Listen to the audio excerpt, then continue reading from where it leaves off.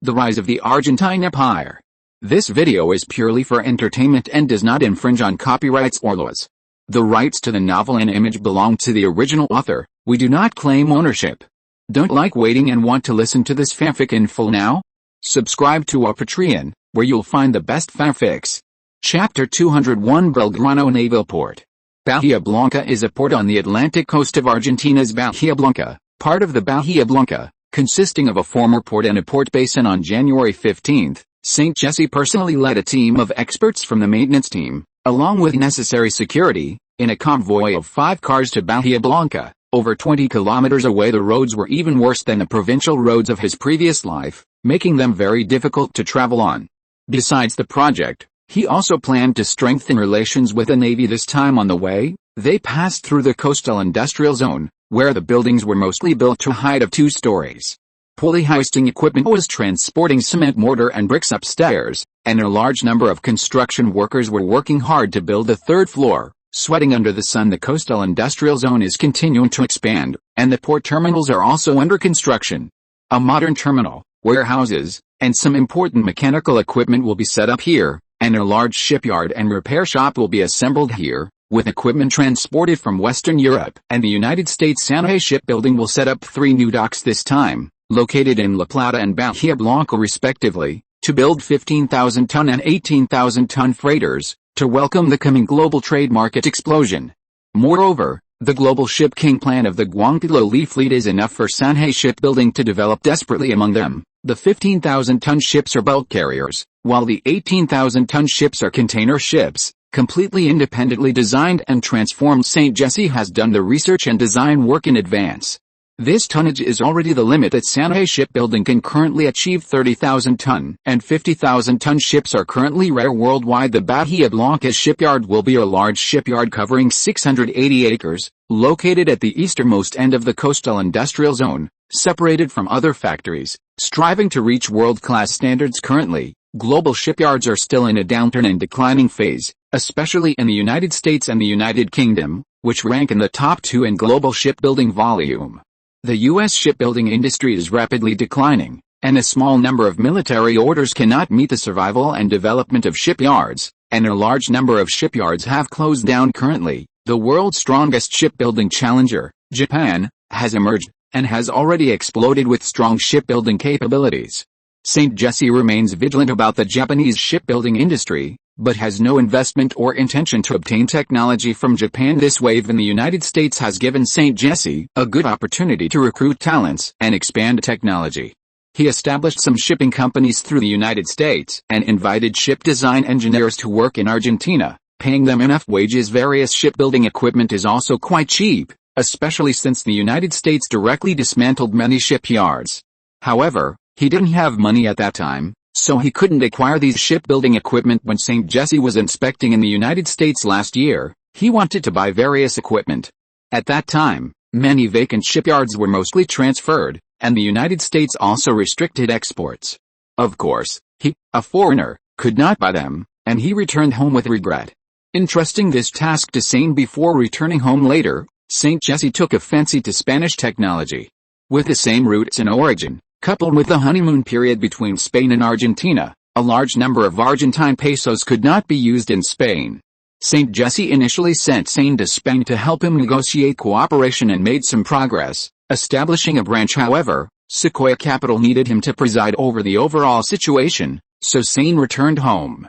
Therefore, St. José sent Little Nix from Pulali International to continue the negotiations and achieved success. Later, the U.S. shipbuilding industry became fiercely competitive, and an American boss could not bear the losses and sought buyers for sale.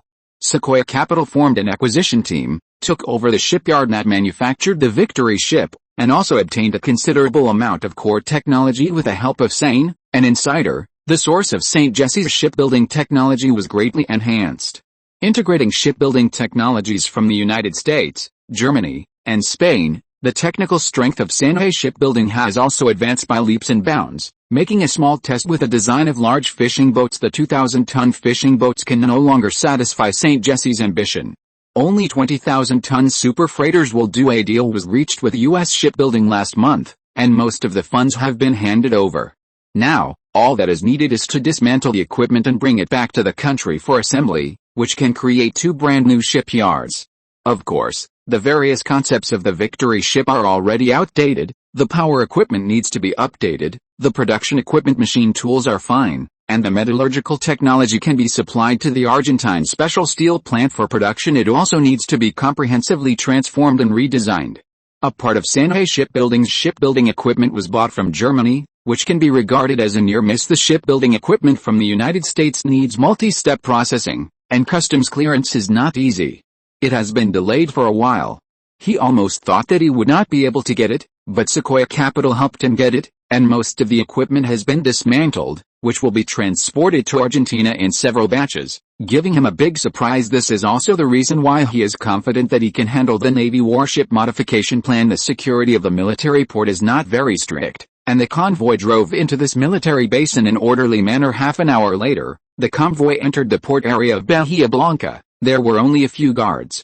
After St. Jesse presented his credentials and pass, he entered the military port. This place is relatively hidden, with more than 20 ships of various sizes moored, mainly warships, but also some freighters. St. Jesse looked at the steel giant ship in the distance, and still had a feeling of shock. Battleships with cannons, 1 by 1 warship artillery, gray paint, with a string number and ship name written on it. He has seen many ships, from the 10,000-ton giant ships of the Pulali fleet to the large and small fishing boats of Bahia Blanca, but they cannot give him such a spiritual shock. The guard at the gate had already notified when St. Jesse entered the port. St. Jesse saw a group of people in white naval uniforms welcoming them. After St. Jesse got out of the car, he walked a little and shook hands tightly with the commander of Bahia Blanca, José Rodriguez. José Rodriguez, with a rank of rear admiral, 45 years old, a technical naval bureaucrat, a legend in the Argentine Navy, a rare general from an ordinary family, who participated in Perón's United Officers Group organization, one of the 19 Argentine officers who overthrew the rule of Castillo. Hello, General, I am St. Jesse Cohen. You can call me Cohen directly. I was also a member of the Argentine Army and served in Cordoba for 3 years. I am here today to discuss warship maintenance work. St. Jesse also knows this general with the same name as him. As a member of parliament, he cannot come here casually. Moreover, Jose himself has cooperated with the Gay family, but was blocked. Otherwise, the Gay family would not be so easily defeated. Hello, Cohen, I am Jose Rodriguez. Welcome to come here this time. Do you need me to introduce you? Jose is young and strong, wearing a white naval uniform, with a gentle and restrained temperament, and a faint smile on his face, looking very temperamental. Thank you, General, it is very necessary. St. Jesse shook hands with the officers behind Jose one by one, expressing his humble attitude, and also introduced the personnel behind him, who will be seen often in future cooperation. After a round of greetings, the group began to visit these warships. St. Jesse saw that there was also a ship repair shop here, which could carry out simple repairs to ships. Are you confident in this ship modification? Sanhe Shipbuilding has indeed developed very quickly, but the technology of warships is much stronger than that of civilian ships. In fact, I was against it at first, but the Navy Department has determined that I can't do anything about it, so I have to support it. Jose seemed a little pessimistic and didn't think much of Sanhe Shipbuilding. This is also the idea of many Argentines. I am very confident, you can rest assured about this. Our Sanhe Shipbuilding has a lot of experience. Jose has some research on the world shipbuilding industry. The Brazilians at the doorstep make him worried. Currently, the Brazilians have many ideas and great ambitions. The Brazilians are a formidable opponent, but the Argentinians are not afraid of this pressure. Moreover, we have a first-mover advantage. Actually, the best Brazil would be one that is divided, such as the independence of the 3 southern states of Brazil. In later generations, Brazil's civilian shipbuilding industry once surpassed the United States, ranking second in the world, only behind Japan. Later, the United States supported South Korea and lobbied to dismantle Brazil's shipbuilding industry. There was also a Brazilian aircraft manufacturing industry, which is indeed a pity. At that time, Brazil's industrial system was close to a complete industrial revolution, but it was later dismantled by the Americans, who implemented the industrialization, eventually falling into the middle-income trap. The Brazilian Navy at that time had completely surpassed Argentina, ranking first in South America. If Brazil could be dismantled, I believe many people would agree. A navy development without economic support can only be strong for a while. We Argentinians don't really lack these warships. The most important thing is to develop our industry, develop our economy, and grow our population. Sanjayros said something out of the blue. Why do you say that? José thought for a moment, then took off his navy hat directly, and then took off his military uniform jacket. The weather was very hot today, even the white jacket was the same. General, do you know how many people there are in Brazil? More than 80 million, close to 90 million, while we Argentinians are only 21 million. That's a fourfold difference. We, together with Uruguay, Paraguay, Bolivia, and Chile, are not as many as the Brazilians. Sanjayros did not answer, but asked a question in return, and then answered his own question. It seems so, but does this have anything to do with our Navy's development? José didn't quite agree with Sanjayros's statement, but he didn't refute what Sanjayros said. It has a lot to do with it. Imagine that all the warships in our country are currently purchased from abroad, and the prices are very expensive. Without enough population to develop the shipbuilding industry, our warships will be non-renewable and cannot be replenished when fighting. The Brazilians have so many people that they can establish a large enough industrial system and develop into an industrial population. Sanjayros expressed his opinion. The Brazilians' warships are also bought, they don't have a shipbuilding industry either. José thought for a moment and said again. Yes, but as long as the Brazilians' economic development level is the same as ours, then their national economic scale will be 4 times that of ours. It's that simple. The benefits of having a large population are enormous. As long as it can develop, it is almost crushing. It seems so, but this still doesn't have much to do with the Navy, it has a lot to do with it. This involves the issue of national fiscal revenue and expenditure. The Brazilians' economy is growing rapidly, so they will have more money to allocate to the Navy. Moreover, their domestic market is larger. They only need 1/4 of our effort to achieve 100% of our growth because they can create more. It seems quite reasonable, Cohen. Our country is suffering from a small population, right? Yes, population is too important. The United States can crush the entire Western European economy. The 160 million Americans are about the same as France, Germany, and the United Kingdom combined. This is the reason why the United States was able to win 2 world wars. They have too many industrial workers. Then what can our country do to surpass Brazil again? José asked Sanjayros with great interest. The people around him also pricked up their ears, wanting to hear his insights. Develop the entire national population, at least to over 100 million, and integrate the surrounding national markets, develop industry, establish and maintain a complete industrial system, and ensure a stable government that can carry out long-term and sustainable development plans. These are difficult to achieve, right? Yes, it is indeed very difficult. In fact, I think that if Argentina had several hundred million people, then we would surpass most countries in the world, like France, Germany, and the United Kingdom. That's too difficult, right? Increasing the population tenfold to 200 million is almost non-existent. Is there any way? José couldn't help but shake his head. When he was a child, his family raised cattle in the pampas. Doubling the base was very simple when the base was small. But it became difficult when the base was large. In addition to having more births in the country, increasing immigration is a good way, increasing the population from neighboring countries, and also establishing a national alliance, incorporating them into the same market, and establishing a federal government when necessary. Sanjayros looked around. This warship, which was about to be eliminated, was like a declining Argentina, like a setting sun. He also saw many bullet holes, and it was not easy to repair them. No wonder it was sunk by the British in later generations. In the end, we still have to rely on ourselves. No one is reliable. José fell into deep thought, thinking about some things. He patted Sanjayros on the shoulder and said Sanjayros did not disturb him and went straight to the largest warship. There were still many Navy soldiers sunbathing on it, idle, and undisciplined, smoking and playing cards. You also saw a group of soldiers holding métis, constantly circling and drinking, like smoking opium, which was quite disappointing. The Argentine army had not fought for a long time, and the navy was also useless. No wonder it was defeated by the British, just like the Qing dynasty more than 90 years ago. Empress Dowager Cixi was auspicious, but the current Queen of England is still very young.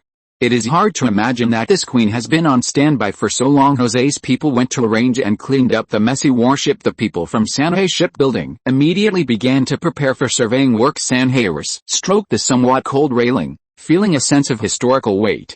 Cohen, do you think our country will have its own aircraft carrier in the future, like Brazil? José seemed to see himself 20 years ago, he asked. Yes, we will definitely have it, Sanheiros nodded heavily. Aircraft carriers are the pride of the future national navy, and cruisers are also eliminated naval warships, replaced by guided missile destroyers. Maybe, I heard that an American aircraft carrier costs $200 million to build. José seemed a little pessimistic, feeling that it would be difficult to see it in his lifetime. Yes, maybe even higher, about $300 to $400 million for an aircraft carrier. Sanheiros looked at the scenery in the distance. Comparing countries is frustrating. Now Argentina's annual fiscal revenue is only slightly more than this. Our Argentina was also rich, José said, and the other slowly left the deck. The two seemed like good friends for many years, discussing some things. The advantage is on our side, there is no need to worry too much. I think we can still struggle for a while. The Brazilians can buy second-hand aircraft carriers, and we can buy them too, Sanheiros said half-jokingly. As long as the Argentine industrial system can be built up and the Industrial Revolution is completed, it will not be a big problem to build some light aircraft carriers in the future. Our country's navy will develop, don't worry. The United States cannot always be the world's number one. This world has never lacked challengers. Sanheiros stroked the bullet marks on the steel plate, his eyes lowered, and added he walked all over the warship. The quality of this warship is still good, but after serving for so long and experiencing war, the power system needs to be heavily modified. Chapter 202 Labor Federation Army disbanded. As a member of the Unified Officer Group once led by Byron, José was a very low-key person. He neither set foot in military-industrial enterprises nor interfered much in the actions of local governments. He always maintained the most basic humility and awe towards Byron, which Saint Tessa greatly appreciated in the materialistic, corrupt, and autocratic Argentine society. It was already quite difficult to maintain a pure and innocent patriotic heart. Saint Tessa chatted with José in the office for a long time, and the two had many ideas in common. One could sense that José was also a very tough person for Saint Tessa. The South was a golden land for development, not only far away from the traditional forces of Buchan, Quique, Luo City, Santa Fe, and La Plata, but also possessing the second largest naval force in the country. Bijanport was an excellent partner for cooperation. Saint Tessa continued to expand his puzzle, and pieces of intelligence were transmitted to Blanca City like snowflakes. Saint Tessa was not just watching the show, but also placing chess pieces in it. The workers' groups suppressed by Byron began to lose control, and gun battles and various broke out in many places, especially the inevitable conflict between the workers' union under the National Federation of Trade Unions and the local powerful. Peace was getting further and further away. On January 20th, sugarcane workers in Salento province held a 10-day strike.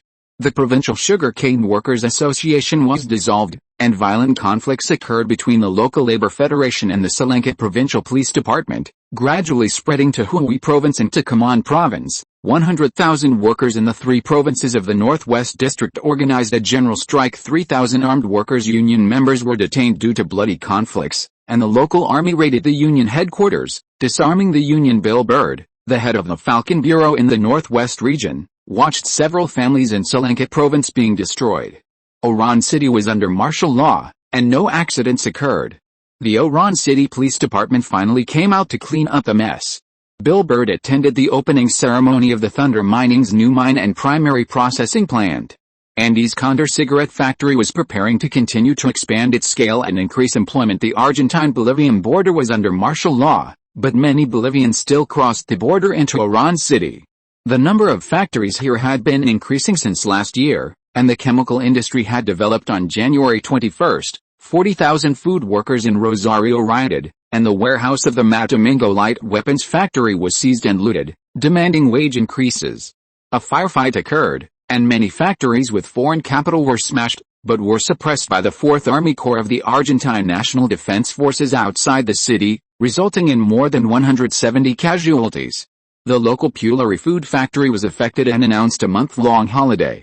The armed forces of the Labor Federation were finally disarmed on January 22. A curfew was imposed in the entire city of San Martin and New City. Foreign churches preached, and a pastor led fanatical believers to blow up a factory with explosives. Fortunately, it was still morning at that time. They tried to lead people to storm the city hall and the police department, but were suppressed by Constantine. the director of the police department. San Martin City announced the official formation of a city defense army to face new challenges together with a police department. For a time, the prison was overcrowded. Mayor Close reiterated that those who come are San Martin people, and as San Martin people, they should strive to defend the city's safety, and those who try to undermine the city's stability should be violently eliminated.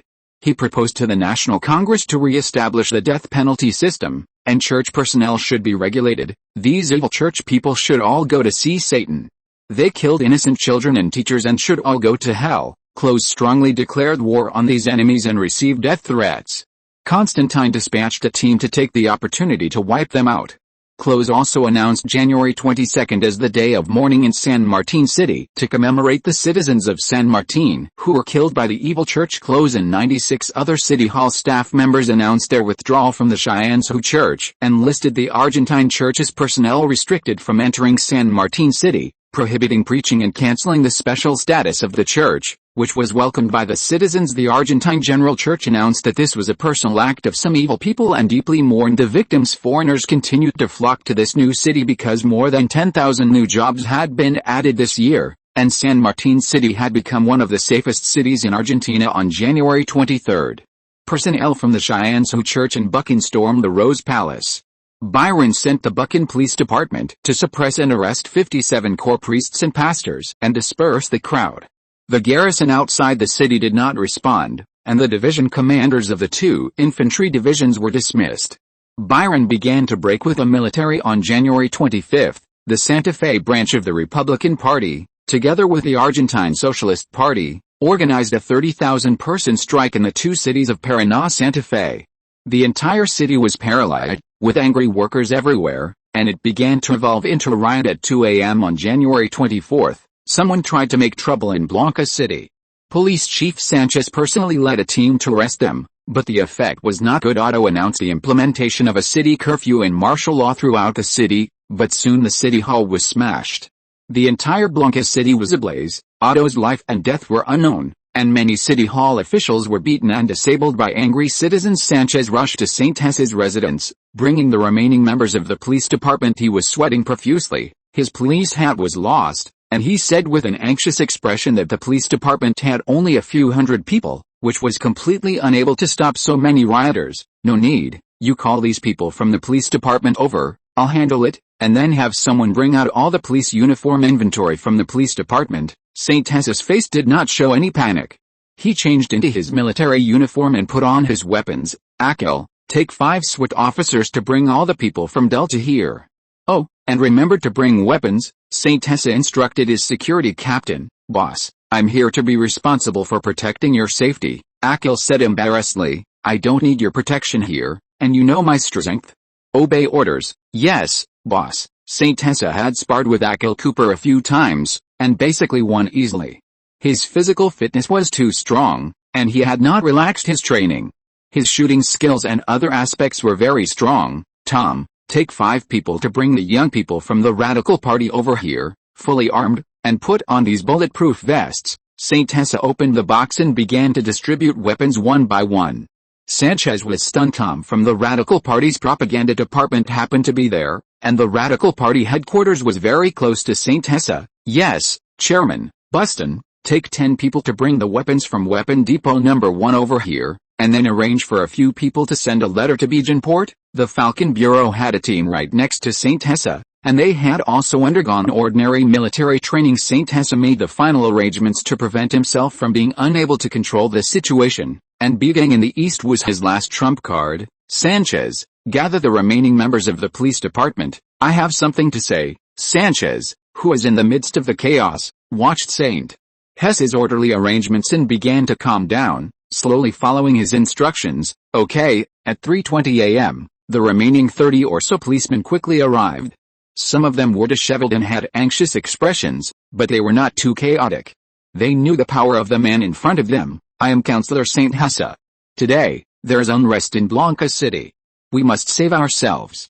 Come with me and get weapons. Butler Luke brought the key, opened the door to the basement, and brought all 27 policemen down. His residence had a 2-story basement, which contained a large number of weapons that had been sent over during the previous period, in addition to the armory in the next block. which was prepared for Delta security, and now it came in handy. Damn, the policeman saw rows of boxes, filled with automatic rifles, pistols, and boxes of bullets, and even grenades. Their faces changed.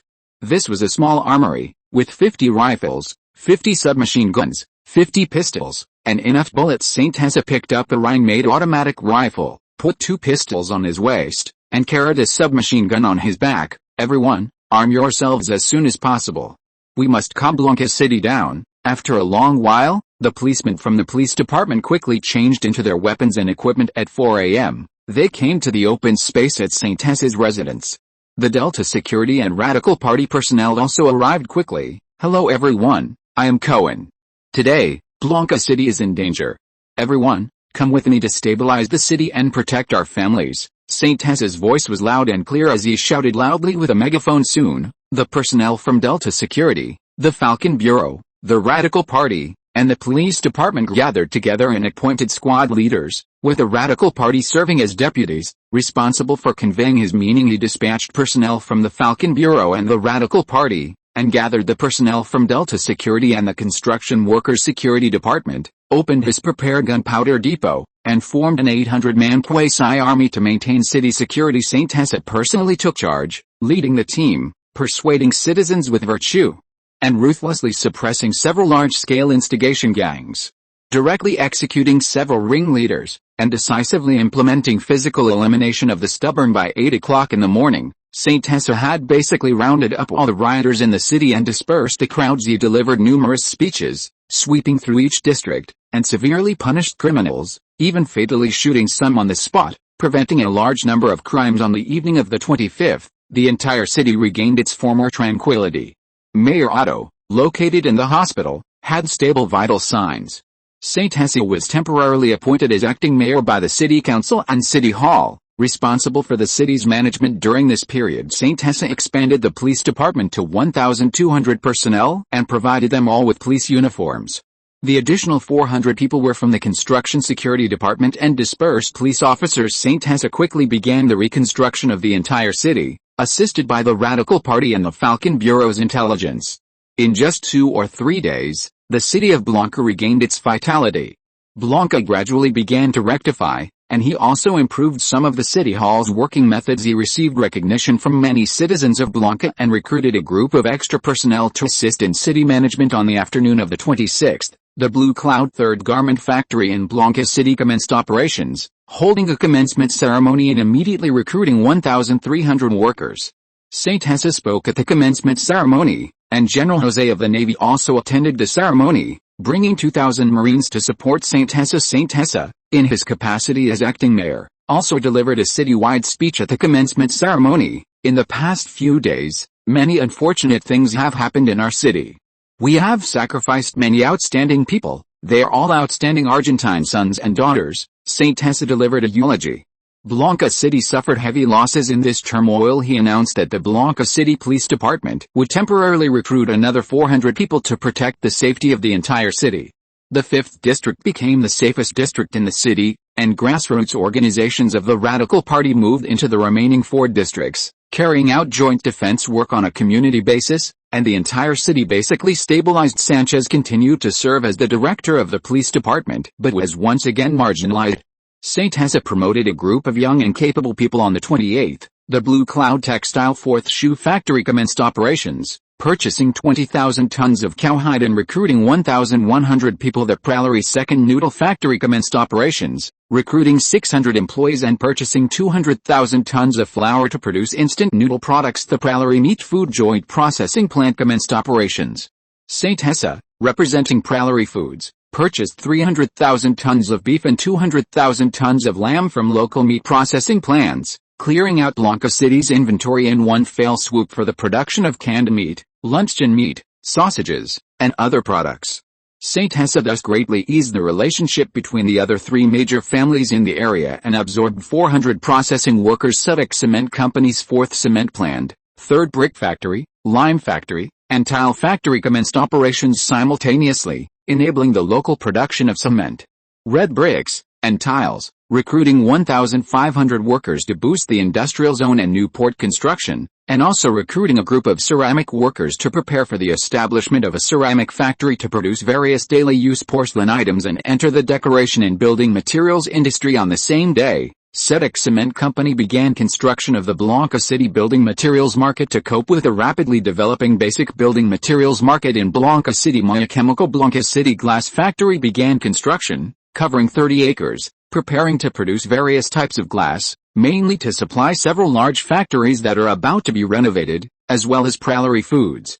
Blanca City's coastal glass sand material is very abundant, and coupled with the same materials as the cement factory and lime factory, it will soon be able to achieve mass production. On the 29th, the Blue Cloud Blanca City Socks Factory and Sweater Factory commenced operations, recruiting 1,200 people, purchasing 200,000 tons of wool, and starting mass production of essential items such as cotton padded clothes, sweaters, and socks, which are currently in high demand in the Northern Hemisphere, and Blue Cloud Textiles exports once again reached new highs on the same day. Blue Cloud Textile headquarters presided over the construction of the Blanca City Garment Trade Market in the Lingang Industrial Zone to develop more local suppliers and expand the market. Some family workshops and factories began to appear locally, providing supporting services for Blue Cloud's major factories, solving employment problems. St. Hessa had people transport 300,000 tons of steel from the La Plata steel plant via railway, increasing the construction efforts of the entire city. The Blanca City 3 Seas shipyard commenced construction and reached cooperation with the National Southern University. General José attended the commencement ceremony and talked with St. Hessa in Blanca City for 20 minutes. Mayor Otto expressed his sincere welcome to the general's arrival. On the 30th, the Blanca City National Southern University affiliated hospital, located on the edge of the 5th District, began construction. The recovered Mayor Otto attended the commencement ceremony, and St. Hessa handed over the mayoral power. Mayor Otto officially invited St. Hessa on behalf of the City Hall to continue working at the City Hall, which he politely declined. Councillor St. Hessa not only has outstanding workability, but his personal qualities are also admirable. It is my honor to work with him, and it is also the luck of the people of Blanca City, Mayor Otto said without hesitation. Many local newspapers also announced this event, highly praising St. Hessa's outstanding leadership role. On the same day, the Blanca City railway station expanded, a highway leading to the new 3rd District will be built, and the construction of a free port will be launched. All major figures in the city attended the event. St. Hessa became Blanca City's inventory harvester, a wealth-distributing child, unleashing strong consumption power, purchasing a large amount of production raw materials. Blanca City's market was reactivated, and the entire city began to accelerate its development. On February 1st, the towns of Punta Alta in the east, Maclo in the north, and Bosca in the west joined Blanca City, and Alta District, Maclo District, and Bosca District were established respectively, increasing Blanca City's population by 20,000. The jurisdiction changed from a quadrilateral to a regular polygon, and the available land area in the urban area expanded to 1,274 square kilometers. The construction process of Blanca City accelerated. Sanchez listened to St. Hessa's every word, and the City Hall admired him very much.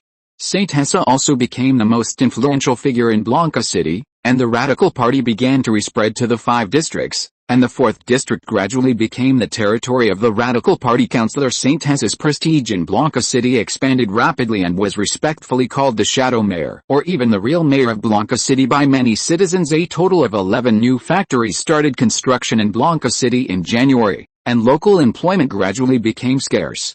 St. Hessa also reached cooperation with some southern cities, contracting trains to transport workers to Blanca City to earn labor income. This turmoil mainly concentrated in northern Argentina, coming quickly and going quickly. The Falcon Bureau also experienced a transformation. Its intelligence gathering ability was strengthened, it spent money, and it also changed its organizational structure. On the same day, the temperature in the heat treatment workshop of the Buchan Special Steel plant had reached 40 degrees Celsius, which was about to make people dizzy. The plant director, Sibo Cadix, led the senior team of the special steel plant, and their faces were flushed with heat, constantly sweating.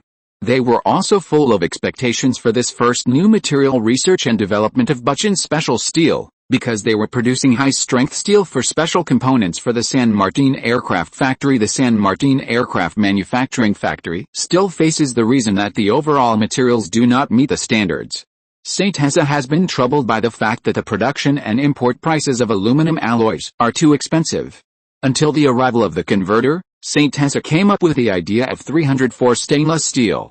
The Aircraft Design Research Institute finally agreed to give it a try at present. There is not much stainless steel in the world, mainly due to the difficulties in technology and proportion. The waste steel, mainly converter steel that does not meet the process standards, transported from the main steel plant, as well as the molten iron from the pig iron plant, are used as the main materials, and chromium ore and nickel ore are added for secondary refining to produce stainless steel, reducing production costs. As the converter slowly fell, the mixed molten steel was turned into hot-rolled coils through a hot rolling mill, and then sent to another workshop to cool down, and finally rolled below the recrystallization temperature at room temperature. After most of the day, Ian and others saw the silvery white, reflective thin steel plate, and immediately ordered workers to cut it, some of which were sent to the San Martin aircraft factory more than 300 kilometers away for testing. Some were sent to the laboratory, and some were sent to St. Tessa. On February 2, President Perón announced on the national radio of the Presidential Palace, "The special address of the paramilitary forces of the Labor Federation is cancelled,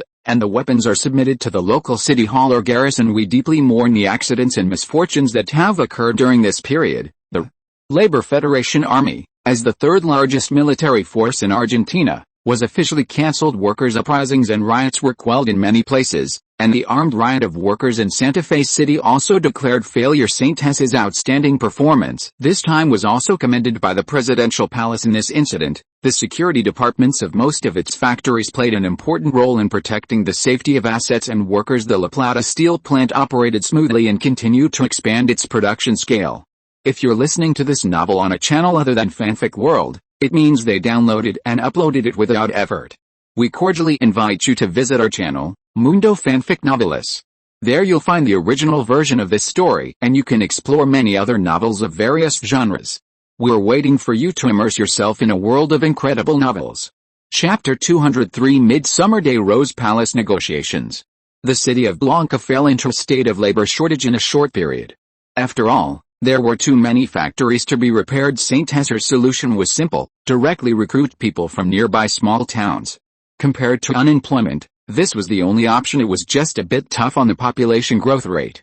To solve the employment problem, a third of the workers in his factories were female, which was already a minimal number because for jobs like those in clothing factories, most of the workers had to be female. He mainly recruited people over 35 years old, under the guise of them being more reliable and stable. Unlike young people who were immature and more likely to reduce the yield rate, he had only one goal: to promote population growth and encourage young people here to have more children, and he used newspapers to bombard them with propaganda. He told them that the golden age for childbearing was before 30, and that after 35, they would be high-risk pregnant women, easily leading to death for both mother and child. He also planned to propose that the municipal council introduce legislation to lower the legal age for marriage and childbirth, encourage early marriage and childbearing, and encourage more births. And the most important department of the Southern University-affiliated hospital was obstetrics and gynecology. The experimental policy in San Martin showed that this approach was very effective. Men worked outside the home, women worked inside the home, and the wages paid were enough to support 4 or 5 children. Moreover, with sufficient municipal tax revenue, the city began to build mutual aid nurseries and even pay salaries. Furthermore,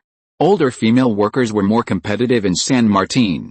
St. Tessa specifically requested his factories to recruit more older female workers, and those with more children at home had even more advantages. San Martin was about to see a new baby boom, with many newborns expected to be born every month starting at the end of February this year. As these policies had been introduced gradually since the second half of last year, with such strange policies appearing in San Martin, the people here were beginning to get used to it. Several factories in San Martin were very large, with the Prairie Food factories alone employing 6,000 workers, and Blue Cloud Textile employing more than 4,000. In Blanca, St. Tessa had already begun to export some new policies in reverse. Blanca was a city that St. Tessa was optimistic about, while San Martin was not a city that he personally governed. Although Cross would consult him on many matters, he would not interfere too much. Cross needed more training, and he had enough confidence. He gave specific directions and asked Cross to make plans and arrangements for implementation as long as there were enough people. Argentina in 20 years would have a brand new situation and give birth to a completely new Argentina. The cost of increasing the birth rate now was much cheaper than it would be in the future. As for foreign-funded enterprises, they were using the old tricks of later generations, which was to use American Sequoia and Blackstone to acquire or register a number of companies in the United States, and then export capital to the Blanca Freeport Free Trade Zone in the form of investment, engaging in processing trade and other activities, and then exporting to other markets. Forming joint ventures with domestic companies. Prairie International also found some ordinary Brazilian citizens in Brazil to register several companies, adding bricks and tiles to the construction of the Freeport. St. Husser did not idle. He personally supervised the progress of the project in Blanca. Ships of imported equipment were cleared and entered the port directly in Blanca, and then put into the industrial zone, installed and tested for a few days, and then could start work. The first thermal power plant in Blanca was also being prepared for construction, because he estimated that with so many factories put into operation, the electricity in Blanca would not be enough. Hydropower required large investments and took a long time to be effective, while thermal power plants could quickly meet the needs, and many equipment were readily available. St. Husser also received the steel plates sent from the special steel plant and conducted a series of violent tests. He was very satisfied with the strength, but stainless steel was difficult to process. With the current technical level, he could only make stamped parts and the like. The San Martin aircraft factory also directly redesigned the Aero 4 fighter prototype and planned to manufacture it again. It seems that an annual output of 3 to 4 million tons of steel is still not enough. St. Husser looked at the sales reports sent by the steel plant every month. His own cities alone consumed a lot of steel, and the steel-swallowing beast of real estate had not yet been released. He still needed to build more steel plants. 10 million tons was not too much, and 20 million tons was not too little. The monthly profits of the steel plant were expanding, and the room for maneuver was greater. Moreover, St. Husser was not very satisfied with the current steel plant technology. Although the scale was good, it was still not comparable to the newly built steel blast furnaces in Japan. Although the converter also used the world's new technology, the La Plata steel research and development level was still a little behind. He wanted to build more advanced steel plants this time. The turmoil in Blanca had removed many councillors again. St. Husser reluctantly expanded the Radical Party and accelerated a pace of reform, passing a series of amendments. Many of the laws, policies, and regulations in Blanca were limited to this, commonly known as getting on a bus first and then buying a ticket. Many proposals were only submitted to the provincial council level and were not passed in the National Congress, but they did not violate the Constitution. It was just in the gray area of violating and not violating.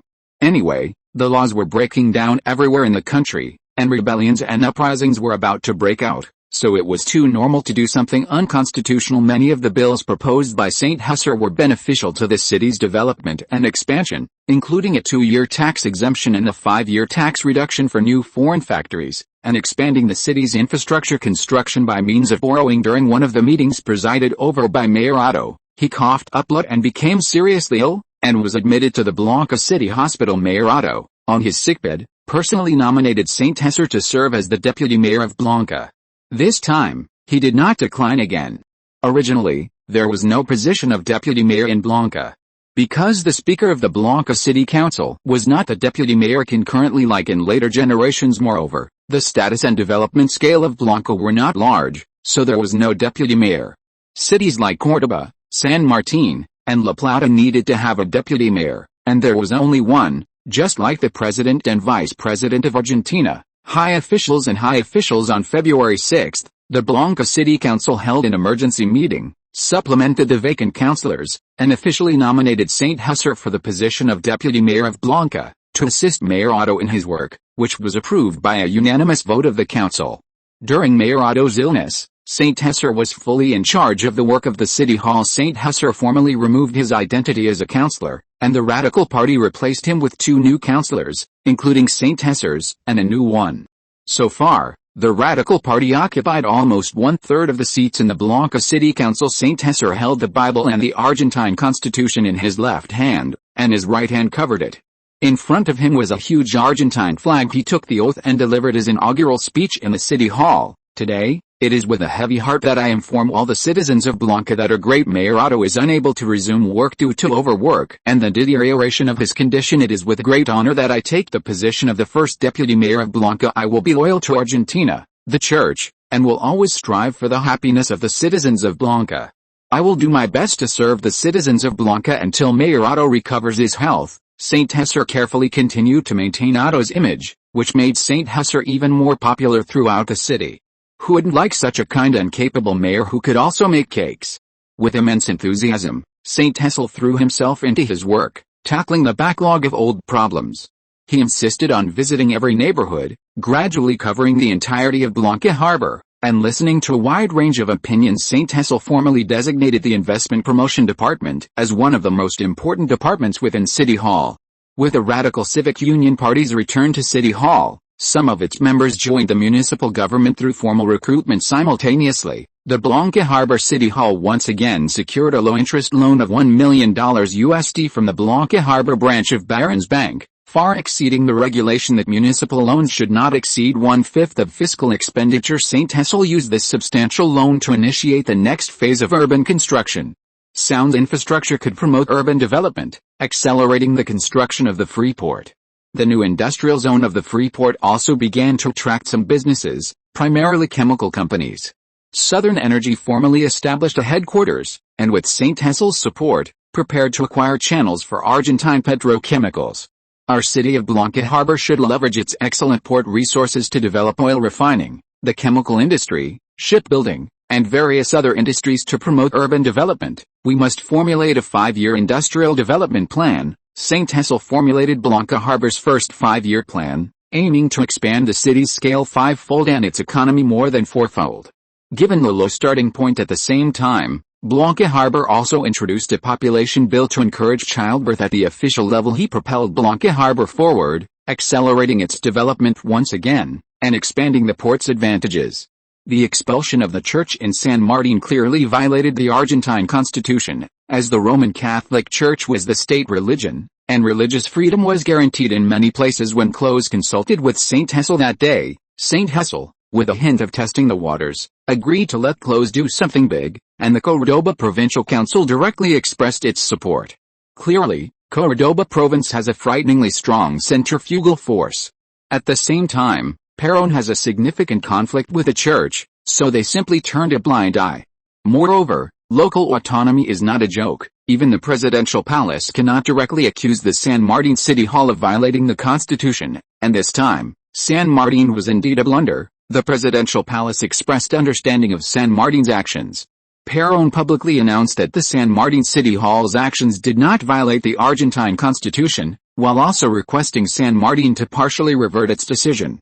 Mayor Close claimed to abide by the Argentine Constitution but did not support the evil, corrupt, and rule-breaking church, while expressing his willingness to consider rejoining the church, but demanded the punishment and removal of criminals. Córdoba Archbishop Lafitte issued a special statement and visited and addressed San Martin. He expelled the evil elements within the church, relinquished the right to handle them, and handed them over to the local police department. He also expressed gratitude to Mayor Close for his actions in purging the corrupt elements. Mayor Close agreed to rejoin the church, and the two sides shook hands and made peace. Close was invited to join the Heavenly Resident Church Association, formally entering the power core of Córdoba province. After more than a year of wrangling, Perón formally announced at the Casa Rosada that the Eva Perón Foundation would be fully managed by the government.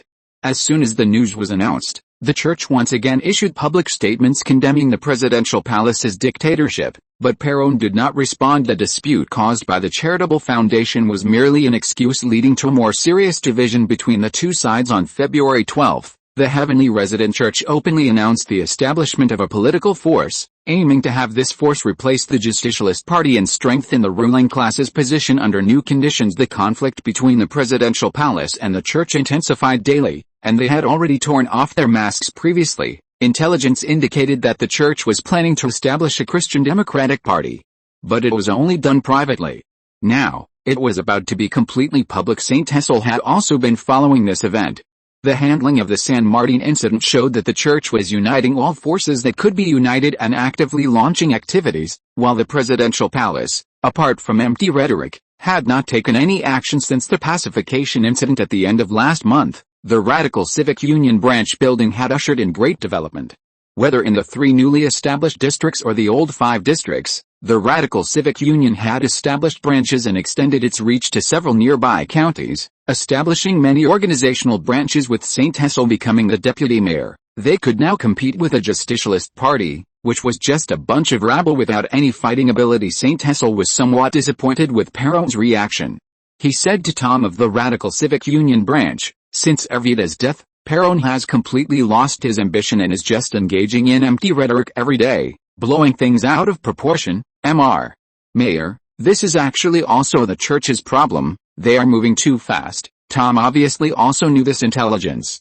Saint Hessel intended to cultivate these young people, planning to arrange for all of them to enter City Hall and expand his base. To be honest, Saint Hessel was also surprised by the church's reaction speed. It seemed they were really anxious. February 13th, Argentine Casa Rosada, the Heavenly Resident Church Association began negotiating with the government regarding the permission to establish the Christian Democratic Party. Péron and the 3 cardinals held a day-long negotiation, and the result was not optimistic. The 2 sides broke up unhappily, and the Casa Rosada was almost smashed because the 3 bishops brought tens of thousands of believers to sit in silence outside the Plaza de Mayo during the negotiation, but they could not restrain themselves and had a major conflict with the police department. Long after, Saint Hessel published a commentary, vaguely pointing out the results and impact of this negotiation. This negotiation did not yield any direct results but caused great panic and unease in the presidential palace. After all, this is a political struggle, a life and death situation. It was greatly hindered. The church cannot form its own political party alone, at least not in Argentina. The Justicialist Party regards the establishment of a new political party as a serious threat because the new political party can not only gain the support of many factions, but also the support of a large portion of women and uneducated and superstitious indebted farmers. It was under this situation that Péron decided to formally attack the church. Compared to a half-baked political party like the Radical Civic Union, the political party that the church wants to create will be very powerful.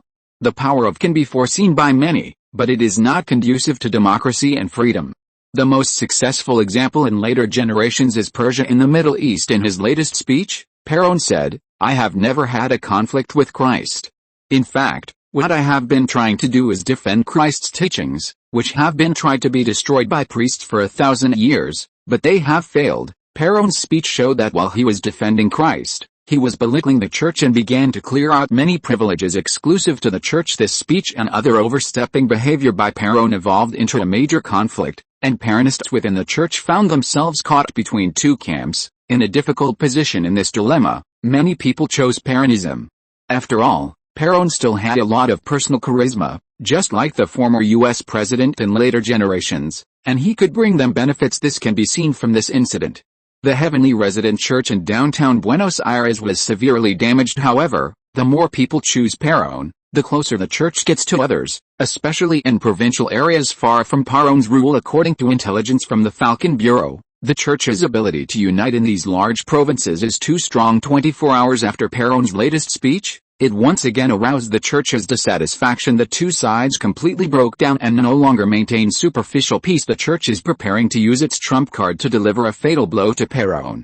Chapter 204 Expelled 2 archbishops. Despite the general stability of law and order in Blanca City, the bad news transmitted from all over the country still caused panic among the citizens. Even though Saint Hessel had repeatedly dispelled rumors and started many new factories, the morale of the people was still unstable, which was a considerable trouble for Blanca City, which was about to undergo rapid development. In the mayor's office of Blanca City Hall, Saint Hessel, sitting in his chair, was listening to the municipal secretary, Vanessa Cristiano, report on her work. Mr. Mayor, there are now many rumors circulating in society, and some people are causing trouble. Citizens are talking about smashing this and smashing that. There are all kinds of rumors, and even the radical party's repeated refutations are useless. Saint Hessel nodded, signaling Vanessa to continue. "We need to continue to improve and give citizens confidence. Okay, arrange a speech for me in the square. By the way, have all the things prepared for the police department arrived?" Saint Hessel asked. "Yes, Mr. Mayor. Chief Sanchez is still working hard, but there are too many problems." "Okay, I'll arrange it." After a meeting with the city hall, Saint Hessel decided to hold a police parade to show off their powerful strength, boost the morale of the people of Blanca City, and deter various opposition forces. February 18th, Blanca City's civic square Saint Tessa stood in front of the podium, wearing the latest bulletproof vest and police uniform, with a helmet on his head, holding the latest MG52 improved assault rifle in his left hand. With a stern expression standing next to him was Police Chief Sanchez. The hot weather was maddening, and his somewhat obese body was standing upright. A group of municipal officials stood behind Saint Tessa, and they didn't dare to speak much. The air was somewhat stagnant today. Saint Tessa was going to hold a police parade and a new police enlistment ceremony in the civic square. The Blanca City Police Department had recently recruited 310 new police officers, who had undergone a period of special training and were now ready to join the team. They could be used to maintain limited police force and maintain city. Originally, Saint Tessa didn't want to be too high profile at first. After a meeting with several municipal officials and his staff, he decided to be more high profile. Just a few days ago, he signed a plan for a large-scale purchase of weapons and equipment, most of which were half sold and half given away, including motorcycles and other weapons and equipment. Saint Tessa invited all citizens to watch this time. Large loudspeakers broadcast throughout the city, and the band was playing the song of the Argentine army. Although the police force was not a military force, it could still use military songs one by one. The trained veteran police officers marched in formation in the square, shouting loud slogans, kicking their legs straight, and carrying MG52 rifles, giving people a very powerful shock. 60 brand new 250 type Thunder Shield modified heavy motorcycles, divided into two rows, stood majestically in the sun, with helmeted riot police. These were not traffic police from later generations. After all, Blanca City didn't even have traffic lights yet, and there were not many cars. Each policeman was equipped with a police pistol and a police submachine gun, slowly driving through the square. The front of the car had a shield and lightning logo, which looked quite shocking. It brought a huge psychological impact to the citizens watching the parade. A strong feeling came over them, as if they had never seen the world, and they watched these people excitedly. This is too handsome, too powerful, even more powerful than the Marine Corps that came last time. Yes, I think so too. The current mayor's really amazing. Is he going to kill those thugs? They deserve it. I agree. Saint Tessa heard the whispers of the surrounding officials, and his expression softened. Sanchez next to him secretly breathed a sigh of relief after seeing this. The current Saint Tessa had too much majesty. This group of 60 riot police officers were the elite of the current police force, the best of the best. They were selected from all 1,300 police officers, and the training program was personally formulated by Saint Tessa. They could only be appointed after passing multiple assessments and would be responsible for Blanca City's patrols, security, and urban management. Each riot police officer was proficient in grappling and fighting. Saint Tessa sent his security captain Akil to spar with them. Their shooting skills were extremely strong, and there were plenty of bullets on the training ground. Moreover, they were all slightly familiar with legal provisions and case handling procedures. The 250 type motorcycle under them was jointly developed by Thunder Shield Motorcycle Factory and Honda Motor Company, Limited, and of course, some German military technology was also involved. Honda's motorcycle technology reserves were still not very good at present. After all, this was a newly established motorcycle company, and it was still a bit behind compared to Kawasaki, Suzuki and other established manufacturers. Thunder Shield Factory's motorcycle received the help of Soichiro Honda, the president of Honda. However, Honda did not intend to produce this motorcycle in Japan because the demand for heavy motorcycles was not high in Japan, and Japan lacked oil. The cost of this car was too high. In fact, his judgment was very correct.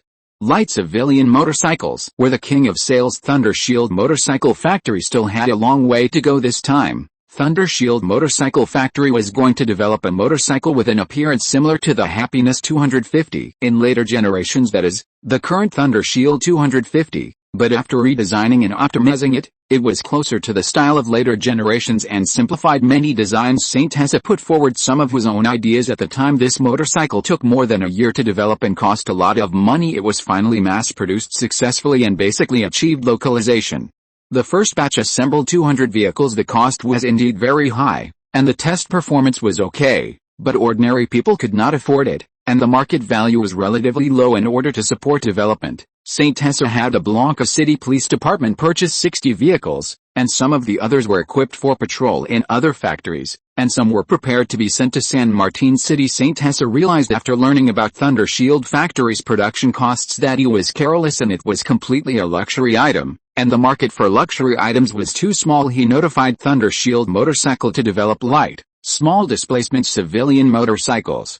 But fortunately the money was still well spent. Thunder Shield Motorcycle's technology research and development team has gone from scratch to being able to design new motorcycles themselves. The motorcycle industry, like the automobile industry, can promote the development of other industries in Argentina. For example, the lightweighting of motorcycles requires the use of plastics, and the number of raw material industries such as steel, as well as bearing, gear and other parts industries, as well as engines and tires. Thunder Shield Motorcycle Factory now relies on self-production and has created a stamping die workshop, and can now produce its own bearings, gears, and other parts. The core engine is produced in cooperation with Argentina Diesel Engine Factory, which is the third diesel engine in addition to fishing boat diesel engines and tractor diesel engines.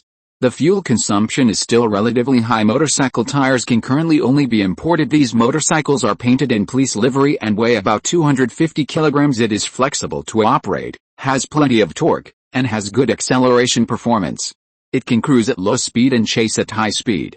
The top speed reaches 100 kilometers per hour. It can be used to respond to sudden events and deter criminal gangs by driving around the city once in a while. In addition to motorcycles, the police department also showed off the new equipment it purchased. In addition to the standard 4-piece set of pistols, submachine guns, assault rifles and helmets, it also purchased some other heavy weapons such as Rheinmetall's newly produced high-power weapons, such as the B-42 mortar, the powerful K-12 grenade, riot shields, large forks, tear gas and other weapons. It can be called the police department's spur gun for a cannon with a motorcycle show over. The next was the police phalanx. A tall policeman in front held the Argentine flag, followed by the new police officers kicking their legs neatly, looking decent. These police officers were dressed almost the same as Saint Hessa, with rifles in front and bayonets equipped, with a chilling feeling. The movements were uniform, and the slogans were loud. Saint Hessa also gave a speech, saying that the pressure of the future economy and population would put higher demands on the police department, so it was necessary to prepare in advance. If anyone tries to challenge the law enforcement authority of our city police department, tries to carry out armed violence in the city, we will thoroughly eliminate them to maintain the security of our city.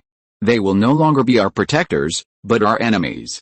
What awaits them is the bullets from our police. Argentina does not have the death penalty, so many criminals are emboldened, and murder is also common. Saint Hessa warned the enemies in the city, and he meant what he said. Our Blanca City prison will undergo a month of renovation.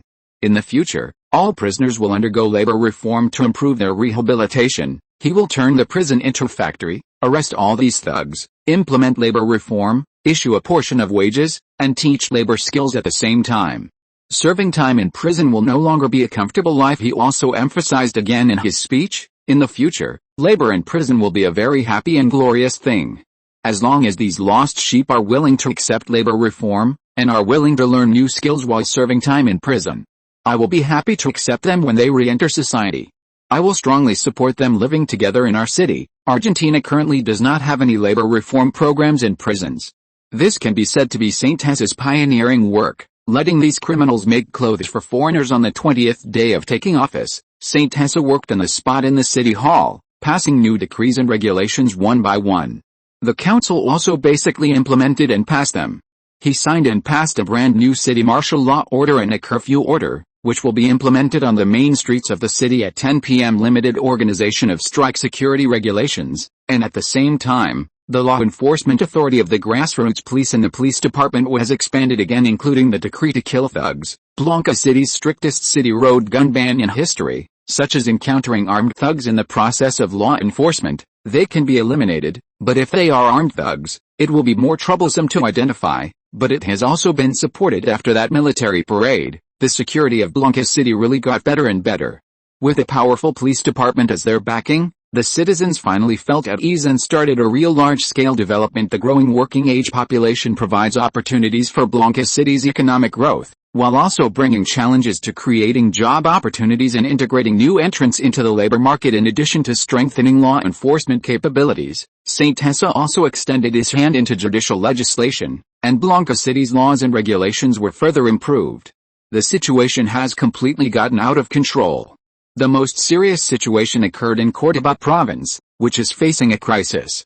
The clericalist faction united with a local minority to lead the military and has completely merged into one due to the widespread increase in dissatisfaction with the suppression policy and the economic crisis. Some Argentines, for their own benefit, have turned to the church in this case. The presidential palace had to take a series of measures to oppose the church on February 18, due to the Catholic churches in the provinces of Santa Fe, Tucumán, and Santiago del Estero refusing to be governed by the authorities. The presidential palace sent troops to each of these places and directly disbanded the local churches. The Argentine church suffered heavy losses. However, the local forces of the church still retained most of them, especially in Córdoba province and Santa Fe province, and a large number were also preserved in Buenos Aires province. On February 22, Perón instructed the Argentine Congress to pass a law on the abolition of religious education, which was passed by 90%. Argentina officially abolished national religious education. Religious groups and associations in Buenos Aires were dissolved, and mass meetings and religious gatherings were prohibited without the approval of the police station. These measures greatly weakened the political interests of the church, and also seriously damaged the material interests of the church, which relied on monopolizing education and arranging marriages and divorces to make a fortune. Cardinal St. Louis Capello published a public letter from a pastor to oppose these measures of the government. The letter quoted a sentence from Christ: "Go, make disciples of all nations." In order to defend the church's right to educate the masses of believers, this cardinal firmly believes, only those who have been approved by the church organization can be teachers. He demanded that the presidential palace grant the church full freedom of action, and called on all Catholics to defend the rights of the church and never yield, and that the bill passed by Congress should be revoked immediately. This public letter from the pastor, which was called Crocodile Tears by the Democratic newspaper, made the Argentine political situation even more tense. The Argentine church officially declared war on Perón. President Perón's office did not respond to this matter, feeling that they had the advantage until 8 p.m. on February 26. An event occurred in Buenos Aires that would only happen in the dark ages of the Middle Ages. On the Plaza de Mayo in the city center, teams of men and women dressed in black, holding torches and handkerchiefs, walked towards the Archbishop Cathedral. Yes, this time there were also brainwashed women and the like, and there were many of them. The Buenos Aires Police Department did not dare to disperse these thousands of silent marchers. After all, they were just marching silently and did not do anything out of the ordinary. In the silence of the night, they began to sing church songs, and the hymns sung according to the slogans were "Christ lives forever." In an instant, thousands of white handkerchiefs were thrown into the air, and they flew into the air. The summer night wind kept waving these handkerchiefs. When the crowd approached the cathedral, they suddenly broke the silence and launched wanton and violent behavior. This group of fanatics desecrated a sacred place of the Argentine nation, the National Congress building, because this is where the laws are passed and where Argentine dignity lies. They took out books of constitutions and burned them directly. They also smashed the oncoming cars, smashed everything around the square, climbed onto the National Assembly building, tore up and burned the national flag, and raised the Vatican yellow flag. The Buenos Aires Police Department still did not take measures. When St. Louis saw this information, he felt his blood pressure rise a lot. These policemen did not dare to stop these thugs, and let them go up to raise and lower the flags. It was the same as the collapse of the Soviet Union and the replacement of the sickle flag with a tricolor flag. These people are completely different from the workers' movement. This is a real rebellion. Rosario and Santa Fe, which have the most serious incidents in the country, have not burned the national flag, and have replaced it with the church flag. They are completely traitors. They are a national disgrace. St. Tessa slammed the desk with his fist angrily. This time, the nature of the church has completely changed. It is similar to smashing the city hall in Blanca City, but even more serious. It is a complete destruction of Argentine national authority and a national disgrace. The reactionary demonstrations of the believers did not stop until the next day. In St. Tessa's view, this was a real rebellion. Perón declared on the radio that all senior clergy had risen up against the people and the country, but he did not take any action to arrest and imprison them, nor did he take any favorable measures, but just let the crowd disperse on March 1. Perón's official way to start a war against the church was to arrest two archbishops. The two were Cardinal Manuel Tato and Ramón Navoa, who planned the attack on the national flag and the Congress building. Perón finally did not dare to do anything out of the ordinary, but instead expelled them from the country. In St. Tessa's view, expelling them from the country was a bad move. They should have been shot directly. Being soft on the enemy is being cruel to yourself. Obviously, Perón is still too weak in this regard. "Boss, do you want to send someone to get the two of them?" Akil wiped his neck with a hand knife next to him. Yes, send someone to do it, Saint Tessa thought for a while and nodded in agreement. He could no longer tolerate this group of people and wanted to eliminate them completely. Besides, if Péron wanted to drive them away, why didn't he drive away the remaining bishops? It was really speechless. Obviously they wanted to go to Rome for help. He knew it very well. 2 days later, news came that the Falcon Bureau had lost track of them. The Vatican requested the Italian Navy to send warships to escort the 2 bishops. No matter how awesome Saint Tessa is, he can't compare with the Italian Navy, so he can only give up. Chapter 205 Bilin was excommunicated. This expulsion event has caused many church personnel to no longer trust the presidential palace. After a detailed investigation, the Falcon Bureau discovered that the 2 bishops expelled by Péron had already fled the country on the same day. Clearly having prepared in advance, they traveled together to the Vatican, likely fearing that Péron would go back on his decision. Pope Pius X of the Vatican warmly received the 2 Argentine archbishops. The 2 archbishops poured out their grievances to the Pope, greatly angering the Vatican's high-ranking clergy. The Church's actions within the country also accelerated, as they continuously promoted reactionary ideas to believers. The scale of this activity was constantly expanding, and it was all done secretly. On March 20th, the Vatican announced to the world that Péron had been excommunicated. This caused a huge sensation in Argentina. The Catholic Church has a very high status in Argentina, being the state religion. This is written into the Argentine constitution. The Pope's action became a signal to encourage Argentine Catholics to continue anti-government activities. It was equivalent to directly blowing the bugle for an attack. At this time, various other reactionary and rebellious forces also began to take action. However, there was no reaction from the presidential palace. San Jose wasn't too surprised.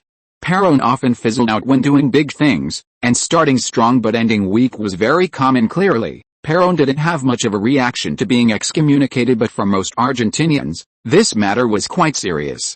The history of faith in the Church, beginning with the establishment of Buenos Aires, had been passed down for hundreds of years. This caused many people to feel very painful. On one hand, they still had goodwill towards Péron, and on the other hand, they believed in God, which created a kind of spiritual division. Argentina itself is a country of immigrants, and it was able to barely unite through the Church, slowly forming an Argentine nation. As a result, Péron being excommunicated from the Church was outrageous. Although San Jose saw this as a good opportunity to simply eradicate the Church, Péron did nothing. In the vast rural areas of Argentina, and among the people in the slums, they had nothing.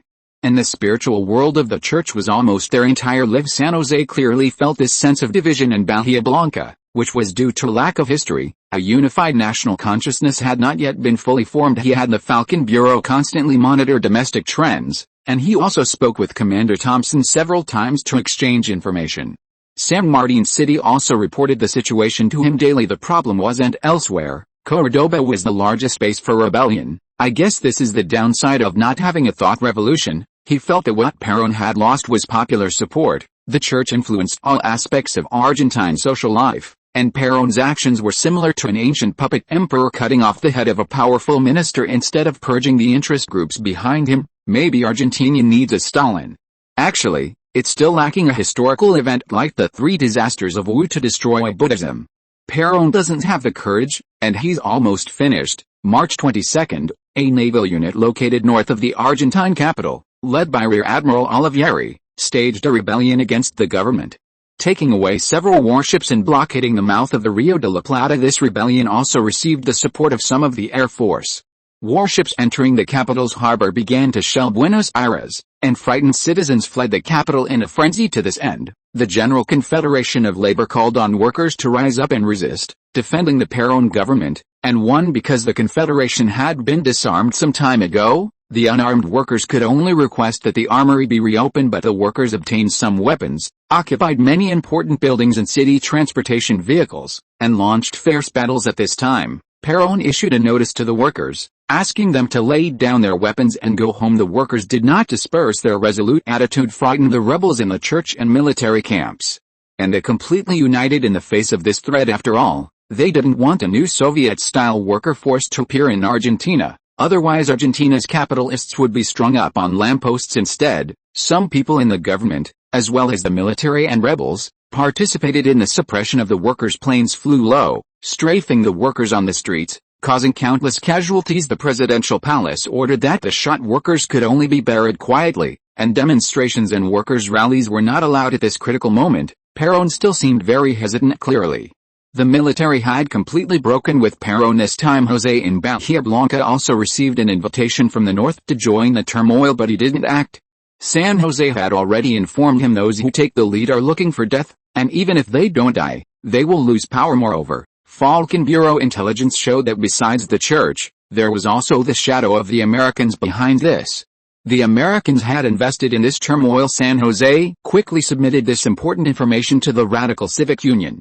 His report stated, the main culprits in organizing this coup d'état during the naval rebellion were the Americans and their allies in Argentina, the local oligarchic warlords and the church. This does not diminish the responsibility of the presidential palace government itself, because the government encouraged the rebels' plans, tolerated the infiltration of American capitalists, strengthened the large landowner oligarchy, restricted democratic freedoms, and refused to fulfill the just demands of workers and ordinary people. This letter ultimately sank without a trace. San José was somewhat disappointed with the recent performance of the Radical Civic Union. He was still disappointed with Arturo's vision.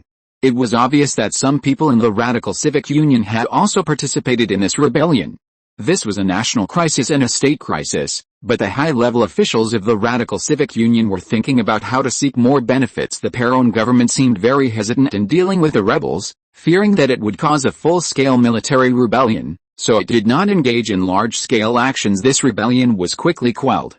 After all, this was only a small group of people, and the army did not participate. The real key to success was the army. You couldn't succeed without landing. The shells of warships were limited. The capital garrison loyal to Perón eventually arrested the naval officers Olivieri, Calderón, and Army General Bengoa, who had rebelled during the March 22 bloodshed. This was the only action taken by the presidential palace to weaken the opposition's upper-level political organization. These naval forces were weak. The garrison sent 5,000 people into the naval port north of Buenos Aires, and then these people surrendered. However, this arrest was also just a formality, because these prisoners enjoyed almost complete freedom to contact the outside world, similar to when Perón was arrested, except that Perón's foreign aid at that time was Evita, while the military's foreign aid was the Americans and the church. Perón not only did not purge the reactionary rebels in the army and navy, but further pleased the warlords. The upper-level elements of the warlords used this situation to begin controlling the government. San José transferred Elena from the capital to Bahía Blanca. Currently, Bahía Blanca can be considered a pure land in Argentina. He calculated the time, and Eleanor was about to give birth. The safety of Bahía Blanca could be guaranteed. José didn't have the ambition to seize power, and he probably wouldn't take the lead. José was one of those who were frantically slacking off in the country, and both sides had promised him important benefits. With Eleanor coming to Bahía Blanca, medical issues were already guaranteed.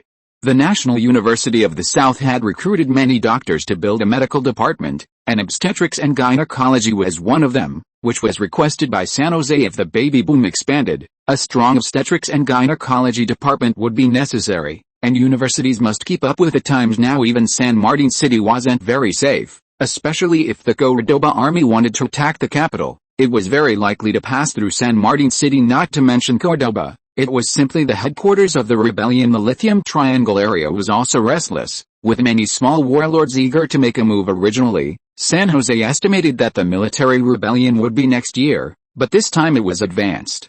And many things had not been prepared. He calculated the time, and Eleanor was about to give birth. The safety of Bahía Blanca could be guaranteed. José didn't have the ambition to seize power, and he probably wouldn't take the lead. José was one of those who were frantically slacking off in the country, and both sides had promised him important benefits. With Eleanor coming to Bahía Blanca, medical issues were already guaranteed. The National University of the South had recruited many doctors to build a medical department, and obstetrics and gynecology was one of them, which was requested by San José. If the baby boom expanded, a strong obstetrics and gynecology department would be necessary, and universities must keep up with the times. Now even San Martin City wasn't very safe, especially if the Cordoba army wanted to attack the capital. It was very likely to pass through San Martin City, not to mention Cordoba. It was simply the headquarters of the rebellion. The Lithium Triangle area was also restless, with many small warlords eager to make a move. Originally, San José estimated that the military rebellion would be next year, but this time it was advanced. And many things had not been prepared. Fortunately, it's not too late to prepare now. Saint Hesar made some preparations again, and then there wasn't much else to do. He wanted to turn Blanca City into an iron bucket. After Blanca City gets on the right track, all that's needed is to continue to turn the paper plan into reality. St. Hesser, who was idle, took a few people to the Blanca City garment wholesale market for inspection. This market is built outside the 5th district, some distance from the city hall. St. Hesser also looked at the entire city in the car. Patrol police were maintaining law and order in addition to the police elite riding Lethan motorcycles. He also often equipped other patrolling police with bicycles. Speaking of which, this bicycle was produced by Fritz Bicycle Factory. It's just that later Ryan Industries was divided into Ryan Military Industry and Ryan Industry, which is now Lethan Industries, and it is still producing bicycles. The garment wholesale market is a brand new attempt by him. In addition, he also built a building materials market, and will build more professional trade wholesale markets in the future, cultivate more front stores and back factories, processing with supplied materials, and truly get the industrial chain up and running. A completely independent full industrial chain not only cannot develop and compete rapidly, but also is not conducive to cost reduction. He wants to cultivate industrial chains one by one. Fighting alone has no future. After all, it is not enough to keep producing various materials. There must also be an exchange of materials in order to prosper the entire market, and it can be sold better, activating the entire trade of Blanca City. A production-oriented industrial city is far from enough to continue to develop, and the garment and textile industry must also establish more trade channels, because the goods must eventually be sold. Moreover, the mass production of blue cloud garments requires a lot of raw materials. It is not cost-effective to rely on oneself to do everything, and time is wasted in vain. Baron Bank also set up a special loan to help Blue Cloud Textile support its raw material suppliers. Small textile factories in Blanca City have also begun to appear. Compared with San Martin City and Córdoba City, Blanca City can use cheap sea transportation to reduce some costs when cotton is not produced in large quantities in Argentina. Imported cotton mainly comes from Pernambuco and Maranhão in Brazil. Ships of cotton come south from Brazil. Blanca City is also closed to trade, and there is a lot of competition, and the production cost is a little higher than that of Blanca City. Blanca City is also close to other markets in South America. Through the Strait of Magellan, it can open up more South American and Australian markets, such as Chile, Peru, and Australia. This shopping mall called Blue Cloud Garment Wholesale Market was built according to St. Hesser's intention, and it doesn't look very big. The wholesale market has only 3 floors, and there are also freight elevators. Each floor has 5,000 square meters, and the total construction area is only 15,000 square meters. A total of 500 shops are set up. Each shop is about 30 square meters, and the property rights belong to the Blue Cloud head office. The monthly rent here is quite cheap, averaging only 3,000 pesos a month, Mr. Mayor. Currently only 21 shops have been rented out, all on the first floor. Market manager Anna introduced from the side. St. Hesser looked at the shops. The shop assistants were bored swatting flies. The clothing types in these stores are not rich, and there are very few people shopping. What is the approximate daily transaction volume? It's only about 100,000 pesos a day, and about 120,000 pesos on weekends. There will be more people, Anna said without thinking. It's really too little, less than 1,000th of Blue Cloud garment sales last year. St. Hesser frowned subconsciously after hearing this. This was his mistake. He continued to walk forward and came to a corner, where he heard the sound of bargaining, and the popularity suddenly became lively. Anna, what's going on? St. Hesser asked with some surprise. After all, this store seems to be selling well. This is a cheap clothing store. The owner is old Luke. He has the most people in these stores. The rent here is cheap, only 2,000 pesos a month. St. Hesser quickly walked forward, wanting to see it. Sure enough, I saw a very lively clothing store. There were many people trading with a middle-aged man who looked more than 40 years old, and a young man. St. Hesser squatted down, looked around casually, and looked at the clothes on the ground. The price was very cheap, basically 100 pesos a piece. This mainly sells some second-hand clothes, and some tail goods produced by Blue Cloud, which are simply ironed and resold, and the price is indeed very affordable. Old Luke sells very quickly, both wholesale and retail, and they are all cash transactions.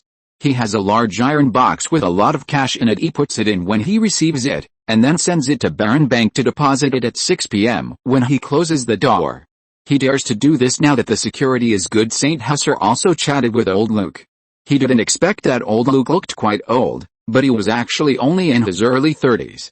The main reason is that the business has been booming recently, and this person has a good business sense, Sir, you don't know, I am very grateful to the new mayor. Now there are even police officers who will help me escort me. It's just that it's too far from the bank here, and it's still inconvenient. Old Luke bragged to St. Hesser after he was free. Anna also greeted him, as the manager is still a bit familiar. However, old Luke didn't recognize St. Hesser. Obviously he didn't read the newspaper often. The security is much better now than before, old Luke commented. Yes, saying goodbye to old Luke, he continued to the second and third floors. The first floor is not fully occupied, and the second and third floors must be empty. Each shop has been simply painted with white walls, and the floor is ordinary cement floor. After a few casual glances, they walked to the top floor. The market is indeed very desolate. Nearby you can see the houses in the 5th district in the distance, many of which are still built of wood. You can also see new buildings being built in the 5th district, mostly cheap apartment buildings. Are the suppliers of these stores Blue Cloud Garments? St. Hesser lit a cigarette and asked. Yes, there are also several factories that supply goods to these store owners, but the quality of the clothes is average, and it is troublesome to transport them from other places. Anna replied. It's indeed a little less. We need to find more suppliers. It seems that we need to get Blue Cloud Garments to bring over all the styles they produce. He has seen all the stores. The styles of these stores, whether men's or women's clothing, are not very good, and they are all old models from the previous 2 years. And the prices are quite expensive. In his previous life, he had been to many garment wholesale markets in commercial cities, and the gap with the current one is a bit big. It seems that the construction of this trade market is not very reasonable, according to St. Hesser's population planning. In order not to destroy the original place, the market was built in the suburbs. Normally, the wholesale market should be built in a more prosperous place, even in the city center. Anna, reduce the rent for these store owners a little more, and at the same time arrange for investment promotion in the north. At least bring over the 2 or 30 suppliers of Blue Cloud. There is turmoil in the north. As long as the negotiations are good, you can definitely get a lot of people. Okay, boss. Mr. Mayor, well, I will also arrange for a bus to come here, and strive to make it more popular. The lack of popularity is not only due to the poor geographical location, but also to the environment here, which is remote. A Blue Cloud garment factory is located in the Lingang industrial zone a few kilometers away. The main finished products are mostly for foreign trade exports. This large area of land in the middle can be developed. This area of tens of square kilometers can fill in 200,000 or 300,000 people. There are also wool textile factories and cotton textile factories here, producing wool and cotton cloth, which can be processed with supplied materials. In the future, there will be more processing factories, embroidery factories, printing factories, and auxiliary material factories here, button factories. St. Hesser also went to the building materials market, and there were also many problems. He built it according to the city plan that was expanded several times, but the development of the city's population still takes time. It's good to have advanced planning, but it's not good to be too advanced. St. Hesser cautiously summed up his experience. We also need to let Baron Bank set up a branch here to improve the commercial facilities here. Chapter 206. We are the Radical Party Southern Faction. The Radical Party headquarters isn't always reliable. St. Hesser was giving a graduation lecture to the 28 young party members in front of him. These were the first batch he had selected and cultivated from young people. Judging from this national event, the divisions within our party are too great. At least 3 different viewpoints exist simultaneously. St. Hesser paused and said to them, Principal, what are the 3 specific viewpoints? Could you explain them to us? A young man raised his hand and stood up. The first viewpoint is to support the church and overthrow Byron. St. Hesser gestured for the young man named Eureka to sit down. They are mainly local factions, and they have a close relationship with the church. They consider themselves the conservatives within the party, mainly the Córdoba province branch and the Santa Fe province branch. The second viewpoint is to ignore these and wait for the church and other forces to fight to the end before stepping in to seize the fruits of victory. This group is the largest, led by the current chairman of the committee, Arturo. Actually, I agree with this viewpoint. After all, our strength is indeed relatively limited. At the same time, Arturo is also a thorough radical. I won't talk about his experience. The third is the party's conservative faction led by Barwin, the third in command. He is a descendant of a minority ethnic group, graduated from the law department of La Plata University, joined the Radical Party in 1930, was elected as a member of the Buenos Aires Provincial Assembly in 1931, and was elected as a member of the National Senate twice in 1946 and 1948. He ran for president in 1951, but did not receive party support, Saint Hesser introduced some specific situations of the 4 major routes and 5 major factions of the Radical Party to these students. Like the Justice Party, the Radical Party is also a compatible political party, which means it is difficult to form a common consciousness. As long as a normal person has a decent job, swears under the flag, and pays a certain fee every year, they can join, which is quite casual. With freedom of entry and exit, this also leads to the poor cohesion of the Radical Party, forming independent hilltops, and then forming factions. The core of these hilltops is individuals like Saint Hesser, and Arturo currently has the support of 2 factions and has obtained the support of many retail investors, that is, centrists. I personally think this is very harmful, and our Radical Party does not have an independent economic and financial source, so it is easily influenced by other forces. We must also establish our own faction. We are the Southern faction, and we will continue to expand our influence. The Radical Party branch in Blanca City is currently distributed in 8 districts, with a core number exceeding 100 people, and ordinary party members already exceeding 1,000. This is still the result of Saint Hesser's deliberate control. Better to have quality over quantity, especially in the early stages. The role of the core is very important. As long as everyone works hard, our Radical Party will provide a huge platform. Saint Hesser's way of selecting talents in the Radical Party is completely different from selecting talents in those companies. As long as you have the ability, you can expand and expand by any means, and the requirements for other aspects are relatively low. So it often develops very quickly, like a pack of wolves. The most important core is interest, development, and the company's interests first, like raising goo. But the Radical Party is a bit different. It is a bit anti-interest, or a bit anti-human nature. The first is that the candidates should be loyal, fair, capable, meticulous, patient, and trusted by superiors and subordinates, so that it meets the needs of the party's development. Saint Hesser understands, assesses, and selects cadres, and provides opinions to the committee. Saint Hesser established branch groups in each of the 8 districts, and sent the young people he favored and capable one by one to be responsible for establishing a complete branch organization. The Radical Party is not Saint Hesser's one-man show. When the number of people in Blanca City exceeded 50, he established a committee and carried out work through the committee. The main force of the Radical Party is in the relatively developed central and northern regions of Argentina, and the south is a barren land. Blanca City is the largest city at the junction of the north and south regions. Now is the time to continue to expand to the south. I will convene a meeting for specific planning, and I hope everyone will be able to complete the tasks assigned by the organization seriously and accurately. Yes, Principal, in recent months, our Radical Party branch has made rapid progress, which has also made many people feel impetuous. I don't think this is right. My solution to this is to do more inspections and more grassroots management work, and treat it with a pragmatic attitude. At the same time, major domestic and foreign events and current affairs should be carefully studied and researched, and history should be combined with the specific actual situation of Argentina to form your own set of methodology, and constantly learn and update your knowledge. When encountering organizational members with relatively low education levels, you should try to help them and encourage them to read more books and newspapers to improve their cultural level, in addition to personal charm. One of the important reasons why Saint Hesser can gain the support of the current political parties in Blanca City is because of his first-class money-making skills. I can allow you not to be idealists, and I also support you to get more returns for your efforts, but at the same time, I also think that it is not enough to only do management work, but also to do more technical work and learn more about factories. With money, you can recruit troops and buy horses to attract outstanding talents. Blanca City is a remote area.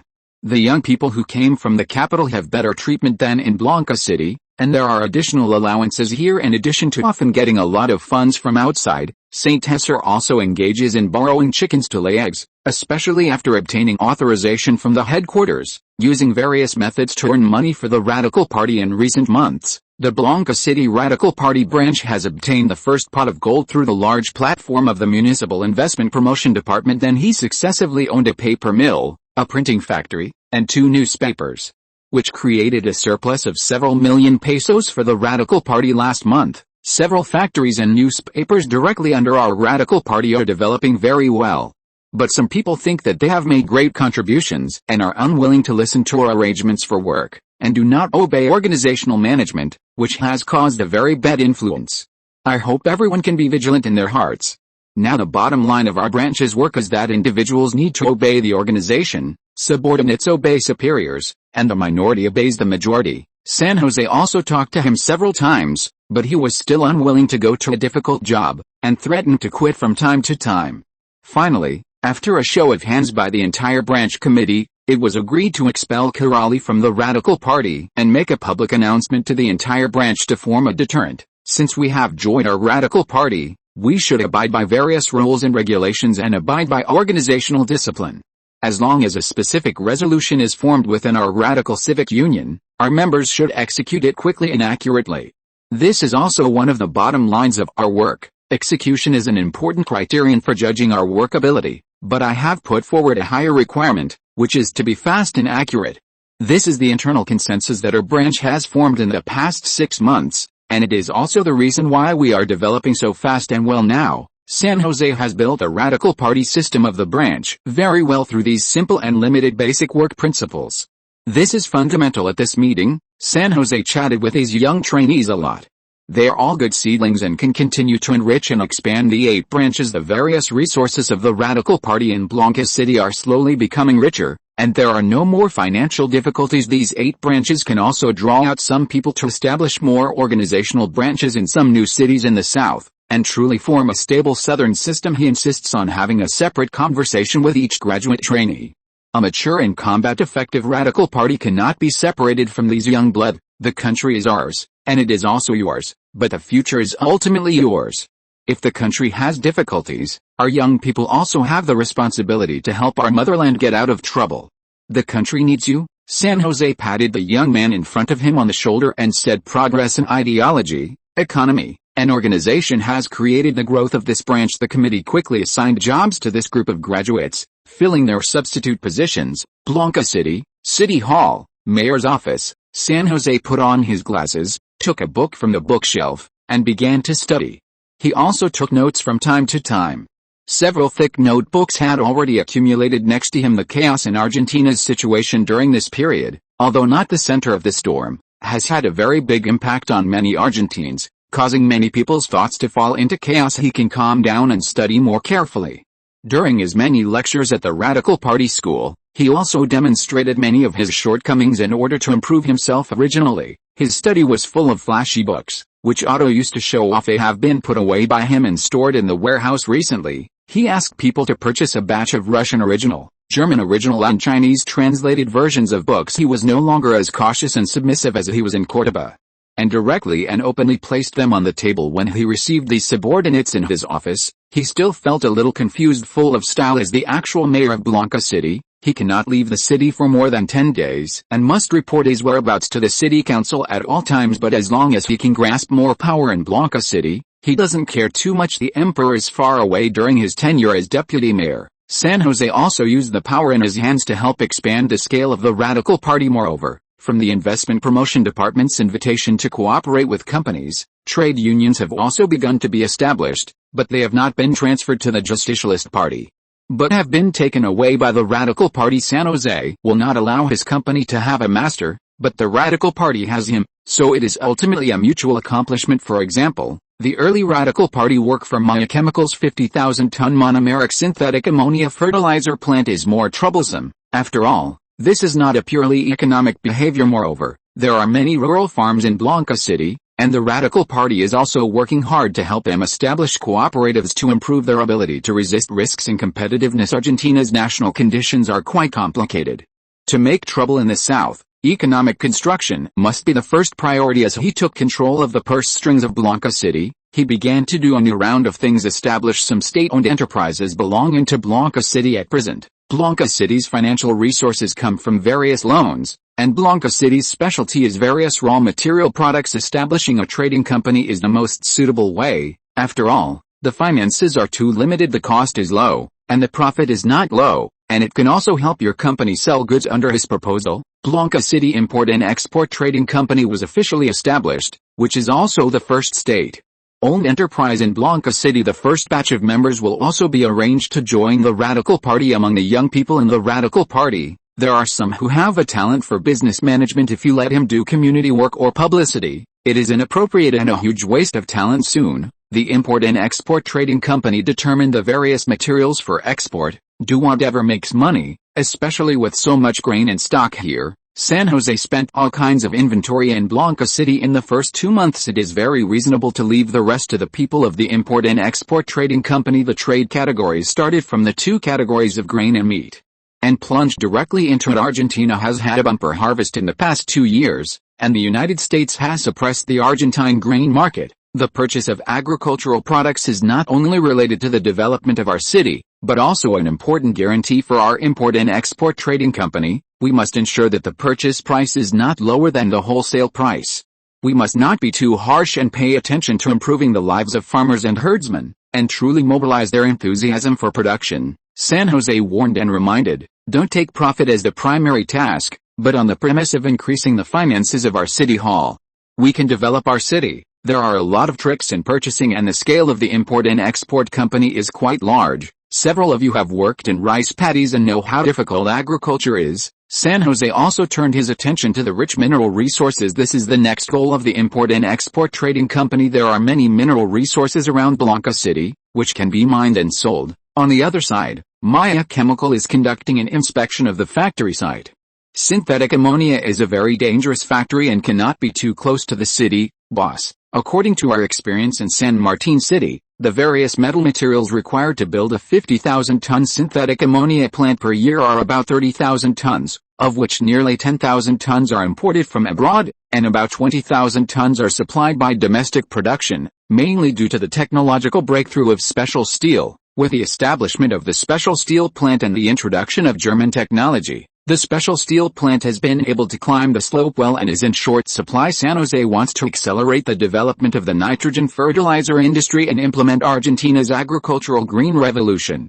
These fertilizer plants and pesticide plants are the foundation after technical division. It originally took 2 years to build a fertilizer plant.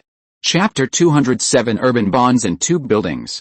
Following the failure of the first wave of military coups launched by parts of the Navy and Air Force, Argentina briefly entered a period of quiet. However, this tranquility was built upon the bones of ordinary workers in Buenos Aires. The church continued to gather strength, preparing for an even more violent second coup, and the military had completely broken with Perón. Some politically astute individuals also understood that an even more intense battle was perhaps imminent, triggering a second wave of departures from the storm center, the capital. Some people even planned to immigrate abroad, with many heading to the United States, while others wanted to return to Europe, and their numbers were not small at this time. Saint Hes's propaganda machine began to churn. Go to the southern city of Bahia Blanca, where there is bread, work, and stable security, and the environment is beautiful. Maya Chemical Bahia Blanca fertilizer plant is recruiting 200 professional technicians, with the highest salary reaching over 10,000 pesos. Earning over 10,000 a month is not a dream, and accommodation and free factory canteens are provided, allowing you to save more money each month. The Bahia Blanca Port Industrial Zone is open for investment, with a full year of factory rent waived, 1 year of tax exemption, Bahia Blanca municipal subsidies, and a 50% tax reduction for 3 years. Bahia Blanca has been rated as the safest city in Argentina by the international venture capital firm Sequoia Capital for the first time, possessing the best public security environment in the country. Bahia Blanca has abundant housing resources, excellent climate conditions, very affordable prices, and a friendly business environment, with multifaceted promotion. Bahia Blanca became one of the important destinations for citizens fleeing Buenos Aires. Trains departing from Retiro Central Station to Bahia Blanca North Station were packed with refugees. Most of them were attracted by Bahia Blanca's economic construction, finding suitable jobs there, while others left in disappointment. There were also passenger ships opened by the Prali fleet, as well as wealthy people who had their own cars. In 20 days, Bahia Blanca gained nearly 30,000 people, which is almost equivalent to the population increase of the city in the past 50 years, and the number is still increasing. Saint Hesse did not comment too much on this. If conditions permitted, he would want more people, still hundreds of thousands short of the 2 million population target. San Martin and La Plata also gained a significant number of new residents in this capital event. The church used its power to make the capital lose at least 100,000 people, unexpectedly greatly reducing the burden. With the influx of a large population, Saint Hesse began to get busy, needing to make further plans. That dozens of residential buildings that had been built, as well as the large factory dormitories in the port industrial zone, came in handy. He had the City Hall cooperate with Cohen Construction to establish a Bahia Blanca real estate development company. Responsible for the construction of new residences in Bahia Blanca, this company became the second state-owned company owned by the Bahia Blanca City Hall. It will specialize in developing low-priced, high-quality housing, and will continue to develop if conditions permit after developing the city-owned state-owned companies. A large amount of real tax revenue can be obtained by the end of this year at the latest. In addition to some real factories coming to attract investment, St. Tessa's companies must pay taxes normally, or even pay more. Bahia Blanca is too poor. Without enough excess fiscal revenue, it is difficult to achieve leapfrog development. The power of a narrow domain city is limited. If conditions permit, St. Tessa plans to establish a city commercial bank controlled by the Bahia Blanca City Hall in the future, especially the fuel and electricity sectors, which require relatively large investments, mainly electricity. Investment and allocations from the national treasury are no longer available, and we must carry out self-rescue production in the south. There was very little investment in hydropower, and Perron's first and second 5-year plans issuing municipal bonds is learning from the federal German government. West Germany is the capitalist country that issued the most government bonds after World War II, even more than Japan. After discussion at an enlarged meeting of the City Hall and Council, it was decided to issue the first batch of $5 million in government bonds facing the whole country. The main purpose is to build 2 large thermal power plants and meet the normal supply of tap water for 300,000 people in the next few years. Building thermal power plants can cooperate with Southern Energy. St. Tessa has already built a thermal power plant in the Bahia Blanca Port Industrial Zone, and it is still too difficult to do construction by himself. March 22, Bahia Blanca, Government Bond Issuance Investment Conference. The purpose of our issuance of government bonds this time is to meet the huge demand for electricity in our city in the future, issuing 5-year government bonds with an annual interest rate of 5%, calculated in US dollars. This government bond plan is also calculated in US dollars after discussion. After all, if it is calculated in pesos, it would be treating people like fools. He is very confident that he can repay this government bond in 5 years. Even if it is not enough, let Southern Energy buy the thermal power plant, which I believe they will be very happy to do. Respected Mayor, is it really calculated in US dollars? Someone raised their hand and asked. You must know that an annualized rate of 5% is not low. Assuming an investment of $10,000 it will be $12,700 in 5 years, and the value preservation rate of the US dollar is quite strong. Yes, I can swear in the name of God that all construction projects are supervised and managed by Baron Bank with formal documents, and a Bahia Blanca thermal power plant is established for management. St. Tessa has quite enough confidence, and he can completely do it himself. With a growth rate of the 5-year plan, 80% of commercial tax revenue alone can meet this government bond in 5 years, not to mention the massive income generated after the power plant is built, as well as the various taxes generated by the city's population growth. Excuse me, how will this government bond be issued? And when is the sale time? We will entrust the 5 business departments of Baron Bank in Bahia Blanca to carry out simultaneous issuance. Individuals can subscribe for a maximum of $10,000, and companies can purchase a maximum of $200,000 in government bonds. The official sale will start at 9 a.m. next Monday. St. Tessa is very confident in this government bond issuance.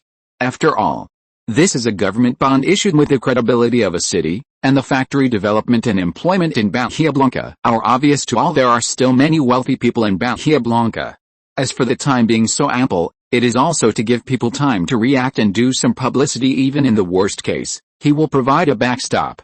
Even if no one buys it, he will spend some money to buy them himself. In fact, this government bond was discovered very successfully. It raised $5 million on the same day when it went on sale at 9 o'clock, and many people even could not buy it under the strong demands of the citizens. St. Tessa organized and opened the second wave of subscriptions, raising another $3 million, finally meeting the needs of these people. He saw these people queuing up outside the bank, depositing pesos into Baron Bank and converting them into US dollars in real time, and Baron Bank therefore charged a large handling fee. St. Tessa also saw some elderly people and factory workers. There are now more than 100,000 people in Bahia Blanca. They all took out a lot of savings to purchase this issuance of government bonds, and even many people from other cities came to subscribe. The 3 major families also showed enthusiasm for this subscription, directly subscribing for almost $200,000 per family. People like the Radical Party and the City Hall, and Saint Hessa himself also symbolically purchased $10,000, just as a living expense for his unborn child. In addition, Saint Hessa also has a huge investment plan. In the next year, he will also build a medium-sized steel plant with an annual output of 3 million tons in Bahia Blanca and an aluminum plant with an annual output of 200,000 tons. These all have huge energy and electricity demands. This $8 million of government bonds is $3 million more than planned. With the investment scale of Southern Energy, a total of 4 large thermal power plants can be built in Bahia Blanca, and there is no problem with the short-term electricity demand at all. This large-scale electricity infrastructure investment plan also shocked many people, once again proving Saint Hessa's ability to raise money, and even aroused the attention of official departments such as the Province of Buenos Aires and the National Ministry of Finance. Speaking again about real estate development, this time he solved the problem of funding difficulties through loan financing in order to quickly develop and build and seize the population. Saint Hessa had long ago planned to set a reasonable development standard, and carried out implementation in many people's demonstrations, constructing small apartments similar to Khrushchev-era buildings, or rather, closer to large dormitories and the famous tube buildings of later generations, to facilitate family living. However, these tube buildings were actually closer to commercial housing, as their usable area was very large, several times larger than regular tube buildings. After thorough discussions and demonstrations at the City Hall, Saint Hessa ultimately selected a 5-story small apartment simple residential area, as 5 stories would not require elevators. The design life of this type of building is approximately 30 years. Each apartment has an area of 80 square meters, with 3 bedrooms and 1 living room, a small kitchen, and a separate toilet and shower room, equipped with running water. The rooms contain 1 2-story iron bunk beds, capable of accommodating at least 6 to 18 people. These relatively comfortable buildings have relatively low costs, mainly using brick structures. However, the cost is significantly higher than dormitory buildings, as a 30 square meter dormitory can easily accommodate 6 iron bunk beds, housing 12 people without any issues. Moreover, there is no need to arrange toilets and bathrooms within the dormitory. Only public toilets and bathrooms need to be built. Of course, Saint Hessa would not build dormitory buildings in the outer urban areas, firstly because it was unnecessary, and secondly, for the sake of his large family planning. After all, the tube buildings could accommodate a large family, a couple, plus retired elderly, and 5-6 children, more than enough. Moreover, the selling price of such houses was not high, and mortgage loans were available from Baron Bank. These tube buildings were mainly located on the outskirts of the 5th district, arranged in rows, with 20 rooms on each floor, and 100 rooms in each building. All facing south. The first batch of development consisted of 4 rows, a total of 20 buildings, forming a rectangular community that could accommodate over 10,000 people. These houses were originally intended to improve the living environment of the residents of the 5th district, and had only simple renovations. Electricity had not yet been installed, but there was running water and toilets, and they quickly came in handy. The Lingo Industrial Zone also had a large number of dormitories that had not yet been put into use, as they had not fully reached Saint Hessa's planned production capacity. After this wave of activation, Saint Hessa prepared a huge tube-building community plan, intending to build at least 100 more tube buildings within half a year. In addition to the municipal real estate company, he also encouraged families in Blanca City to invest in real estate, as it was a very good industry. Blanca City had cheap cement, red bricks, and the price of rebar from the La Plata steel plant was not too high. The second blast furnace of the La Plata steel plant was about to be commissioned, and the output of the iron-making plant would double again. However, Saint Hessa still felt that steel was not enough. The steel production of countries like West Germany and Japan was increasing rapidly. West Germany's steel production increased from 12.12 million tons in 1947 to over 20 million tons this year, and there was a 10 million ton investment plan to be completed before the 1960s. Japan was even more outrageous, with steel production of at least 40 million tons before the 1960s. Saint Hessa underestimated the demand for steel in economic construction, estimating that a steel production of 20 million tons was needed to support Argentina in becoming a medium-sized power. This was equivalent to the current 7 La Plata steel plants, which required the support of the state. Relying on the La Plata steel plant would take forever. The old capitalist countries had a good foundation, such as the current Japanese general trading companies, emerging companies, and West German consortia, which were scarce in Argentina. Moreover, their state capitalism and the planning of various industrial ministries in Japan were not comparable to Saint Hessa's crude plans. After the capital shelling incident, Blanca City also introduced more than 30 new small and medium-sized factories. One factory building could meet their needs, and St. Hesser had enough factory buildings in the Lingo industrial zone. Blanca City was very short of new factories, especially some small factories. 1 year of rent exemption and 3 years of halved taxes were very attractive, such as button factories, small hardware factories, small processing factories, small food factories, and small steel factories. Yes, there were also small steel factories. It must be said that this 40-year-old middle-aged man named Hans Wolf was very ambitious. He planned to invest in a medium-sized steel plant with an annual output of 300,000 tons in Blanca City, and approached the investment promotion department. Blanca City currently did not have a steel plant, and St. Hesser also greatly admired this man named Hans. After chatting, it was learned that he was a German, with $1 million in funds, and wanted to invest in a steel plant here because he liked the cheap tax rate and support here. $1 million was definitely not enough to invest in a steel plant. St. Hesser also used Baron Bank to connect him. It was rare to have this kind of investment method. Baron Bank loaned him $800,000, which was enough for the initial investment. Of course, this hot steel plant mainly produced molten iron, not steel making. St. Hesser personally attended the groundbreaking ceremony of the hot steel plant's blast furnace and symbolically shoveled a shovel of soil. St. Hesser also discovered a factory with a bit of technological content.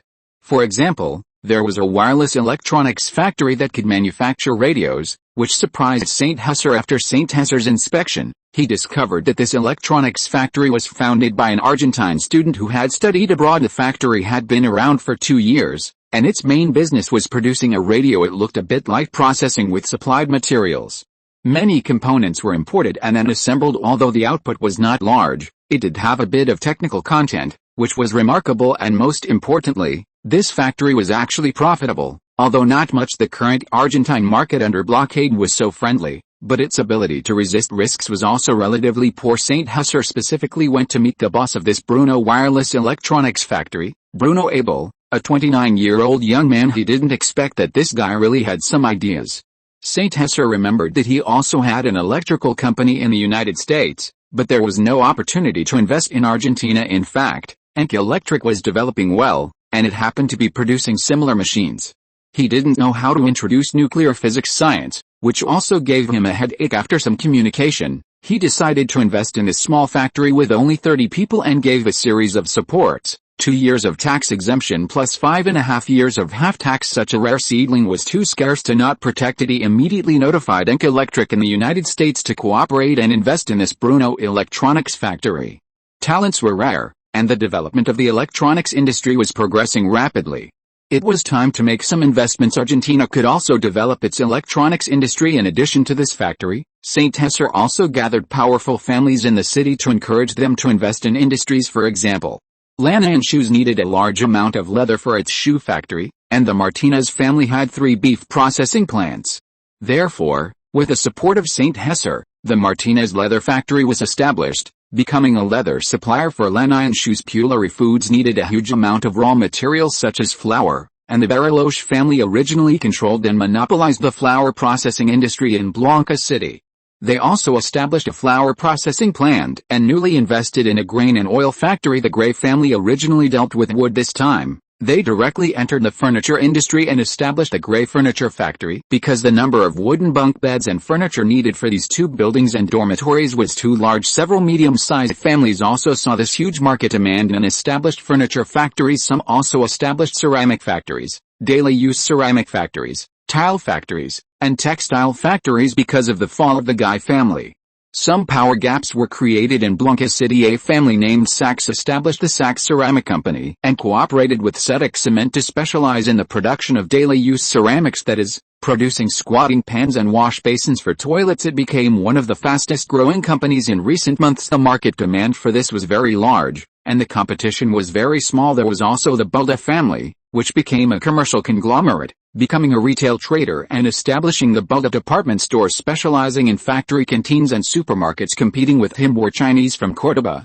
who mostly ran husband and wife stores. In addition, there were companies that contracted factory canteens, which were people from the Martinez family. These were also relatively special, and some Chinese opened restaurants.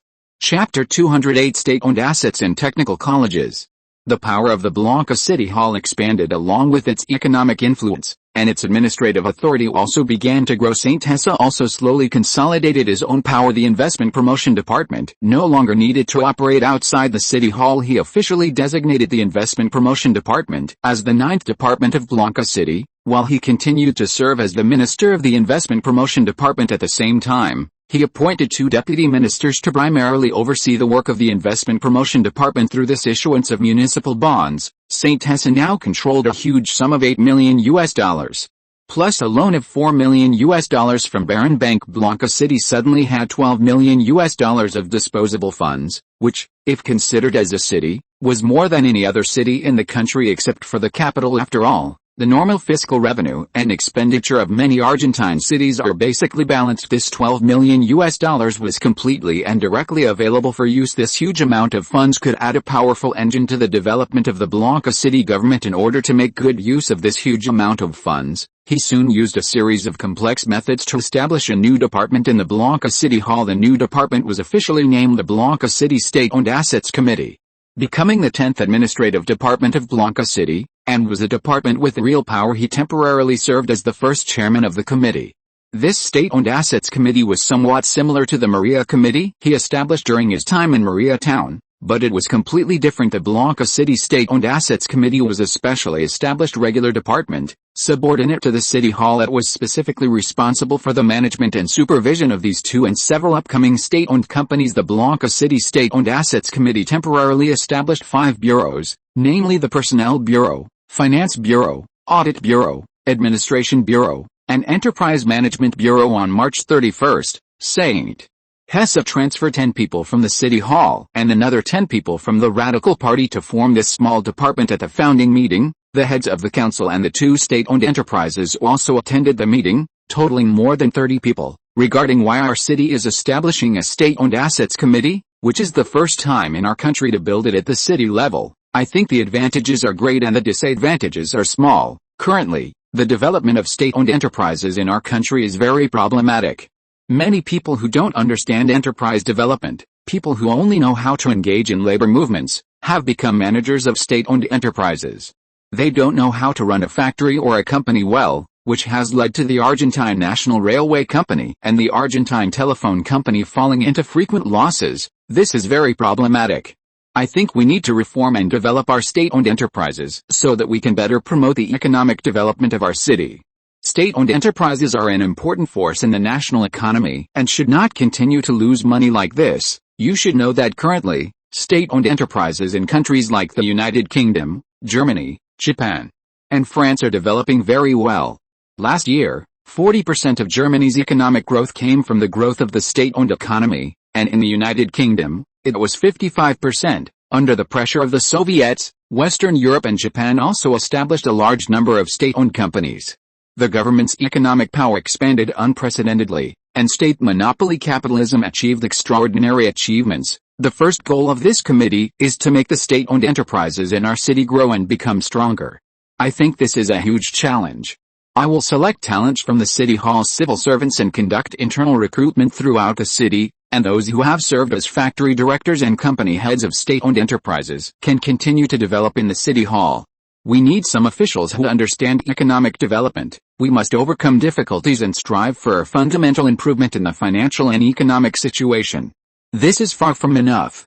If we want to build Blanca City into an economically powerful city, we need a series of new development measures. I think the future development situation of state-owned enterprises is very good.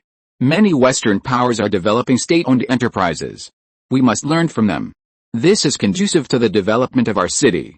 The goal of this new department is to promote the establishment of a strong state-owned economy in our city. This is an economic reform of the city. Blanca City's industrial base is at a disadvantage in Argentina, especially the underdeveloped heavy industry and manufacturing industry. In the future, we will also develop raw material industries and equipment manufacturing industries such as petrochemicals, steel, automobiles, and shipbuilding to carry out industrial upgrading. St. Hessa finally concluded, saying that after the first batch of new state-owned companies are developed, the focus will still be on heavy industry and machinery manufacturing compared with private capital's greater emphasis on profits. State-owned capital can make longer-term plans in this regard. This is also the reason why he now wants to establish the State-Owned Assets Committee.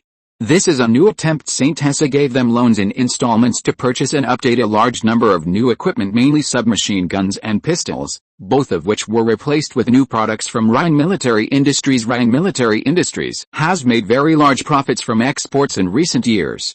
In addition to investing in research and development of new equipment and introducing new technologies, there is still a lot of surplus, and buying guns on credit in installments is also a first. After all, Blanca City has not yet developed, and its fiscal revenue is too low. Submachine guns can already completely suppress pistols in terms of firepower.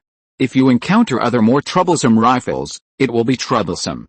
St. Hesse is conducting crazy arms sales in order to get as many as possible, while the world has not yet developed new types of rifles, submachine guns, and pistols. St. Hesse quickly made a fortune. Next is the research and development of infantry fighting vehicles, tanks, naval guns, torpedoes, as well as more advanced rockets and more excellent guns. St. Hesse specially equipped the Blanca City SWAT team with the MG52 improved assault rifle. If it weren't for the fact that assault rifles are for military use only, he would have wanted the entire police department to use them. It's just that using rifles is easy to be seen as wanting to rebel. The construction speed of the second shipyard of Shanghai shipbuilding has accelerated, helping Bijanport's 10 ordinary warships to carry out the first maintenance and modification. Rhine Military Industries artillery experts began to use tank gun technology to modify cruisers in order to transform these warships. In Bijanport, Shanghai Shipbuilding is preparing to seek cruiser manufacturing technology and torpedo technology from Western Europe or the United States after World War II. The powerful power of aircraft carriers in Western Europe and the United States made the development of these cruisers suffer a cold reception. This may be an important opportunity for Shanghai Shipbuilding to obtain cruiser technology. Even if the current cruisers are ordinary cruisers, they are far from future missile cruisers. As long as Shanghai Shipbuilding can thoroughly understand this cruiser technology, the warship plan can be taken to a higher level. Currently, the Soviets are the most active in developing cruisers, but now they are building steam turbine cruisers, and the future is the era of nuclear-powered missile cruisers. The Soviets will still need several years to develop missile cruisers in order to deal with American aircraft carriers before manufacturing and purchasing aircraft carriers. Cruisers can completely serve as the main force of the Argentine Navy. Don't look at Argentina as a big naval power in the world, with a total tonnage of hundreds of thousands of tons of warships, but they are all old second-hand goods.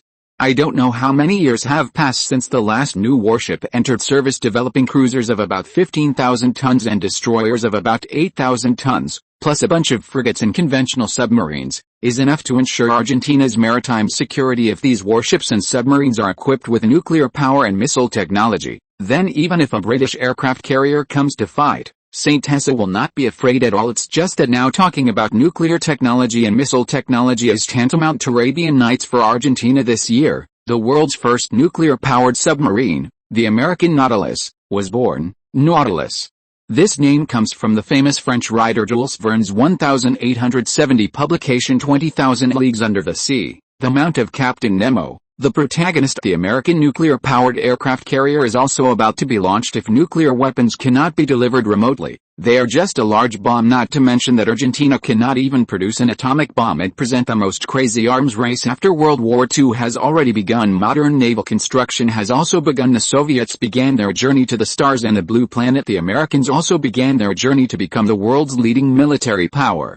As April arrived, St. Hesse became busy again, establishing 4 new state-owned enterprises through the Blanca City State-Owned Asset Supervision and Administration Commission. On April 1, the Blanca City Textile Company was established to develop the textile industry.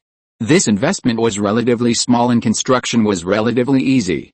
It would primarily focus on wool textiles, especially the wool spinning industry, to provide a large amount of raw materials for Blue Cloud clothing. On April 2, the Blanca City Electric Power Company was established.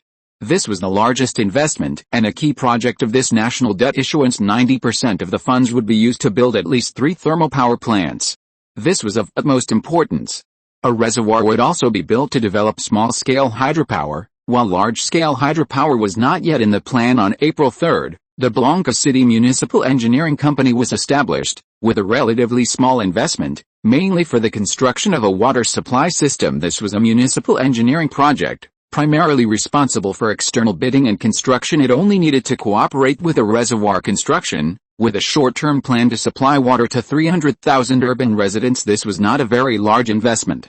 With existing lines already in place, the existing network could be renovated and upgraded. On April 4, the Blanca City Agricultural and Pastoral Reclamation Company was established, specifically responsible for developing the surrounding wasteland and undertaking grain, agricultural, and pastoral reclamation work.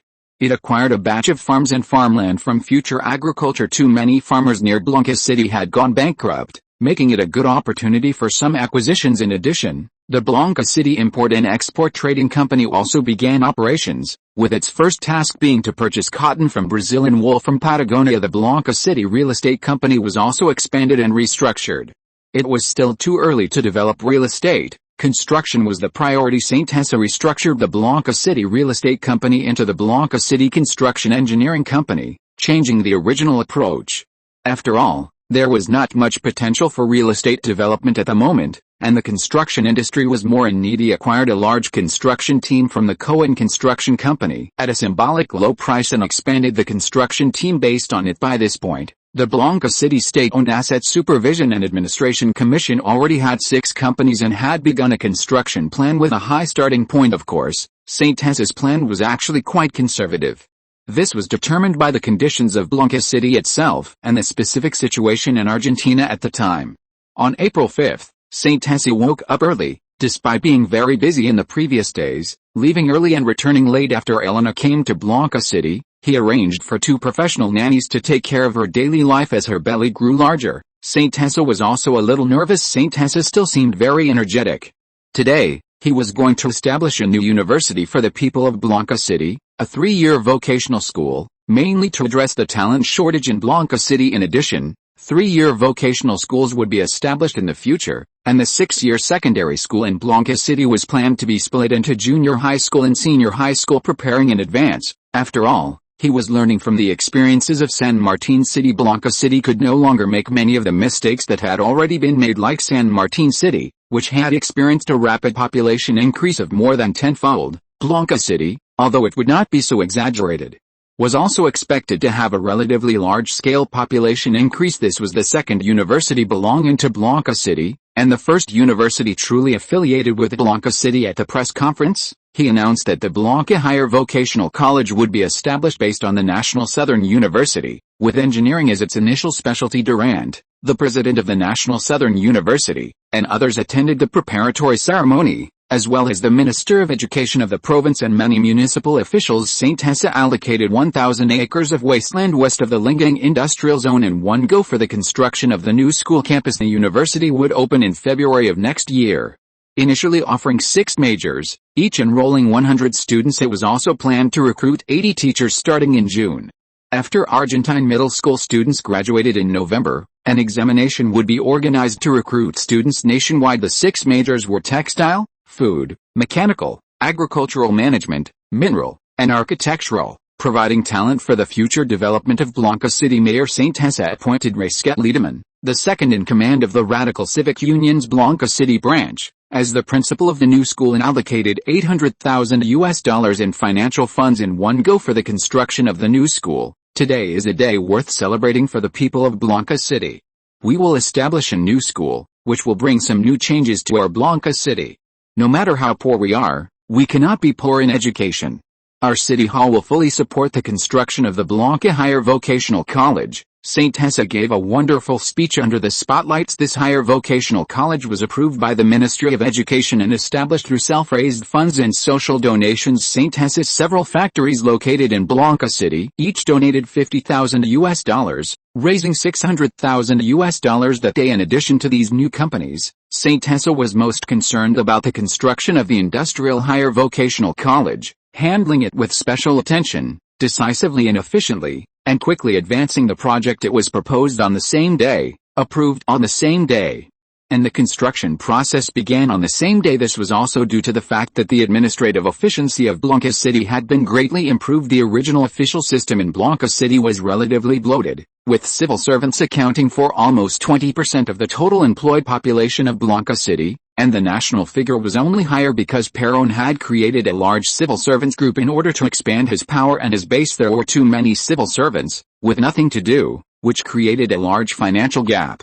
This was a considerable financial expenditure. Streamlining administration was the first thing he wanted to do after taking office, but the resistance was too great, and he didn't want to go against the entire civil servant system, so he began to seek a roundabout solution. Finding things for the civil servants in the city hall to do that was to transfer some young people with ability but no way out to the Investment Promotion Department, the State-owned Asset Supervision and Administration Commission, and the future higher vocational college, so that they could guarantee their income while also stimulating their potential in the future. After the population of Blanca City continues to increase, the number of positions will be gradually frozen, and the number of positions will no longer be expanded. So as to achieve the goal of streamlining administration, the civil servant system in Argentina is currently too large and extremely bloated. Many talents are sucked in, and after a few years, people are wasted. This is not very good for the current economic development of Argentina, because Argentina simply doesn't have so many things for people to do.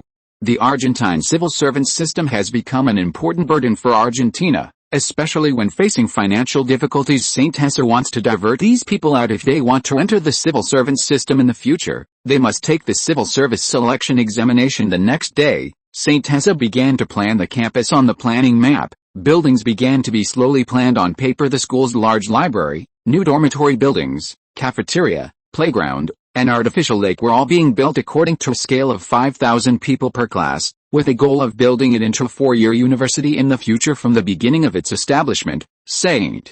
Hesse set the goal for this higher vocational college to develop into Blanca University in the future. The school's construction contractor was designated as the newly established Blanca City Real Estate Construction Company. The number of construction projects in Blanca City is currently soaring, and the demand is also high. It is necessary to build schools, hospitals, sewers, roads, houses, ports, and a large number of new factories. Even if St. Hesse introduces all 4 major construction companies from San Martin City, it is still not enough to build, because he has once again updated the development plan of Blanca City. Moreover, Cohen construction itself was developing relatively poorly, and the construction scale of the construction company also needed to be expanded. The construction of some factories also needs to be carried out. After Blanca City merged and established the new 3 districts, it already had sufficient land for expansion. Chapter 209 Auto and Chapter X27, S Death and Inauguration. At 11 a.m. on April 8, today is a day of sorrow for all the people of Blanca City. At Blanca City Hospital, Mayor Otto passed away due to complications from burns and inflammation, resulting in the failure of multiple organ systems and a worsening condition. Despite all rescue efforts at Blanca City Hall, St. Hesse is still working on a series of urban development plans, trying to expand the city's scale.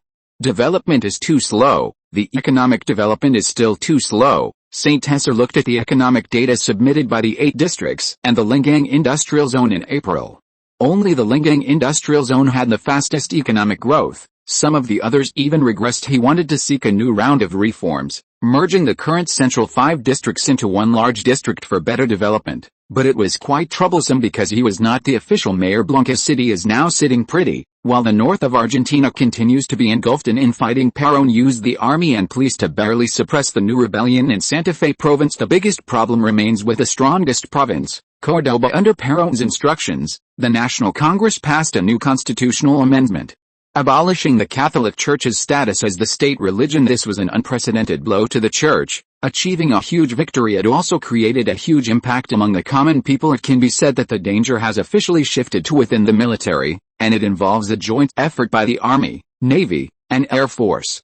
Even more ridiculously, there are people in the Ministry of Defense who have once again colluded with Córdoba. Little Thompson nominally condemned the military in various places and disassociated himself from the original army, gaining Perón's trust. In fact, he maintained close ties and used Falcon Bureau informants to transmit a large amount of information to Córdoba. San Martin City has also become a transit base, becoming harmonious with Córdoba City and obtaining support and assistance from some local financial groups in Córdoba. Córdoba, after all, is one of the few industrial cities in Argentina, and its strength far exceeds that of San Martin City. St. Hesse also instructed the Falcon Bureau, Constantino of the San Martin City Police Department, and Mayor Close to accumulate greater strength to cope with the new situation. Perón's ship is about to sink, and a new power reshuffle is coming. St. Hesse will not miss this great opportunity. However, he only believes in one principle, that strength is the only truth at any time, and mere speculation is useless. Bill Bernard of Northwest Road also needs to continue to accumulate strength, especially to acquire more of the various mineral resources in the three northwestern provinces. Thunder mining has a heavy burden, but there are many iron, coal, copper, and limestone mines in these three provinces, which are of great significance for development. Saint José sat at his desk, looking at the map of Blanca City. Should we consider letting Blanca City jointly develop with several other cities? Saint José plans to invite several nearby town mayors to attend a meeting to discuss economic development and the development of Greater Blanca City, and even to send invitations to Santa Rosa City in La Pampa province, which is further away. The focus is especially on the five major towns of Matanas, Joinco, Puente Alta, Napista, and Coronel Rosales. If they can be combined. As Saint José was drafting the invitations, a knock came from the door. Secretary Vanessa ran in with a panicked expression. "Mayor, the widow of Mayor Otto called us. Otto just passed away." "What? That's impossible." Saint José stood up, his face somewhat incredulous, his calm demeanor suddenly turning to sadness. He had just visited Otto at the hospital the day before yesterday, and the doctor said he was recovering well and would be discharged soon. "My condolences, Mayor. Prepare the car for me. Notify the ministers of the city hall, and also notify the councillors. Notify Sanchez to send people to the hospital to maintain order." "Yes, Mayor." Saint José led the city hall team to the hospital. He saw Mrs. Otto and her sons and daughters, as well as other family members and his friends. "Madam, my condolences, Cohen. I never thought the illness would deteriorate so quickly." Saint José announced the news on citywide radio. He also discussed the arrangements for the mayor's funeral with Otto's widow, Mrs. Otto, to express his deep condolences. Deputy Mayor Saint José Cohen plans to personally carry Otto Leaf's coffin to his final resting place. There is no tradition of calculating auspicious days for burial here. On the 10th, a memorial service and funeral will be held at the cathedral. April 10th, the coffin, which had been placed in the cathedral, was carried by 8 people, including Saint José, and sent to the cemetery for burial. Tens of thousands of people gathered in the square to bid him farewell, and Saint José was deeply saddened. Saint José, wearing a black suit with a white shirt and black tie, sat in the church. Beside him sat his subordinates, also dressed in black. Elena was about to give birth and had moved into a heavily guarded suburban villa, equipped with a medical team and a squad. She was not suitable to attend the funeral. Saint José delivered a eulogy as deputy mayor, and church personnel also attended the ceremony to handle the funeral. "I solemnly announce this sad news to all citizens of Blanca City. Our great Mayor Otto has passed away due to illness. It is difficult to understand the occurrence of this tragedy. Mayor Otto has made outstanding contributions to the development of our Blanca City. I never expected to hear such bad news in such a short period of time. We will formally try Tony Jerry, the mastermind of the 1.25 Blanca City bombing, to comfort the spirit of Mayor Otto." Saint José spoke for 3 minutes, fully affirming Otto's achievements as the new mayor in expanding employment, urban development, and his lifelong contributions to the country. After the coffin was carried to the cemetery and buried with high honors, the funeral was considered complete. After the soil was filled, high-ranking official Tim Waltz and provincial finance minister Jacob Frey, among other political figures, attended Otto's memorial service. Saint José, Tim, and Jacob had a conversation at City Hall. It turned out that the two were good friends of Otto's. Otherwise, Otto's funeral would not have had such high-profile figures in attendance. After the funeral, the City Hall needs to elect a new mayor as soon as possible as deputy mayor. Saint José is the biggest contender. He is already the highest authority in the city, only one last legal procedure away. Blanca City has achieved tremendous development in the past year, especially the Lingang Industrial Zone, which will contribute a large amount of tax revenue. The Lingang Industrial Zone has created approximately 10,000 jobs, and the tax revenue increases every month. He has the impression of having a set of skills for economic development among the citizens and council of Blanca City. Argentina is currently struggling economically, and a mayor who is first class in economic development is exactly what Blanca City needs. The new hospital, water plant, and sewage treatment plant in the urban area are about to be put into use, which greatly increases Saint José's prestige. Another very important thing is that he used iron-fisted measures to quell the turmoil in Blanca City, bringing peace to Blanca City. Saint José is also known as an iron-blooded mayor. Moreover, he often visits communities to provide warmth, creating an image of Blanca City developing education, economy, and healthcare. After the funeral, Saint José took people to the suburban villa.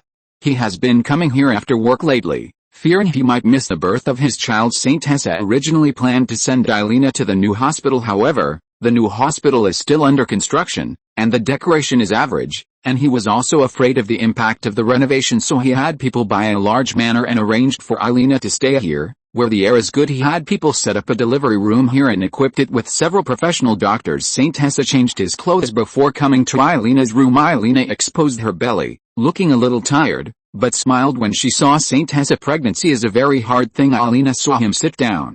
Did you have a lot of work today? Vanessa brought over a dozen documents. She's been even busier since Otto's passing, and now she's running for mayor. Elena smiled and said, you've really been working hard, not as hard as you. Is there anything you'd like to eat? San Jose replied, not for the time being. Kasia said she might give birth in the next few days. Kasia is the head of the medical team, an experienced obstetrician. That's wonderful. They didn't chat for too long. Elena watched San Jose working diligently. At the mayoral conference, San Jose was elected as the new mayor with a high number of votes. Everything was in order, perfectly justifiable. He officially announced his inauguration to the citizens. San Jose could now boldly continue his reform endeavors as the population of Blanca City expanded. The council also began to become more formalized. They needed to select a deputy mayor, and the old speaker of the council might have to step down, as the deputy mayor would be the one in charge of the council. Mr. Mayor, these few towns have all agreed to attend our city's joint economic development conference, Vanessa said to San Jose, holding the reply telegrams. Any news from La Pampa province? Not yet. All right, you can go now. San Jose planned to cooperate with the surrounding towns, and even La Pampa province. The goal was to secure more raw materials. He also wanted to cooperate with the provinces of Rio Negro, Chubut, and Santa Cruz. These southern provinces, in addition to raw materials like wool, timber, and fish, also possessed important raw materials and minerals such as oil, natural gas, low-quality coal, limestone, copper, and tin. This could greatly promote the development and expansion of Blanca City. Moreover, these southern cities were a desert for the Radical Civic Union, making them very suitable for the party's expansion. He wanted to establish the Radical Civic Union's southern faction, and these small southern towns were a great opportunity for expansion. These small cities had very small populations, making them suitable for large-scale immigration from neighboring countries like Chile and Peru, and even from more northern regions like Venezuela and Colombia. The climate in these southern cities wasn't bad, and the population could easily increase tenfold. Blanca City was already preparing to open formal maritime routes to Peru and Chile for San Jose. These foreigners who spoke the same language were good compatriots. Anyway, they were all immigrants, all spoke Spanish, and had similar customs and habits. It was simply perfect. Compared to the sparsely populated south of Argentina, these western coastal countries of South America all had relatively large populations. The population growth of these agricultural countries was much faster than that of Argentina, and Blanca City needed a massive population to develop. San Jose overturned the original plan and set the new population development goal for the next 5 years at around 800,000. There was still a difference of 640,000 from the current goal. Blanca City had recently added another 8,000 people in the future. Enough houses needed to be built, enough factories needed to be established, and more land was needed. Actually, building a large steel plant like the one in La Plata could increase the population by about 100,000, San Jose thought to himself. This 100,000 included supporting industries such as rolling mills, coking plants, and workers' families. The La Plata steel complex had rapidly increased the economy and population of La Plata, attracting a large number of people from Buenos Aires. The impact of a large steel complex was almost equivalent to 1/3 of San Martin City. This was one of San Jose's largest industries. Emerging economic powers had many steel complexes like the La Plata steel plant, which was incomparable. For example, Japan currently had more than 10 steel plants under construction. The employment and tax revenue created by the steel industry were countless. However, the investment was also large. San Jose had invested nearly $40 million in it, equivalent to the annual profit of 2 Rheinmetall arms factories plus 1 Eagle cigarette factory. Of course, this steel plant would quickly recoup its costs after it went into production. San Jose couldn't afford to build another steel plant of this size right now. It was neither necessary nor too extravagant. Although the steel plant was very important, he still had to invest in other important industries, especially when hot steel plant invested here. Continuing to expand the production capacity of the La Plata steel plant was the best choice. Building another Blanca steel plant was indeed too wasteful. The next goals were the petrochemical, automobile, truck, and military industries. Japan was a very good example to learn from, but Argentina's industrial base was a bit too far behind. San Jose wanted to attract more steel plants, If they could be cultivated domestically or introduced from abroad, that would be best. As a person in power, one couldn't rely solely on oneself to promote all development. That would be too tiring, and the power of a group was limited.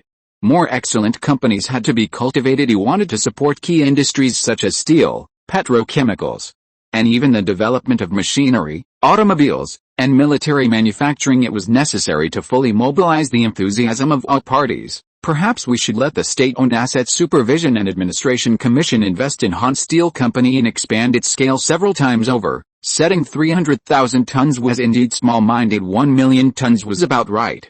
Investing in a large blast furnace would be enough, which would cost about 3 times more, or find some investors in the north to invest in the steel industry. San Jose personally sat in each company under the State-Owned Asset Supervision and Administration Commission for a few days, developing these personnel into a combat-ready company. The Blanca City Power Company and the Real Estate Construction Company started construction one after another, creating at least 2,000 jobs in Blanca City. The start of other small factories also created many jobs. The Prairie Fleet transported 1,000 workers from Santiago, Chile, many of whom were miners. Chile, as a relatively good mining industry country in South America, had many excellent miners. Blanca City was currently lacking this kind of worker. Not only lightning mining, but also limestone mining, and Southern Energy all urgently needed a large number of workers. Foreign labor had lower wages and didn't need to pay social insurance. Currently, many unemployed Chileans wanted to work here. Southern Energy planned to enter the oil and natural gas field and also needed some experienced miners, especially since oil and natural gas had been explored in the provinces of Mendoza and Neuquén. The rivers here were also suitable for building hydropower stations. This was a huge opportunity. The oil and natural gas in the Patagonian plateau couldn't be touched for the time being, but these neighboring provinces were connected by railways and had convenient transportation. San Jose had already started preparing to give it a try, exploring for oil and natural gas, and developing the petrochemical industry to develop the fertilizer industry. Natural gas was also an indispensable chemical raw material. San Jose brought in people from Southern Energy and Lightning Mining and formally established Southern Oil Company, applying for an oil exploration license to extract oil in Neuquén Province. Blanca City Import and Export Trading Company was also preparing to apply for an oil import and export license. He planned to introduce and build several oil refineries and develop the petrochemical industry in Blanca City, turning it into a heavy chemical industry center. After World War II, a large number of chemical raw materials and products shifted from coal and its byproducts to oil and natural gas. The petrochemical industry has become the basic industry of the chemical industry and occupies an extremely important position in the national economy. Although Argentina was relatively short of coal,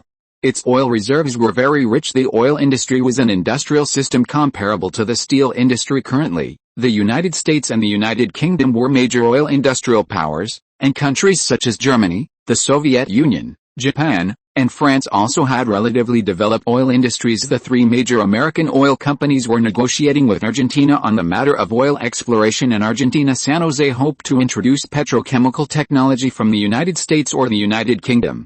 If you're listening to this novel on a channel other than Fanfic World, it means they downloaded and uploaded it without effort. We cordially invite you to visit our channel, Mundo Fanfic Novelis. There you'll find the original version of this story, and you can explore many other novels of various genres.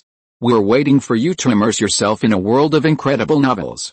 Chapter 210: Interprovincial Economic Cooperation and the Little Princess.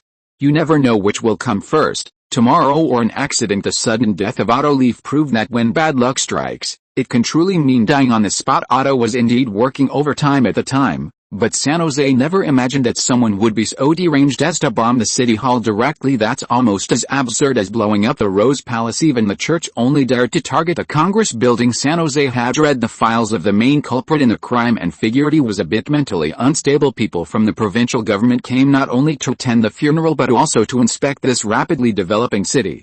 As Blanca City had made great economic progress, San Jose was somewhat familiar with the people from the provincial government. Having met some big shots during the establishment of the La Plata steel plant, he hadn't had much contact with them since, and now it was handled by Ian, with himself working behind the scenes this time. The people from the provincial government expressed their desire for San Jose to work in the provincial government. San Jose didn't want to go to the provincial government at the moment, as Blanca City's development had only just begun, and he couldn't rest easy leaving it. Going to the provincial government would only mean holding a position like deputy minister, which would not only be of little help to development but also a waste of time. so he declined. A deputy minister in the presidential palace might be worth considering, but that was impossible. Time was precious now, and Blanca City's development had not yet stabilized. With many plans yet to be implemented, he also wanted to address Blanca City's industrial shortcomings, preferably by acquiring complete production lines for automobile factories, truck factories,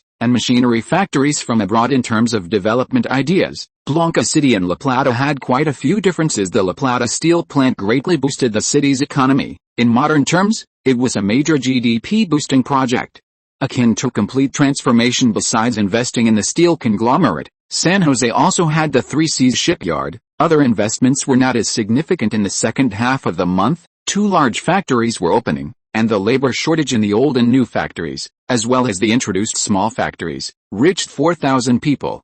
The labor shortage had returned. The textile, garment, and shoemaking industries also had a great demand for labor. The food processing industry was a bit different, as it had relatively high requirements for market location. Fortunately, railway transportation costs were not expensive, and Prairie Foods also had factories in 4 major cities, which were also the main markets where people could afford these consumer goods. Prairie Foods had almost reached its peak in Argentina.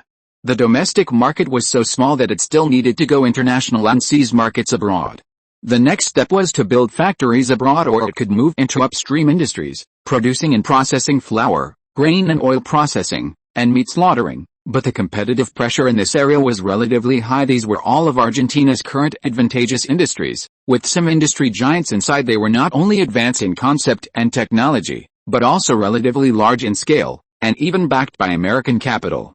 Development had entered deep waters, and one could easily be taken down. The textile and garment industry had great potential to be tapped, because the devaluation of the peso meant that labor prices were not too expensive now, and international workers from neighboring countries could also be introduced, making it quite competitive and advantageous for exports. In addition to these light industries, textile industries, and agricultural product processing that met employment needs, Blanca City's most important goal was to develop heavy chemical industries, especially the development of high-level mechanical manufacturing industries, chemical industries, and metallurgical industries. Argentina had relatively few of these minerals, but fortunately, it had good marine transportation conditions as a foundation, allowing it to import from abroad. Raw materials could be imported, but talent did not come from nowhere. Metallurgy, steel, machinery, automobiles, and shipbuilding had a very high demand for high-quality talent. The establishment of the steel plant in La Plata City was also due to the local university and college resources, and it was also close to the capital's universities. Argentina's universities were all comprehensive universities, and they did not pay as much attention to science and engineering. Soviet-style specialized university education did help to quickly cultivate talent, and San Jose also wanted to set up a steel college for the steel plant. This required the support of the provincial government, and he hoped to set up a steel college similar to the cooperation with the Blanca City Higher Vocational School.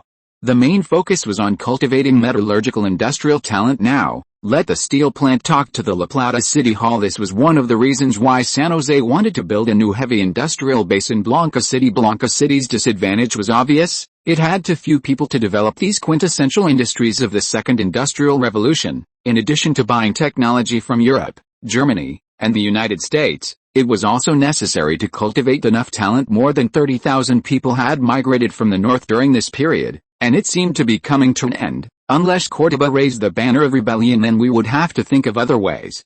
The factories were being built now, and we had to reserve the population first. In addition to grabbing people, there was also regional cooperation. There were more than a dozen counties and towns around Blanca City, and the population was still quite large. The next step was to activate their desire and unite them around Blanca City, becoming the source of Blanca City's population, talent, and raw materials. The southeast of La Pampa province was the most densely populated area in the province, and the north of Rio Negro province was also a densely populated area. There were also 2 national universities here, the National University of Viedma and the National University of La Pampa, which were much stronger than the newly established National University of the South. Both La Pampa province and Rio Negro province were now headed by people from the Justicialist Party. The radical civic union's power in Rio Negro province had developed fairly well, and it was one of the few southern provinces with a relatively large number of radicals. It was just that the population of the 2 provinces was not too large. La Pampa province only had 200,000 people, and Rio Negro province had almost 400,000. Blanca City currently had less than 140,000 people, and the surrounding 9 towns in Buenos Aires province had more than 80,000 people combined. In other words, the total radiation range of Blanca City was only 820,000 people. They lived on 390,000 square kilometers of land. The environment of these 3 blocks combined was similar to the interval environment from Kilu province to Changshan province in New China. Even if it was reduced by 2/3, the population potential of this area was actually 30 million, but currently there were only 820,000 people, which was far from enough. April 18 morning, at the entrance of the city hall, San Jose led the people from the city hall to welcome the heads of the towns who came. Viedma City and Santa Rosa City also accepted the invitation and each sent a second in command, showing their importance. This surprised San Jose somewhat, as these 2 provinces were the main targets of the cooperative development plan. They were obviously attracted by San Jose's economic development plan. These southern Argentine provinces could be said to be unloved by anyone. Even though there were abundant resources here, a large number of sheep, and many cattle, they were still poor. Engaging in agriculture would at most prevent starvation, and it was still difficult to get rich, especially for so many landless farmers, who were the source of chaos. The future development vision described by San Jose in his letter made these people restless and responded to his invitation to develop the economy and build an industrial zone like the Ruhr region of Germany. This was the first sentence in San Jose's letter. In the letter, he described a large-scale utopian industrial zone, the kind that could only be achieved in dreams. At the end, he also attached various orders needed by Blanca City. As for whether the former or the latter attracted them, it was unknown. The chemical industry, synthetic ammonia industry, urea, and tribacic acid that San Jose wanted to develop all required a lot of raw materials. Reception room, San Jose received this group of guests who had come from afar. A total of 11 towns plus 2 people from the provincial government came. This time they represented 13 towns around Blanca, and 2 did not come because some problems had occurred in the city. He discussed with them one by one and started today's investment cooperation meeting. San Jose sat at the head of the table, with 2 deputy mayors next to him. The other seats were occupied by mayors and town chiefs, as well as staff standing and the people they brought. The Ministry of Finance does not give your city's investment. The presidential palace only cares about big cities. They only care about Buenos Aires, Córdoba, Rosario, La Plata, Santa Fe, but they are very stingy with us. They are not willing to give us even a little bit of construction investment. The first 5-year plan built a lot of factories and power plants for them, and only distributed small power plants to us. Now many cities still do not have enough electricity. San Jose began by accusing Perón's presidential palace. Almost all of the first 5-year plan's investment was in the 3 provinces and 1 city represented by Buenos Aires, and other places only received 10% of the investment. It was not a matter of scarcity but of inequality. Only 3 pitiful power plants were allocated to the area around Blanca City. The second 5-year plan went bankrupt directly, with nothing to show for it in San Jose's view. This was very reasonable. When national resources were insufficient, it was right to prioritize the development of the core. The idea was completely correct. Like backward provinces in later generations, the provincial capital was dominant, developing a single core to form competitiveness. If we spread the cake across the board and engaged in equalization, the result might be overall backwardness, and all the talent would be sucked away by other big cities for backward areas. This was blood-sucking, which easily mobilized their anger. Their faces did not change much. Not showing joy or anger was an essential skill for these old foxes. Our Blanca City has developed very rapidly in the last 6 months. We have received a large amount of investment and built dozens of factories. Now that we have developed, we will not forget your support for Blanca Port. We are willing to invest in you, build cities, and develop together. We will have greater say, St. Hesser continued, and asked the staff to distribute the information, which detailed the factories that had started construction in Blanca City in recent months, as well as the basic situation of each factory and sales data. In order to persuade people with reason, everyone's emotions eased, and they began to carefully look at the reports. They also wanted to see the specific economic data of Blanca City. When they came, they found that there had been great changes here. Many new buildings had been built, and there were indeed many more factories. We are willing to provide technology to help you build factories.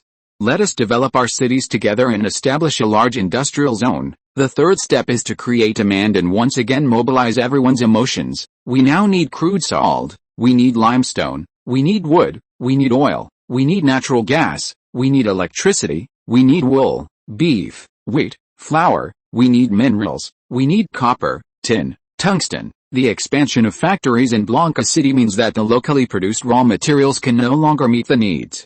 The most important thing is that he needs the help of these cities to achieve mutual assistance and mutual benefit, expand the influence of Blanca City. Now the city's power is still too small. The surrounding cities and towns have what he needs: population and raw materials. Even a mere 800,000 people can develop many tricks. Blanca City wants to be the leading boss, which requires certain strategies and the output of benefits. Blanca City is the largest and has the best economy among these cities, but its city level is still a bit short. Saint Rosa and Viedma will be the first to disagree with being the boss. In particular, Saint Hesser decided to launch the power of money, and as long as the city develops to be large enough, then everything will not be a problem. The province of Buenos Aires in Argentina is a country within a country, the essence of Argentina, and Blanca City is much closer to these two provincial capitals than to La Plata. The closest port to the province of La Pampa is Blanca City. The economic cooperation between the two sides was originally very in-depth. The division of Blanca Port was to prevent the power of the province of La Pampa from becoming too large. The time the province has existed is very short, only a few years. In the past, the divided forces were very large. The same is true for the province of Rio Negro. It is very close. The provincial capital, Viedma, is a small coastal city, and many resources must be imported to Blanca City for transshipment. Blanca City's initial positioning was to weaken the two provinces. After all, Blanca City is far more suitable as a provincial capital than Saint Rosa in the province of La Pampa, turning the province of La Pampa into a landlocked province. The reason is naturally that these two provinces were almost the southern border of Argentina. Before the annexation of Patagonia, there were actually many Indians here.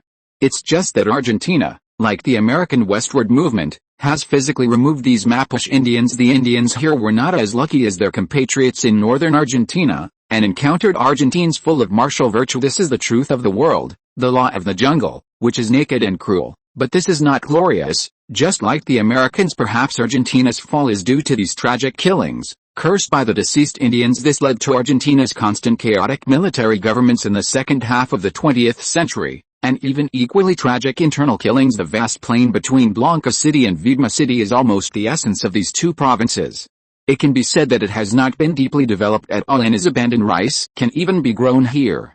He also wants to build a large-scale pig breeding base here, plant wheat, and establish water irrigation to build this place into a large-scale industrial and agricultural base. In addition, we can also establish deeper cooperation and carry out real large-scale development here. There is a real gold mine hidden here. There is no shortage of irrigation water resources here. There are two large rivers, which are completely sufficient, as long as a water network is established for irrigation. These two provinces are mainly agricultural, and there are many large farms, but they are not very profitable, or rather, the money earned is not enough, and it is somewhat dependent on the weather. We have cooperated with a famous domestic company, Culinary Foods. We need 100,000 tons of grapes every year to make wine, and we need 5 million tons of wheat and 2 million tons of beer raw materials. Saint Hesser took out a pile of purchase contracts to bind the interests first. This year we also need 300,000 tons of leather, 1.8 million tons of salt, 3 million tons of limestone, 2 million tons of oil. It is not enough to just draw cakes. These people are not stupid. Place real orders, economic cooperation, and purchase production raw materials and materials according to the needs of each factory, binding interests. Also, we will also provide job opportunities for graduates of the two universities. This is specifically for the two provincial capitals. The total number of graduates from La Pampa University and Viedma University each year is less than 1,000. Blanca City needs enough talent to enter the high-end manufacturing industry. The deputy mayor of Saint Rosa and the deputy mayor of Viedma were both bright-eyed. The others are not very attractive to them, but solving the employment of graduate students is really attractive. The employment environment in these two cities is not good. In the past, they were sent to the capital, or they were civil servants. These 2 years have been an economic crisis again. Most of the students enrolled in national universities are from this province. It is too troublesome to find employment in other provinces.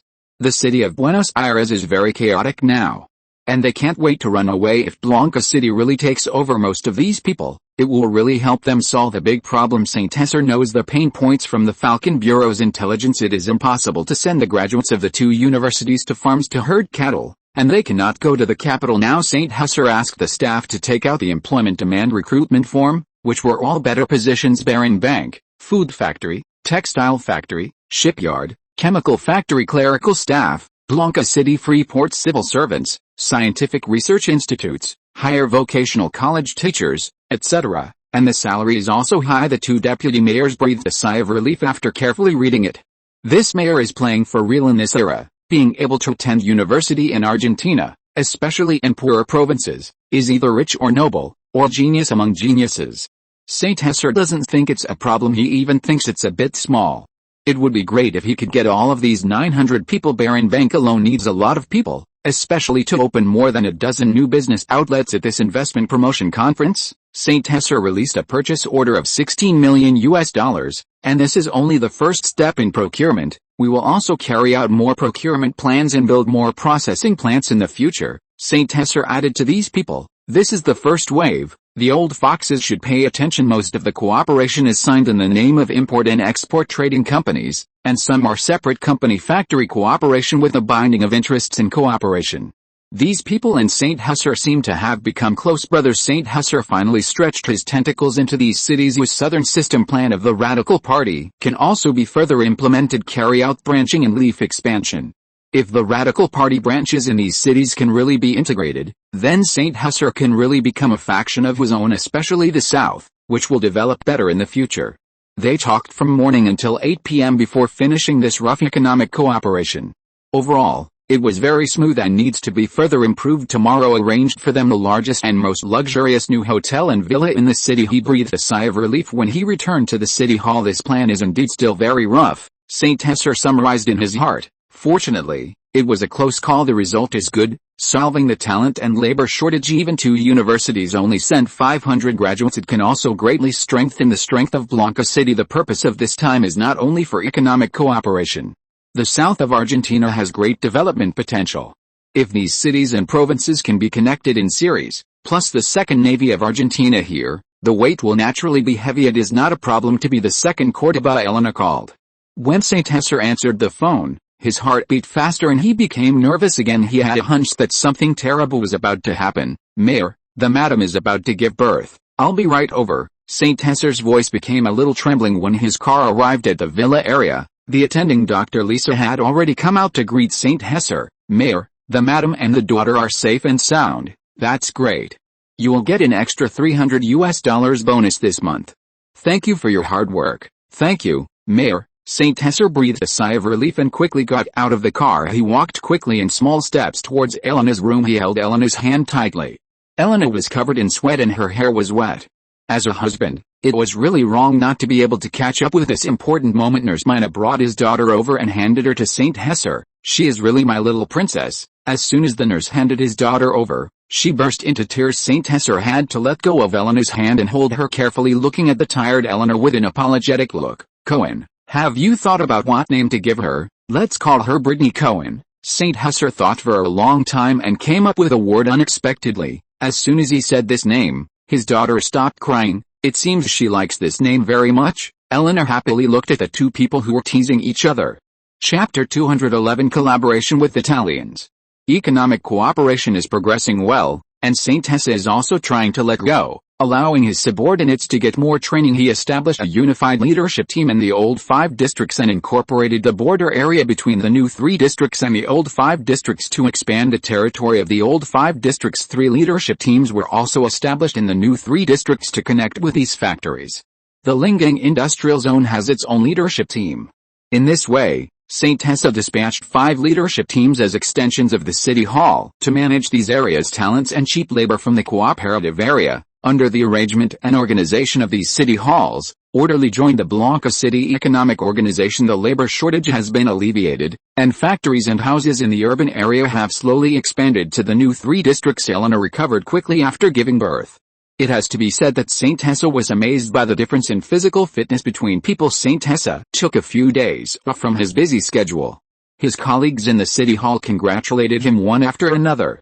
Everyone was very excited about the birth of the mayor's daughter. The mayor can lead by example and take the lead in having children, which also infected the civil servants in the city hall with St. Husser's deliberate public opinion propaganda and guidance. It is expected to drive another wave of birth boom in Blanca City. After all, the mayor personally urged the birth and set a good example. The Argentine people at this time are quite simple, and their enthusiasm for making babies has been aroused. Blanca City took the opportunity to introduce some maternity protection policies, holiday systems, medical subsidies, and financial subsidies to fully promote Blanca City's enthusiasm for having babies. The relationship between him and Eleanor has been heating up. Their daughter, Brittany, is taken care of by an experienced nanny. Saint Tessa often takes care of the baby, allowing Eleanor to have a good rest. Brittany often cries at night, and Saint Tessa often goes to class with dark circles under his eyes. The two who had completed their mission moved out of this special villa and moved to a residence near the city hall, which is also convenient for going to and from work. After working hard for a few days, Saint Tessa had to return to work again after having a daughter. Saint Tessa felt that he was lucky again.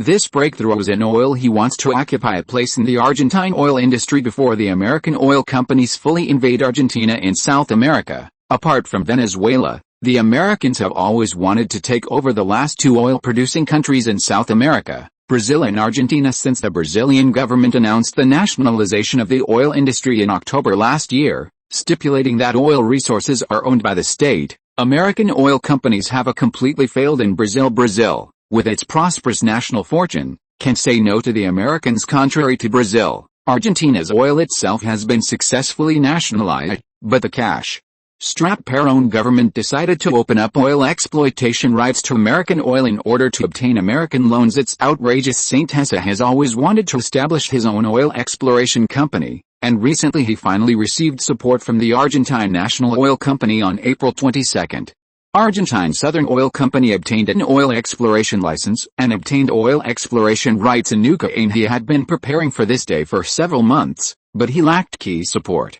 The negotiations between the presidential palace and the two major American oil companies became the last straw for Argentine National Oil. The headquarters of Southern Oil Company is located in Blanca City, abbreviated as CPDS. The company address is not far from the city hall, which is convenient for him to communicate. A building was specially purchased as the headquarters building, and the company name has been put on the outer wall. Saint Tessa personally poached a vice president from the National Oil Company. Juan Nielsen was appointed as the general manager of the new company. There are not many oil talents in Argentina, and Juan can be regarded as experienced and has cooperated with several companies. Currently, the only oil supplier in Argentina is the National Oil Company, which is a complete monopoly. This situation is about to be broken. Two American oil companies have negotiated with the Perón government one after another.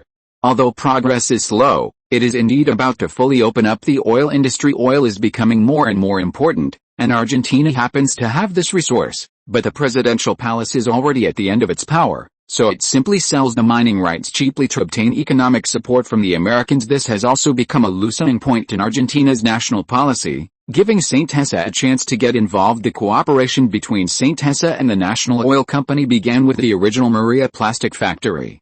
This time, the negotiation was successful, and many people behind the scenes provided help. In fact, the relationship is not bad. The domestic oil demand in Argentina cannot be said to be large, and there are almost no exports. Maya Chemical is already one of the largest customers of the National Oil Company, and Plary International's fleet is also an important customer. Many people in the country are extremely dissatisfied with the presidential palace's opening of oil, but they lack the motivation to engage in the oil exploration industry. In the country, only Saint Tessa has the strength to engage in an oil company. The slogan of the Southern Oil Team is establish an Argentine National Oil Company, lobbying Congress and gaining the support of many people. It was 4,200. The Mossadegh government of Persia fell in August last year, replaced by the pro-American Pahlavi King. The CIA also played an important role in this coup. Persia will have to wait until to transform and truly become one of the two strongest countries in the Middle East. By then, the Americans will have no way to do anything to Persia. After all, Persia has already established its own industrial system and is backed by 2 of the 5 permanent members of the Security Council. People rarely notice the important role of oil in the post-war European recovery plan known as the Marshall Plan. Starting in 1947, the largest single expenditure of the Marshall Plan recipient countries was to use $8 to purchase oil. About 10% of the Marshall aid dollars returned to the hands of the Americans through the purchase of oil. The United States has 5 major oil giants: Standard Oil of New Jersey, Exxon, Mobil Oil, Standard Oil of California, Texaco, and Gulf Oil. Last year, Half of Western Europe's oil was supplied by 5 American oil companies, and this number is continuing to decrease. Countries from the Federal Republic of Germany, Spain, France, and Italy are trying to establish their own oil industrial systems. Among them, Italy is the most promising and is also the object of St. Hess's current contact. The Germans are half crippled in oil, and Spain's economic recovery is much slower than Italy's. The Italians are challenging the Anglo-American oil hegemony and are showing signs of success. Italy's geographical location for developing the oil industry is indeed very good, close to the origin, close to the Middle East, and close to the Soviet Union. This oil company is the Italian National Energy Holding Company, EMI, and the actual controller is Enrico Mattei. He can be said to be the person who has made the greatest contribution to Italian industry during this period after World War II. This person is an important founder of the Italian post-war economic miracle, and his own experience is also a legend. In February 1953, Enrico Mattei successfully lobbied the Italian parliament to pass a new law establishing a semi-autonomous national energy holding company, NI, with oil and gas refining subsidiary, Egypt, and pipeline subsidiary, SNAM, under its umbrella. This company quickly established a fleet of oil tankers and a network of gas stations throughout Italy using the same model as Egypt. Mattei invested in refineries, giant chemical enterprises, synthetic rubber plants using NI's natural gas as raw material, and a heavy engineering construction company specializing in building NI's refineries and related facilities. The company also acquired a fleet of oil tankers to transport oil from overseas for NI, breaking the monopoly of British and American fleets. In addition to Italian domestic oil, NI, under Mattei's leadership, also established cooperation with the Moscow government, the Persian government, and the Nasser government in Egypt, all of which possess oil. Although St. Hilaire himself could not go to Rome, he sent a team from Southern Oil, hoping to establish a cooperative relationship with Mattei to help him exploit Argentine oil. There was even a near conflict with the Italian Navy some time ago, but this was, after all, Peron's affair and had little to do with the Falcon Bureau at the City Hall. St. Hilaire gathered the Southern Oil team to give them a farewell dinner. Juan, you must achieve cooperation as soon as possible when you take the team to Rome this time. I will have people cooperate with you. Juan, who was just over 30 years old, was a talent from the National Petroleum Technology.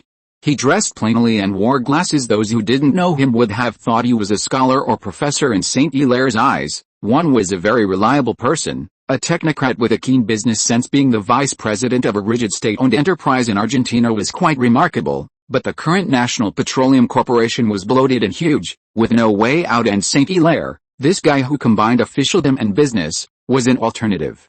He only spent half an hour convincing Juan, and the two hit it off immediately. St. Hilaire could provide him with a huge platform, and Juan only needed to give his loyalty and passion for the oil industry. This trip to Italy was to purchase NI's refining equipment, mining equipment, and oil company construction plans. St. Hilaire also equipped the Southern Oil team with personnel from Plary International to minimize expenses at the negotiating table. International funding was supported by Barron Bank and Sequoia Capital. Not only that, but in order to increase cooperation, St. Hilaire also sent teams from Rheinmetall military and the steel plant. Together he hoped to obtain some military cooperation orders from Italy. Now the opening for German military industry has been completely blocked, and it is difficult to find loopholes anymore. Among other Western European countries, Italy has the new technologies that can be obtained. The Italian arms industry is also relatively developed, retaining a complete set of military industrial production systems, which is much stronger than Argentina's current scrap iron, covering the production of tanks, warships, from artillery to light machine guns,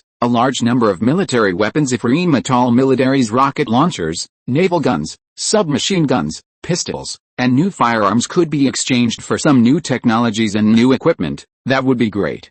If not, it would be fine to poach a few people. If Rhineland Industries hadn't already found a potential partner for automobiles and trucks, St. Hilaire estimated that he would have sent people from Rhineland Industries. Now the Italian economy is recovering very quickly and urgently needs to expand overseas markets.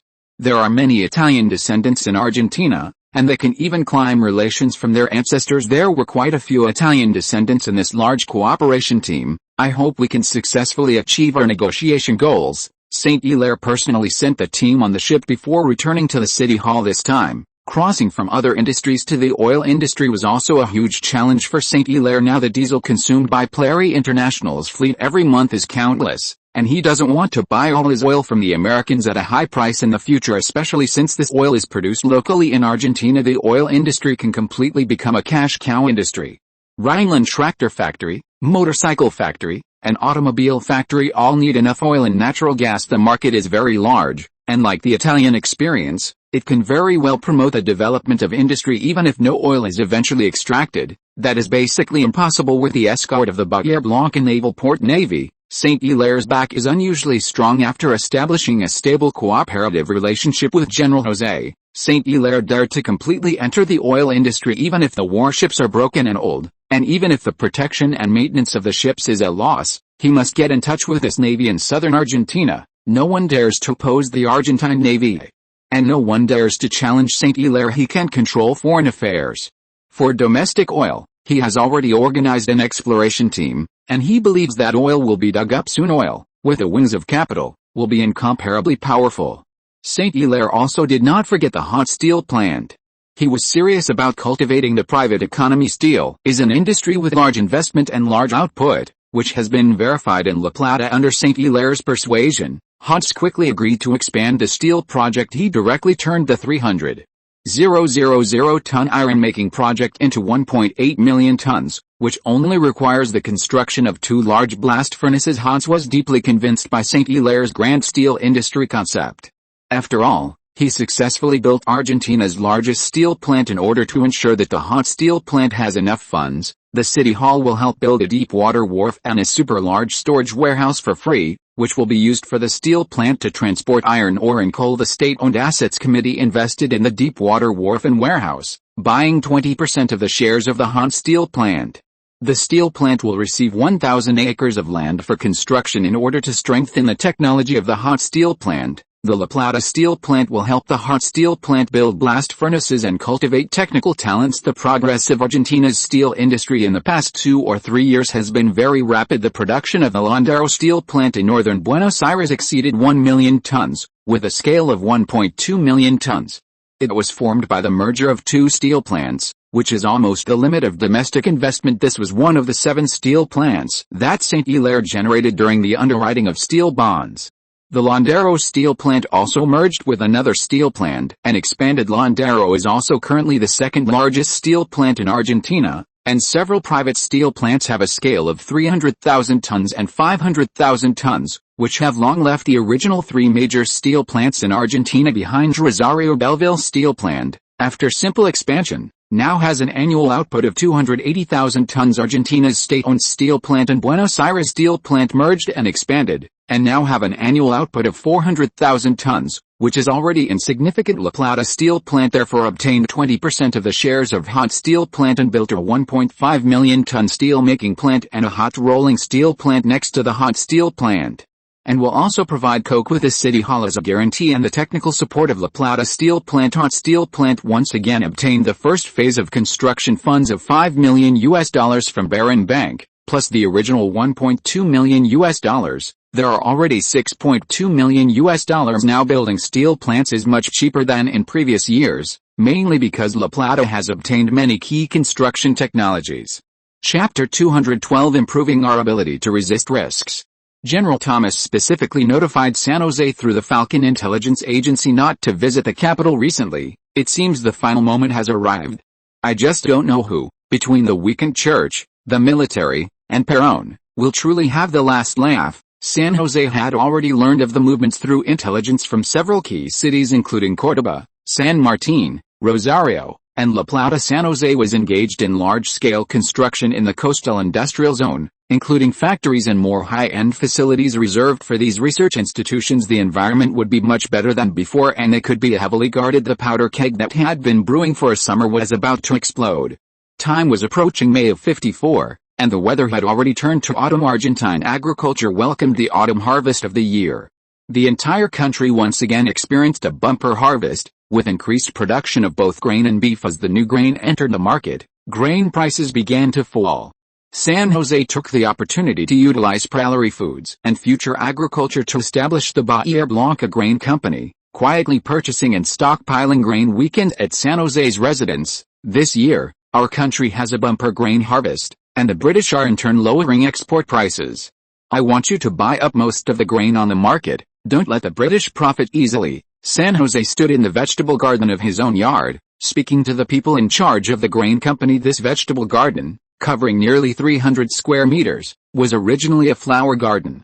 In order to allow Elena to eat fresh vegetables, he adhered to the idea of self-sufficiency some time ago. He had someone shovel away all the flowers and forcibly created a vegetable garden. The vegetable garden was now planted with lettuce, bok choy, romaine lettuce, cowpea, eggplant, cucumber, cabbage, radish, and other seasonal vegetables. Some of the seeds were specifically obtained from the elderly Chinese man in Cordoba, Old Chen. He had just added a handful of soil to the newly planted snow peas and was watering them with a spoon. The heads of the grain reserve company looked at the skilled mayor and boss with bewildered expressions, listening to his speech and procurement plan. 50 giant granaries across the country are ready.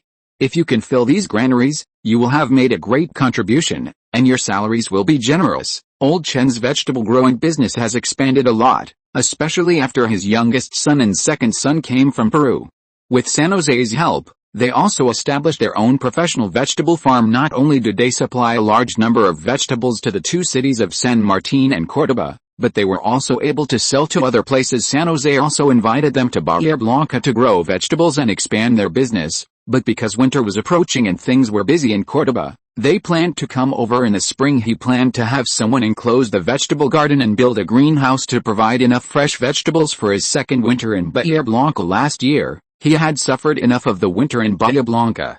It couldn't compare to the big cities, and it was really impossible to find any green leafy vegetables, making him often suspect that he was deficient in vitamins. Moreover, eating too much beef can really be tiring and cause toothaches. Under his influence, Elena also began to balance her diet with meat and vegetables. After dismissing the people from the grain company, San Jose picked a pile of lettuce, intending to make a simple meal, stir-fry some greens, and make a soup. Purchasing domestic new grain was his work task for the Bahia Blanca Grain Company Argentina. Because of its international orders with the British, lower grain and beef prices, this led to warehouses in Bahia Blanca, a wheat and beef export port, being piled high last year.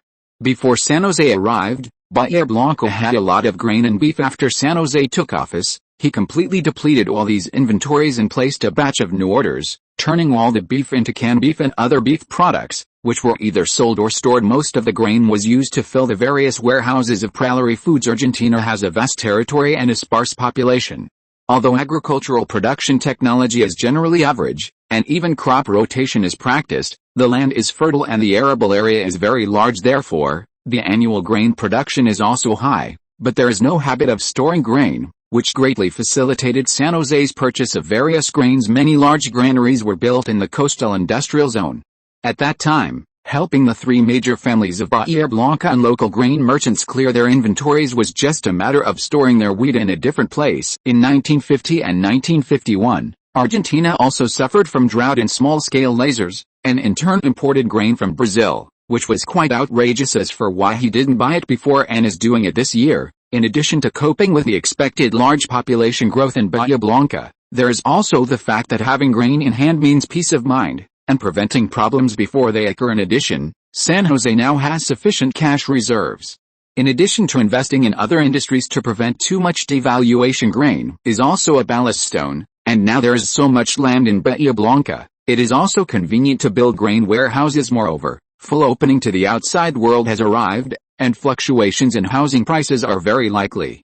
Although the Americans will not reverse export grain, judging from the three major grain merchants now entering Argentina, this has to be guarded against. The future farms and ranches of sunshine agriculture also ushered in a harvest season, with frequent good news, from the tobacco and wheat in the Potassium Triangle to the cotton in the Chaco Plain, and the rice in the Colorado River. All were fruitful when the rice was harvested. San Jose specifically brought along the Radical Party members. From the beginning they experienced the joy of rice harvesting. After threshing, San Jose took 200 pounds himself. The rest of the new rice was also distributed to them. These rice are ordinary seeds from Thailand and Vietnam in Southeast Asia. Even with the addition of fertilizer, the yield is not high, but the taste is still good, much better than ordinary Argentine rice. Facts have proved that southern Argentina can completely grow rice. Let sunshine agriculture continue to expand the rice planting scale in the spring, and the water network has now begun to be built. San Jose plans to expand the rice planting area to the level of 5,000 acres, which is basically the limit. and most of it will still be planted with wheat. This is still based on the ability to introduce foreign immigrants. Growing rice requires a lot of people to cooperate, especially hard work, especially without rice transplanters, and now there are no rice harvesters currently. There are not only no people, but also no mechanization. The technology is also not good with the current RU0026D level of Rhine Shield tractors. It is still temporarily unreachable, but fortunately there is Kubota, a Japanese agricultural machinery company, to help through joint research and development. Spending money and effort, it will be possible to truly carry out mechanized planting and large-scale rice planting. The large and small farms of Sunshine Agriculture have ushered in a harvest, not affected by the internal strife, scattered in northern Argentina and the Pampas grasslands. The output of these farms is actually good, mainly planting wheat and cotton, and indoor cattle raising with cotton. It can supply the Blue Cloud Textile General Factory and reduce imports also. The pregnant women on the farms have begun to have babies one after another. San Jose has hired some obstetricians and gynecologists at high prices for each farm to be stationed in the villages. The level may be average, but it is basically enough. With a brand of the Southern University School of Medicine, the future medical system of Bahia Blanca can be expected to be improved. It's just that the training time for medical students is long.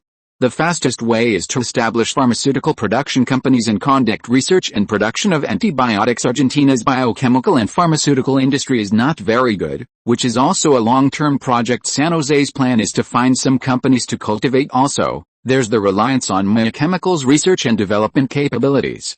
We need to strengthen cooperation with Southern University, and when the conditions are right, establish our own pharmaceutical company. Although biochemical has already started producing some basic pesticides, it seems a bit odd to then go and research pharmaceuticals. Maya brand nitrogen fertilizer, mostly ammonium sulfate, ammonium chloride, ammonium bicarbonate, and ammonia water, are all good quality and inexpensive on land with average fertility. A 50-kilogram bag of fertilizer can be used for 1 acre. This greatly increased the farm's yield, even achieving a 2 to 3-fold increase in production this year. The output and quality of the Andes cigarette factory have greatly improved. In addition to the expansion of the planting area, the ample use of fertilizer is also an important reason. Besides fertilizer, mechanized production is also an important reason for the farm to increase its output in the future. If we rely entirely on manpower, it is estimated that we won't be able to manage so much land. Leiden brand tractors and Leiden brand cargo tricycles have become good helpers for Argentine farmers in doing farm work, but the price is a bit expensive. The only pity is that compared to the hundreds of millions of acres of land in the country, the 500,000 tons of fertilizer produced by biochemical each year is too little, not even enough to fill a gap between the teeth. Therefore, the scale of biochemical's Blanca fertilizer plant should be expanded more than 2 times that of the San Martin plant, and the cost should be reduced even more. At the dinner table, Saint Tessa and Elena ate and chatted. I didn't expect that Maya fertilizer already has a 3-year history, and it has been in production for almost 2 years, Saint Tessa said with some emotion. Saint Tessa remembered that he had smashed more than $5 million in Maria Town back then, just to build a fertilizer plant, which was really crazy. At least more crazy than building the La Plata steel plant. Fertilizer really plays a big role. Cohen, you have done a good thing. Elena knows about this fertilizer plant, but she only knows a part of Saint Tessa's industry. Cohen, what really surprised me is that you have already become the mayor. It feels like a dream. Elena looked at Saint Tessa speechlessly. She only found out about this yesterday. Saint Tessa doesn't tell her much about things. After all, the risk is quite high. Although there is no such thing as postpartum confinement in foreign countries, Elena doesn't go out much, and only hears some news sporadically. She thought her boyfriend would become a lawyer at first. This is also unavoidable. No one else wants to do it, and I just happened to be pushed up there. Saint Tessa scratched his head, revealing a simple and honest smile, and said no more about it. He held his wife's hand tightly. In the beginning, building a fertilizer plant was somewhat impulsive, but fortunately, he didn't just import equipment to produce fertilizer. He also cultivated a professional engineering construction team during the construction, and the machinery factory also explored and became familiar with fertilizer plant construction. Finally, he created Rhine Military Industry and Leiden Industry, which was not a loss of tuition fees. After having his own special steel plant in the future, he can even build his own fertilizer plant in the future. Compared to the synthetic ammonia in San Martin, this second fertilizer plant, which is a urea plus synthetic ammonia combined fertilizer plant, will completely take over the nitrogen fertilizer technology. Besides fertilizer, mechanized production is also an important reason for the farm to increase its output in the future. If we rely entirely on manpower, it is estimated that we won't be able to manage so much land. Leiden brand tractors and Leiden brand cargo tricycles have become good helpers for Argentine farmers in doing farm work, but the price is a bit expensive. Leiden Industries' production costs remain high. The first generation of products is also a patchwork: American technology and equipment for tractors, Japanese and German technology and equipment for motorcycles, plus some German technicians, which is really impressive. It's just that when the final accounting is done, the price is very expensive, so they can only sell the products to Sunshine Agriculture at a low price. They are now debugging and producing cheaper second-generation tractors and motorcycles. In addition to some necessary preparations, St. Tessa is also preparing to reserve some important materials before the arrival of winter. Hot steel plant laid the first pillar. The foundation of the Blanca fertilizer plant has been built. Rhine Military Industry moved a cannon production line to adapt it to naval guns. 3 Seas Shipyard began to repair the second warship. The Blanca City Police Department expanded its recruitment by 200 police officers. The Exploration Department of Thunder Mining discovered copper and tungsten mines in Argentina, and also discovered a low-quality coal mine in Salta Province. The Uruguay Grand Iron Mine has begun to ship iron ore. The export sales volume of Rhine Military Industry began to shrink, especially in the Nanyang market. St. Tessa also began to supply Chile, Peru, and Colombia. Some small markets have also been opened up in Africa, but they are basically not large. The export of Rhine Military Industry, especially the export of firearms, has begun to collapse in foreign markets under the suppression of the Americans, and can only barely survive domestically. After all, this thing has begun to flood. This once again proves that in the case of insufficient national strength, reselling arms can only make quick money. Currently, most of Rhine Military Industries' sales, 95%, come from 3 guns. A combination: one is the MP40 submachine gun, the other is the MG52 assault rifle, and the other is the P51 pistol. It is quite difficult to be able to sell it to this extent, and it is still thanks to the war. After the production lines of these 3 guns reach their limit, they will eventually stabilize to a certain level and reach a balance. The technology is completely mature, but the market is so big the military industry can really be regarded as not opening for 3 years, but eating for 3 years. The development time of Rhine Military Industry is exactly 3 years, unless it is like the Soviet Union, where the country is kidnapped by the military industry, constantly increasing the budget, and producing non-stop every year, or like the United States, a military-industrial complex that launches wars abroad. St. Tessa knows in his heart that the military industry cannot be eaten, but it has to be developed now. The research and development of tank cars is also spending a lot of money, and there is still no good news coming, which is also a big pit that was entered with a pat on the head, but it cannot be abandoned. Some seeds must be retained for Argentina. The same is true for the San Martin aircraft factory. If it is abandoned, it will not be picked up in the future. Argentina has invested so much money in this fighter project, and it is a pity that it has not produced results. St. Tessa's determination is also known to Dr. Tank. His meaning is that the fighter jet will definitely be successfully developed in the future, and money will continue to be invested. The most money-burning thing is actually the Institute of Nuclear Physics. St. Tessa can only go in the direction of uranium purification research and development. Building an atomic bomb requires the power of the entire country to promote it. He hopes to keep the Atomic Energy Agency when Perón falls. That's all. Now there is indeed not enough financial resources and not enough talents. If fighter jets are to produce results, it may take another $15 million to invest. So much money can build 5 large fertilizer plants. St. Tessa can only help them breathe a sigh of relief. Even more investment is needed in the Atomic Energy Agency than in the United States and Argentina now. It can only be done theoretically. There is also progress in the San Martin Aircraft Design Institute. At least the wages will not be reduced, and the Air Force cooperation will not be reduced. With the help of General Thompson at the beginning, the Ministry of Defense was willing to transfer equipment from the Argentine military aircraft factory and give certain support. Now there is mass production of stainless steel, which still saves a lot of money. Now we are waiting for the research and development and mass production of more excellent steel alloys and other metal alloys from the special steel plant. The establishment of the Blanca City non-ferrous metal smelting plant and steel plant, one after another, and the metal laboratory has also been moved here. Various alloys that are resistant to high pressure, high temperature, low temperature, and war resistance, as long as they are successful, are of great significance to fertilizer plants, tank factories, shipyards, aircraft factories, and diesel engine factories. The various metal mineral raw materials arranged by Thunder Mining also help. Chapter 213 The Attack of Briquettes. May 1st, Saturday, Labor Day. The time here is basically equivalent to November 1st in the Northern Hemisphere. Some places have even started to snow, but things are still alright in Bahia Blanca. The weather in southern Argentina at this time is very suitable for planting winter wheat. José is also conducting mobilization and promotion on wheat farms outside the city of Bahia Blanca, encouraging the planting of more grain, and Sunlight Agriculture has also begun planting winter wheat with enough fertilizer. There is no need to worry too much about the decline in soil fertility. José hopes to cultivate more high-quality wheat varieties. Currently, Argentina's agricultural potential has not been fully stimulated, which is very bad.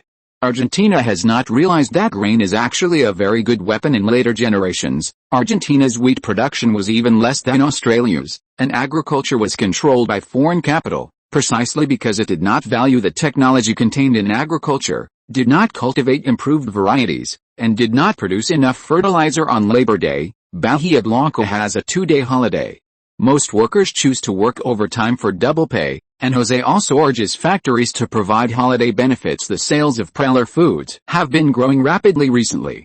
José is using import and export trading companies to prepare for the construction of Argentina's first modern supermarket now. In addition to fiscal revenue, Bahia Blanca needs to continue to find ways to expand its sources of income. However, supermarkets in a sparsely populated country like Argentina really don't have much of a market. The weather's bad today.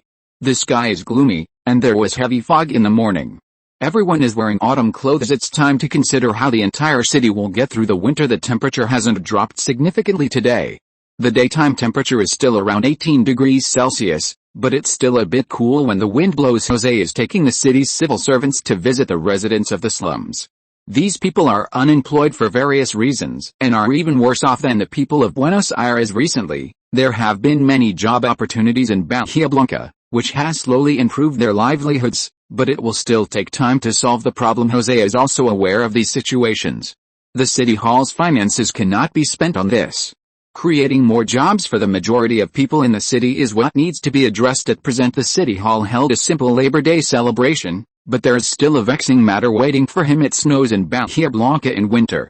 This year, Bahia Blanca has increased by 60,000 to 70,000 people compared to last year, plus the 20,000 people in the new 3 districts. The burden on his shoulders is heavy, and it is expected that there will be another 50,000 or more people this year. This will correspondingly increase the demand for heating in winter. If indoor work is to be carried out in winter, indoor heating is required, using radiators. Bahia Blanca's first thermal power plant is already in operation, but the price of electricity is still very high. This is determined by the cost, and the thermal power plant is not built in the urban area, and it is mainly for factories. The apartment-style dormitories that José built do not have electricity. Heating in winter is indeed a problem currently. Only water is supplied, not electricity. The municipal facilities will not be repaired for electricity until the end of the year, and it will be spring by then. It is also necessary to build houses that can accommodate tens of thousands of people, which is also a headache. The speed is much faster than in San Martín, where the houses were built slowly. Currently, there are no greenhouse vegetables because there is a lack of cheap plastic film, so expensive glass is used, which cannot be promoted for the time being. Fortunately, the people here don't have a particular fondness for eating green vegetables, so José hasn't promoted this kind of greenhouse. His neighbors are a little curious about this strange building. To cope with the city's winter heating needs, José has dispatched more coal ships from Australia, which will arrive in port in a few days. However, only middle-income people can afford these coals. After all, the price is still very high. Since last year, Thunder Mining has bought several coal mines in Australia to supply coal to La Plata Steel, which can also solve the winter heating problem, by the way, but such coal is still a luxury for poor families. Moreover, Thunder Mining's low-quality coal has poor sales. It needs to be refined for iron making, which is costly, and there are many problems with burning it directly. José is also thinking of a way out for Thunder Mining. Argentina still has a lot of reserves of low-quality coal. This low-quality coal should be able to be made into briquettes. José suddenly thought of this transmigrator's artifact, which he had never thought of before. This is probably because he was too busy with other things. Low-quality coal is not that it cannot be burned, but that the combustion efficiency is relatively low, that is, the calorific value is low. Moreover, low-quality coal has more impurities, but it can still be burned, whether it is used for heating, cooking, boiling water, etc. It is very good. More importantly, its price is very cheap. José instructed people from the Rain Mechanical Factory to draw up a rough blueprint of the machine. Let them experiment with manufacturing two machines, namely a briquette stove and a manual briquette production machine. There is no need for a specific production line, mainly just a manual machine. This is just for transition. It is not difficult to manufacture these machines. Use a punch press to punch out a circular mold, and then weld on the handle to make a simple briquette mold. Hundreds of manual machines were made in half a day, and the output is very reliable. The stove is more troublesome, but it's okay. Hundreds of them can also be made in a day. José came to the low-quality coal warehouse and asked people to take it out, add some loess, sawdust from the furniture factory, and lime produced by the cement factory, mix it with water, and press it out one by one using a mold. José personally pressed out hundreds of briquettes and asked people to write down the steps and publish them in the newspaper, preparing to promote it. Briquettes are only popular in East Asia, and it is also a last resort, and they were slowly cancelled until the 21st century. It's just that there is no sun today, so it can only be ventilated and dried in the shade, and it can be used the next day with a successful ignition. The briquettes are red, there is no smoke, and the fire is very strong, which is indeed a good thing according to José's intention. The Rain Mechanical Factory continued to produce a large number of winter briquette stoves, as well as briquette making equipment. 12-hole briquettes are reasonably designed, with 4 holes in the middle and 8 holes around. These holes are symmetrical and uniform, allowing for interchangeability in all directions and convenient use. With this design, the briquettes have a very strong firepower, and a pot of water can be boiled in 12 minutes. This kind of briquette ignites quickly and is easy to burn. It can be lit with a match from the stove opening. The advantage of briquettes is that they are economical and easy to use. The price of this kind of coal is not very expensive, and most people can accept it. Briquettes are safe and reliable. They do not ignite without an open flame, do not burn when exposed to sparks, do not deteriorate during storage, and do not emit harmful gases. The cost of briquettes is low. The price of coal from thunder mining is very low, so the cost is also low, and the selling price is cheap. Honeycomb briquettes burn after being lit, allowing for on-demand use, which is convenient and quick. Placing 1 or 2 briquettes can maintain heat for 1.5 to 2 hours. Very reliable. It's indeed a good thing for the people of Bahía Blanca. Bahía Blanca's employment numbers have reached a historic high. San José visited several large factories and provided guidance on their development. On the afternoon of May 2nd, San José took a normal rest and prepared a lavish dinner. After dinner, the family held their daughter and watched television by the fireplace. The television program was quite boring, but Elena was in good spirits. In the evening, Elena took a bath and looked radiant. They handed their daughter over to the nanny, Lena, and the two of them spent a wonderful night. Starting on May 3rd, San José, having proven the effectiveness of honeycomb briquettes, showcased this good thing to the civil servants and began to promote it comprehensively. In Bahía Blanca, San José promoted the coal stove and the honeycomb briquette pressing machine. He commissioned several small factories to undertake the production of more affordable and high-quality stoves for rapid promotion, giving away the technology for free. He also instructed citizens to ensure good ventilation, as burning coal in stoves can easily lead to carbon monoxide poisoning. The small coal stoves were in short supply, and the price also rose a bit under the massive market stimulation. These small factories quickly developed new versions. The Sidurca brick factory also got involved, producing cheaper clay stoves. The demand from the tens of thousands of people in Bahía Blanca was still very large. With the news spreading like wildfire, honeycomb briquettes were also promoted in other southern cities, causing a buying frenzy. Some factories in Bahía Blanca even gave away some of the produced honeycomb briquettes for free to expand sales. At least this winter will be easier to get through. Thunder mining rapidly expanded production, transporting more coal via railway. The waste utilization effect is not bad. After a few days, Bahía Blanca suddenly experienced strong winds and light rain. After several days of cloudy and rainy weather, the weather clearly turned colder. There were 1 or 2 sunny days, and with the sun in the sky, every household was rushing to make honeycomb briquettes. The small honeycomb briquettes came in handy, greatly increasing San José's approval rating. Moreover, there are many places colder than Bahía Blanca, and thunder mining sold such coal to even more distant places. After all, Argentina's railway network is very developed. Seeing that honeycomb briquettes were indeed good, San José immediately implemented a plan to quickly promote the honeycomb briquette technology for free nationwide. He freely authorized factories to produce them, and even more versions emerged, even alarming the presidential palace. Finally, The Argentine National Mining also personally stepped in to promote them. Thunder Mining, which provided the coal, made a huge profit.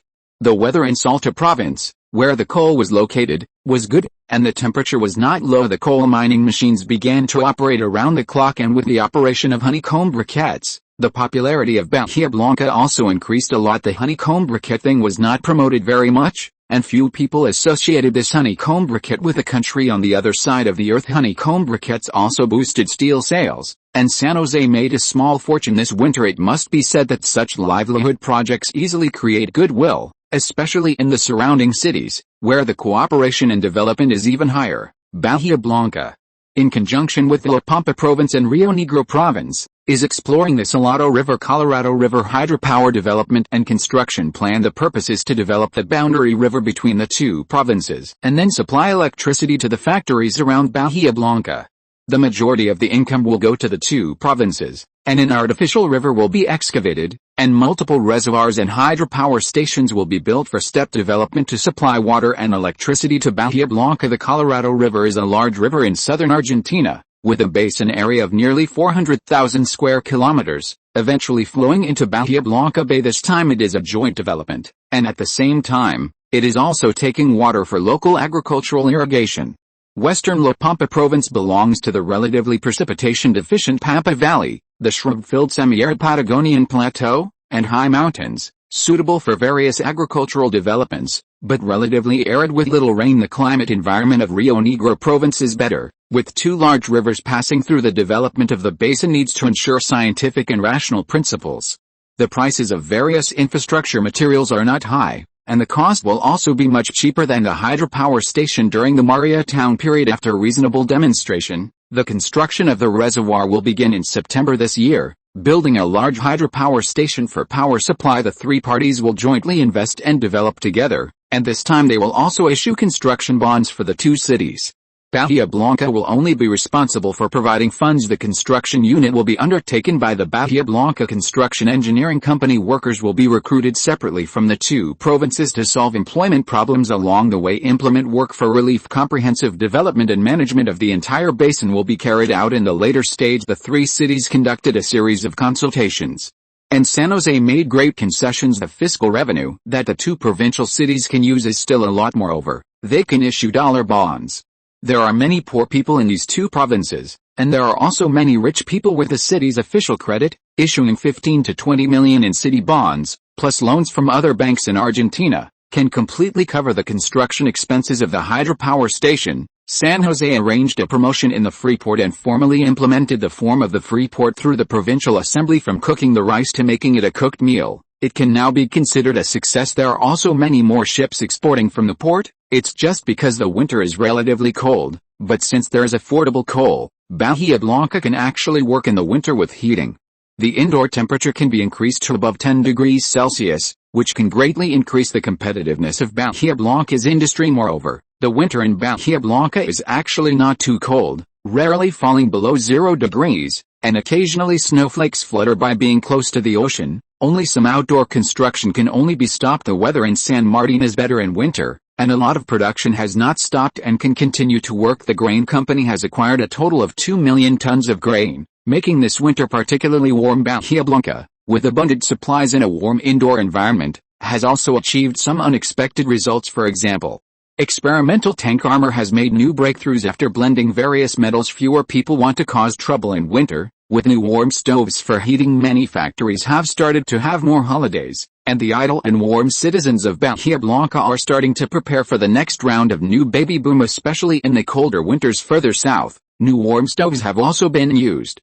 Cities like Viedma have seen birth rates increase many times over this winter compared to previous years. For some Bahia Blanca citizens who have difficulty with heating, San Jose organized a donation campaign, purchasing a large number of honeycomb briquettes and coal stoves to donate. This winter in Bahia Blanca is particularly warm. Chapter 214 State-owned department stores opened. Lingang Industrial Zone, the canteen of the Rain Machinery Factory. Actually, St. Hurst had been hiding in the Blanca Port Industrial Zone recently. He was still shaken by an accident a few days ago. Natalie, the current deputy editor of the Capital New newspaper, suddenly arrived in Blanca City. If St. Hurst hadn't used all his skills to coax and deceive her, he wouldn't have been able to trick Natalie back to Buenos Aires. I didn't expect my charm to be so great. The two stayed in a villa in the suburbs for one night, and then St. Hurst, feeling guilty, stayed in the Lingang industrial zone under the pretext of work, not wanting to see Elena. In fact, Rosa from Baron Bank and Messenger from Sunshine Agriculture seemed to be devoted to him, which made him a little helpless. Alice, this damn charm. St. Hurst took a sip of water and continued his work. The weather was slightly sunny today. Recently, the national demand for briquette stoves has exploded. And this machinery factory has also chosen to expand its recruitment to cope with this sudden surge in orders. Rain Machinery Factory suddenly added 15 dedicated factory buildings, which is not a big problem. The Lingang Industrial Zone has enough reserve factory buildings. In addition, 3,000 workers were specially recruited to manage and form efficiency. St. Hurst appointed Don Miguel as the director of the machinery factory, who is also his deputy this time, responsible for factory management and also the project management. This time Don Miguel was brought by St. Hurst from the propaganda department of the Radical Party, and showed outstanding management talent in the investment promotion department. He is a dual talent in propaganda and management.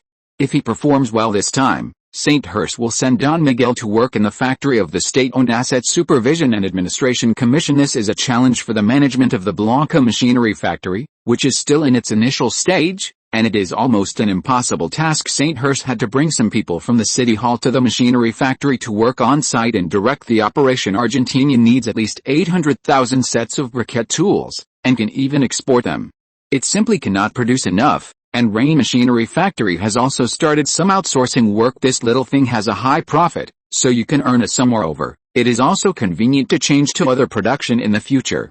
Many machine tools can be used, which is why St. Hurst is willing to invest. Most of the accessories for the stove can be replaced with other materials, while the iron for pressing briquettes can only be transferred from La Plata. Small steel pipes. In addition, the stamping and die casting production machine tools and other simple production machines and welding tools produced by the Capital Machinery Factory are also transported by train. St. Hurst didn't expect that this little thing could explode with such a large demand, and even some areas of Uruguay wanted this thing. In addition to the Blanca Rain Machinery Factory, San Martin and La Plata also set up production lines, but they are mainly located in Blanca City, which is also a good opportunity for urban development because it is necessary to have a certain learning ability. The surrounding brother cities have provided support to Blanca City, helping to recruit workers with junior high school level. The short-term outbreak of demand in Blanca City was supported, which moved St. Hurst very much. The main production capacity is located in Blanca City, and many factories cannot produce this small thing. After all, it still requires many processes. When can Argentina become a country of copycats? Then Argentina's industrialization will be successful. St. Hurst doesn't think there's a problem with copycats. The ability to copy is a very terrible ability in itself. This is based on the Industrial Revolution and Industrial Foundation. There were Germany and Japan, and later New China. They are all processes of a country slowly advancing from backward to advanced. At present, Argentina, except for a part of the industry, other industries do not even have the level of copycats. This is also the reason why a certain major country in South Asia has been unable to achieve the independence of the military industry. That is, it cannot even reverse engineer the copycats, and it takes more than 10 or 20 years to produce a third-generation main battle tank. Even with the help of the Germans, one plane after another crashed. Just like the sudden outbreak of briquette stove production, this briquette press has not yet appeared as a copycat product, and even mass-produced copycat products cannot be produced, or the cost is too high and there is no value. In fact, the basic industry is not good, and it is quite sad that it cannot even copycat, which is quite sad. St. Hurst came here this time to help the supporting factories improve the yield rate and production efficiency. During this period, he led the civil servants and officials of the city hall to comprehensively transform the management of the machinery factory and establish a sound production workflow. He established professional production workshops for Rain Machinery Factory and completed the first mechanical production line in Blanca City, which is of great significance. With a complete production line, from die casting to welding, it is divided into more than a dozen processes, and the daily output has also begun to climb rapidly. Next is mass replication and pasting. At this point, St. Hurst breathed a sigh of relief. I didn't expect this little thing to be so troublesome. St. Hurst watched as car after car of briquette presses were transported out and then transported by rail to all parts of the country, and even sold to Uruguay and southern Chile, which are also alternative products to natural gas. St. Hurst promoted this little thing as omnipotent, capable of stir-frying, cooking, and heating, and cheap thunder mining coal was also spread all over the country while selling a large number of cheap coal. It also increased the living standards of residents besides salt as cheap coal. Thunder Mining also had a coal mine in Patagonia, where they were stepping up mining efforts. The low population and cold winter climate in southern Argentina meant they could use a little help. The investment in upgrading and expanding the factory cost less than $400,000, and it's projected to generate a direct profit of $1.2 million while also creating 3,200 family jobs. With even greater indirect benefits, this machinery factory will be further upgraded in the future to produce other products, such as parts for tractor and motorcycle factories. If it develops well, it could even become independent from Thunder Industrial and produce its own machinery, such as loaders, small excavators, construction machinery, and dump trucks, all of which are promising areas. Thunder Industrial's development speed hasn't been fast in the past 2 years, which St. Heracles found somewhat unsatisfactory. This semi-independent research and development approach wasn't quite suitable for Argentina's current situation. This was also St. Heracles' overestimation of Argentina's current research and development capabilities. Even with the perspective of later generations, not being able to handle it was still a problem at this stage. Relying on importing production lines was more reliable.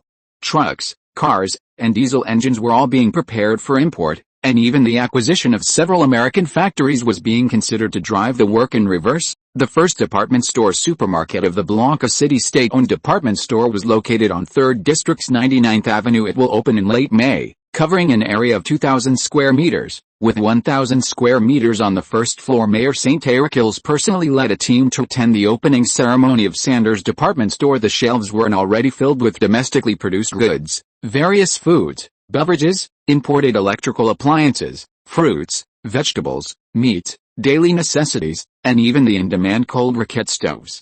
Everything was available. 10 cashiers and 30 shop assistants were recruited throughout the city, all women over 35 years old.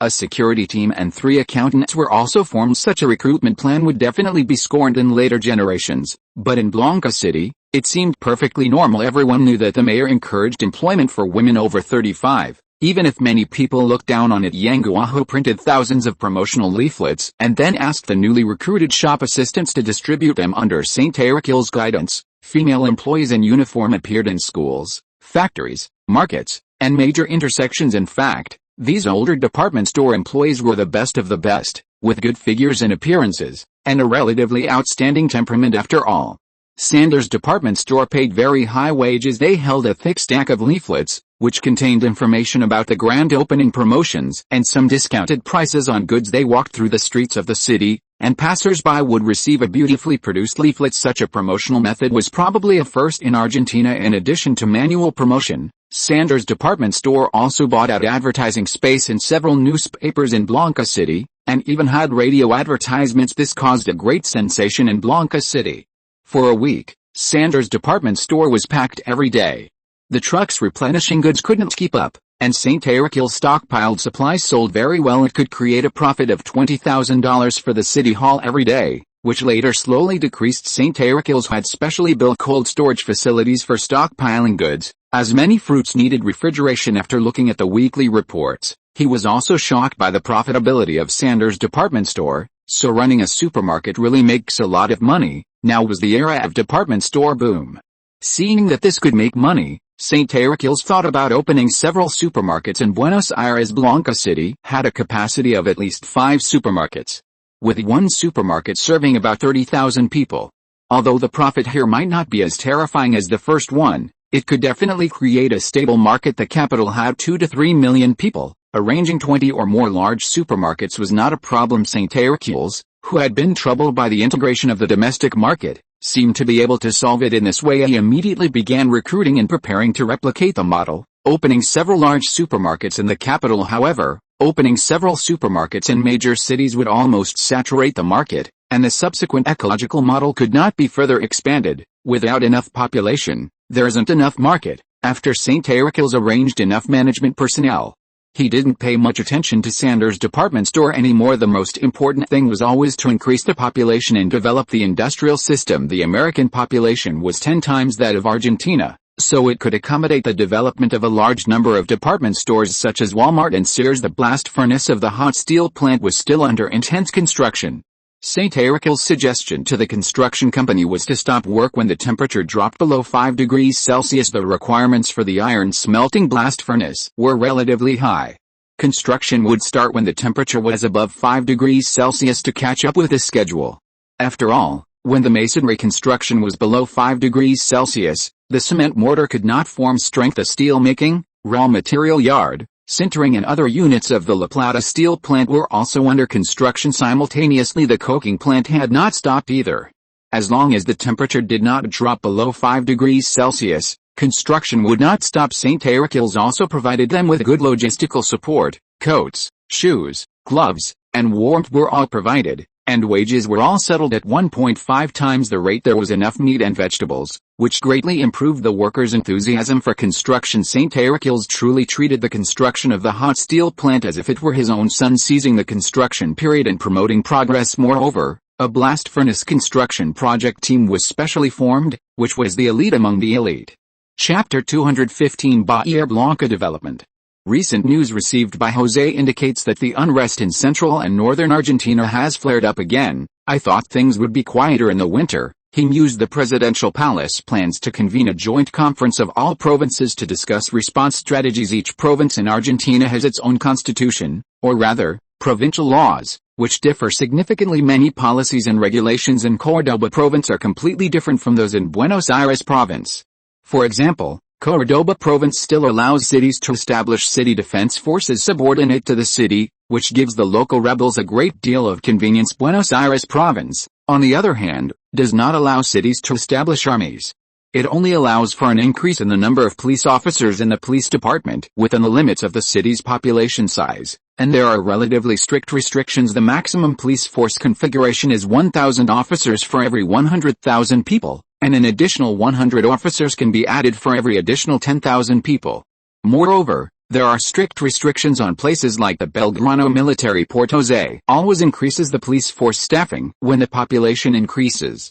The Bahia Blanca Police Department already has a police force of 1,850 officers and conducts frequent combat exercises. It can be said that Buenos Aires province is the province with the strictest control over municipalities in all of Argentina. The economy of Bahia Blanca continues to maintain strong growth. With Sanders supermarket and ample production, prices here remain stable, and factory profits are also increasing. Currently, the area of the main urban area is not very large, only 158 square kilometers. Even after José incorporated a part of the suburbs, José began to make corresponding adjustments to the jurisdiction of the 5 districts in the city center. The first and second districts were merged, with a population of 61,000, and renamed the West District. The area was expanded to 74 square kilometers. This is where the city hall is located, the administrative center of Bahia Blanca, the economic center, and the headquarters of Ballenbank. The 3rd, 4th, and 5th districts were merged and renamed the East District, with a population of 97,000 and an expanded area of 104 square kilometers. Originally, there was a comprehensive medical clinic here, which will be rebuilt into Bahia Blanca Second Hospital. This is also where the Bahia Blanca railway station is located. There are 2 universities and 2 hospitals here, and the population is still increasing rapidly, mainly from within the province, and some from La Pampa province and Rio Negro province. It is still a bit short of establishing specialized universities. José plans to build some secondary vocational schools here, which makes it necessary to reform the current secondary schools and establish junior high schools and senior high schools, as well as secondary vocational schools equivalent to senior high schools. The construction of textile schools, nautical schools, agricultural schools, architectural schools, and medical schools has all been put on the agenda. This is also where the passenger port and the fishing port are located. Originally, there was no industry here, but now there is a building materials market, a clothing wholesale market, a food processing plant, and a wool textile factory. José attaches great importance to the development of the city's fishing industry, using Ballenbank to provide installment payments to support the development of marine fisheries. The State-Owned Assets Commission established a Bahia Blanca Fisheries Corporation, purchased 20 fishing boats in one go, and provided local fishermen with ultra-low-interest loan services, increasing the fishing boat orders of Sanjay Shipyard several times. This place has the most favorable fishermen support policy in Argentina. With José's support, the number of fishermen gathered here has directly increased tenfold, reaching a scale of 2,000 people, with 71 fishing boats, surpassing Mar del Plata and becoming the largest fishing port in Argentina. Moreover, this place also has the most advanced fishing boats in Argentina, with offshore fishing capabilities. When the big guys from Sanjay Shipbuilding are launched, they will have deep-sea fishing capabilities in addition. In order to develop the arms smuggling industry, José recruited arms dealers, developed offline distribution, set his sights on the African market, squeezed the last bit of resource profits, and went crazy through local forces in South Africa. He sold 600,000 MP40 submachine guns, 450,000 MG52 assault rifles, 600,000 pistols, and 200 million rounds of various types of ammunition in one go. The 6 arms dealers in British South Africa took this batch of goods, exchanging them for countless gold. These cheap arms were almost half the price of American and Soviet goods, and the power and accuracy were not bad. International arms dealers are very welcome to this kind of white label weapon without a manufacturer, which is durable and easy to manufacture. It is cost effective. José only smuggles them in batches of 2,000 at a time, clearing out the stock at a great discount. Cargo ships loaded with smuggled arms roamed the Atlantic before exiting the arms market in the Nanyang region. José sold at least 700,000 pistols, 1.05 million submachine guns, and 400,000 assault rifles here. The production lines of Ryan military industries were all fully loaded, and the production capacity of MG52 assault rifles alone climbed from 2,000 per month to 60,000 per month. A large number of plastic parts and integrated stamping are used for the 3 major components of firearms. The process is mature, and the bullets are made of the cheapest copper-clad steel. A large number of parts production plants have also been set up across the country, with 3 assembly plants under the protection of Little Thompson of the Ministry of National Defense. Now, a large number of gun and artillery factories are starting to move to Bahia Blanca for a final frenzy. In addition to the 3-piece bestsellers, other large heavy weapons and materials are difficult to sell because they are relatively expensive and the steel technology is not very good. The German technology is mainly used for the 3-piece set. The performance of a gun, whether it is durable, accurate, and the quality of the rifling are all very important. The number of heavy weapons sold is small, and the sales of rocket launchers and mortars are relatively average. There are many situations where the technology is not in place. José can only let the Research Institute strengthen its research and development. This time, the ship gun matching is also a big challenge for the artillery factory. Fortunately, the special steel plant is also working hard to develop and test the steel, but it is not easy to produce qualified artillery barrels, and processing is also a big problem, requiring a lot of experiments. The manufacturing process of artillery barrels is even more complicated, and it is simply not something that ordinary countries can handle. Currently, there may be only about 10 countries in the world with top-notch artillery manufacturing technology. This is also why José wants to introduce artillery technology from the Italians. Even if the La Plata steel plant now masters electric furnace steel technology, the steel cannons produced still have problems. First, the high-quality alloy steel billets for manufacturing gun barrels need to go through 2 steps, rough forging and precision forging. The problem lies in the precision forging step, which is similar to the deep processing of gun barrels, but several times more difficult, and the material requirements are also higher. This is entirely a test of one's technical proficiency. A slight carelessness could ruin the gun barrel. The gun barrel not only requires a high material formula, but also a high processing technology. This is also the reason why St. Hesser's specialized 3-piece set is exported. It's too difficult.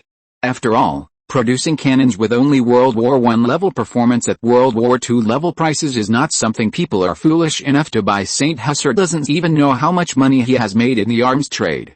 The monthly export volume is terrifyingly large, enough to arm a small country's army. His ability to generously open factories in Blanca City and even support Han steel factories also because the arms trade is too profitable, far more profitable than mining. However, such opportunities are not many. Even selling in Africa requires the tacit consent of the Soviets. The Soviets have not yet fully recovered after the war. Now that Corn Emperor has just taken office, Eisenhower is preparing to support Ngo Diem in South Vietnam and establish a pro-American democratic regime. The 2 major powers have slightly reduced their attention to Africa. There are still 5 or 6 years before the official start of events in Africa, so there is still time to sell a lot during this period. Therefore, it is not easy for St. Hesser to get a share of the pie. Moreover, St. Hesser only sells to British colonies, with very little flowing into French areas. After all, the cooperation in Saigon was quite pleasant after corresponding reforms are carried out in the old 5 districts. The 5 electoral districts will be merged into 2 large electoral districts, and the number of parliamentary members will also be adjusted in the next election. The 28 square kilometers of the coastal industrial zone remain unchanged, with a current population of 24,000, mainly factory workers, managed by the 2nd district, developing the steel industry, light industry, food industry, and other comprehensive industries. A large amount of low-quality coal transported from the Salta area is stored here, and the reserves are acceptable. The Sapla area, located at the junction of Jujuy Province and Salta Province, is a mining area that the head of the Falcon Bureau took down through a combination of vertical and horizontal strategies and clever plundering. It has now become Argentina's largest coal production base, even surpassing the Patagonia Plateau. At a coal mine site bearing the logo of Thunder Mining Company, workers are working enthusiastically. This mining area is about 50 kilometers wide from north to south and covers an area of about 2,850 square kilometers. It is a large mining area acquired by Thunder Mining. Iron ore was discovered during exploration. Initially, Bill Bird wanted to mine iron ore and copper ore, but unexpectedly, all that was mined in the end was some low-quality coal. After searching more than 50 blasting points, no iron ore was found, only a pile of low-quality coal and sparse copper ore, which angered the people at Thunder Mining, feeling that they had failed the boss's trust, and turned to fully developing Australian coal mines and Uruguayan iron mines. In fact, it wouldn't be a loss if there was copper ore, but after mining a few hundred tons of copper ore, it was gone, and even the cost could not be recovered. Copper ore is not only an important material for producing bullet casings, but also an important material for the power industry. The transportation in this mining area is mainly by ordinary roads, which can reach Salta City, Oran, Córdoba, Buenos Aires, and other places, and is transported to the south by railway. And see, the recent booming sales of honeycomb briquette products have led Thunder Mining to expand production. Because many large-scale mining and excavation machines have not been popularized, they can only rely on manual expansion, so a large number of Bolivian workers have been recruited. After the coal mine is blasted, it is manually excavated and then transported to the docks and railway stations by trucks. The actual efficiency is not high. Currently, mining machines are being purchased from the United Kingdom. Raffles Bonney, the exploration manager of this mining area, still insists that iron ore exists here. When the coal mine was dug to a depth of 32 meters underground, dawn finally appeared. This is 45% grade iron ore. God bless, my exploration results are not wrong. Raffles held up the iron ore, raising it high. Argentina does indeed have large iron ore deposits. He excitedly took the minecart to the ground. The Freeport is directly managed by the City Hall, developing foreign trade plus industry, assembly industry. In addition to attracting some domestic factory owners, some British people also want to move in this time and are negotiating. The 40 square kilometers of the Western New District are newly added jurisdictions, with a current population of 2,200, located next to the 1st District, temporarily under the management of the 1st District, mainly developing the chemical industry. The main factories are Maya Chemicals urea plant and synthetic ammonia plant, comprehensive chemical plant, and the refinery, plastic plant, and caustic soda plant that are being prepared for construction. The Alta district in the east was merged by St. Hesser in order to establish cooperation with the Belgrano naval port. It is also the best of the 3 towns around Blanca City. The original population was 9,200, and the Sanjay shipyard is also located in the coastal industrial zone in the west of Alta district, with a current population of 10,000. The Maclo district in the north, with an original population of 4,000, has now increased to 4,500. It was originally a large ranch. The Pasca district in the west, with an original population of 6,000, has now increased to 7,000. So far, Blanca City has regained its 5 jurisdictions, and its development potential has also been expanded accordingly. The population growth of Blanca City has slowed down with the arrival of winter, but compared to last winter, it has increased by more than 70,000 people. In terms of the city's underground pipe network system, the capacity of a pipe network system that provides for the life and production of 1 million people is at least 10 times that of a pipe network system that provides for 200,000 people, not 5 times. In order to ensure the overall self-adaptation of Blanca City in the future, St. Hesser must cross the threshold of 1 million people. So he adjusted the administrative divisions as soon as possible to face the large influx of population in the next few years. He doesn't want to build Blanca City intercity with a large number of slums. To this end, St. Tesser adopted a large area system reform. Each district is temporarily a dispatch agency of the city hall. When conditions are ripe, it will become a permanent agency with various development powers. This can also mobilize these people's enthusiasm for developing the economy more. The overall development level is still low, but the framework of an industrial city has emerged, especially the coastal industrial zone, which has contributed 70% of the tax revenue and 90% of the new jobs. Blanca City's booming development momentum has attracted the attention of many foreign companies, and St. Tesser has also been negotiating foreign investment recently. However, the instability of the domestic situation has caused many negotiations to stall through the accumulated large amount of funds. St. Tesser plans to make another large purchase to upgrade the existing industrial infrastructure, especially because the rapid expansion has led to the mechanical equipment of many factories being unable to keep up, and many technologies have become outdated. Chapter 216: The booming made in Argentina. Driven by the demand from domestic manufacturing, Argentina's steel production has experienced tremendous growth, surpassing 1 million tons, 2 million tons, 3 million tons, and 4 million tons in just 2 years, with production increasing rapidly with the commissioning of several small and medium-sized steel plants north of Buenos Aires, as well as the No. 3 blast furnace at the La Plata steel plant. It is estimated that the capacity will reach 5.5 million tons by the end of this year, successfully reaching the level of the world's top 10. The La Plata steel plant has become a giant steel conglomerate, serving as the pillar of Argentina's steel industry. To ensure production efficiency, San Jose is focusing on developing the steel industry and plans to further expand the La Plata steel plant. The goal is to build this plant into a steel plant with a capacity of 10 million tons, and to construct large blast furnaces and converters. La Plata is also one of the national railway hubs with well-developed sea transportation, making it perfectly capable of serving the entire country and for exports. Meanwhile, hot steel plant in Blanca City has become a new target for support, completing the evolution of Blanca City's steel industry and meeting basic needs. Currently, domestically produced steel is also being exported in large quantities. The La Plata steel plant exports 800,000 tons of steel, mainly in the form of hot-rolled coils, cold-rolled coils, and rebar, which has a good effect on generating foreign exchange. The main export destinations are Uruguay, Paraguay, and Brazil. The main raw material of Mafero tire factory is Brazilian natural rubber.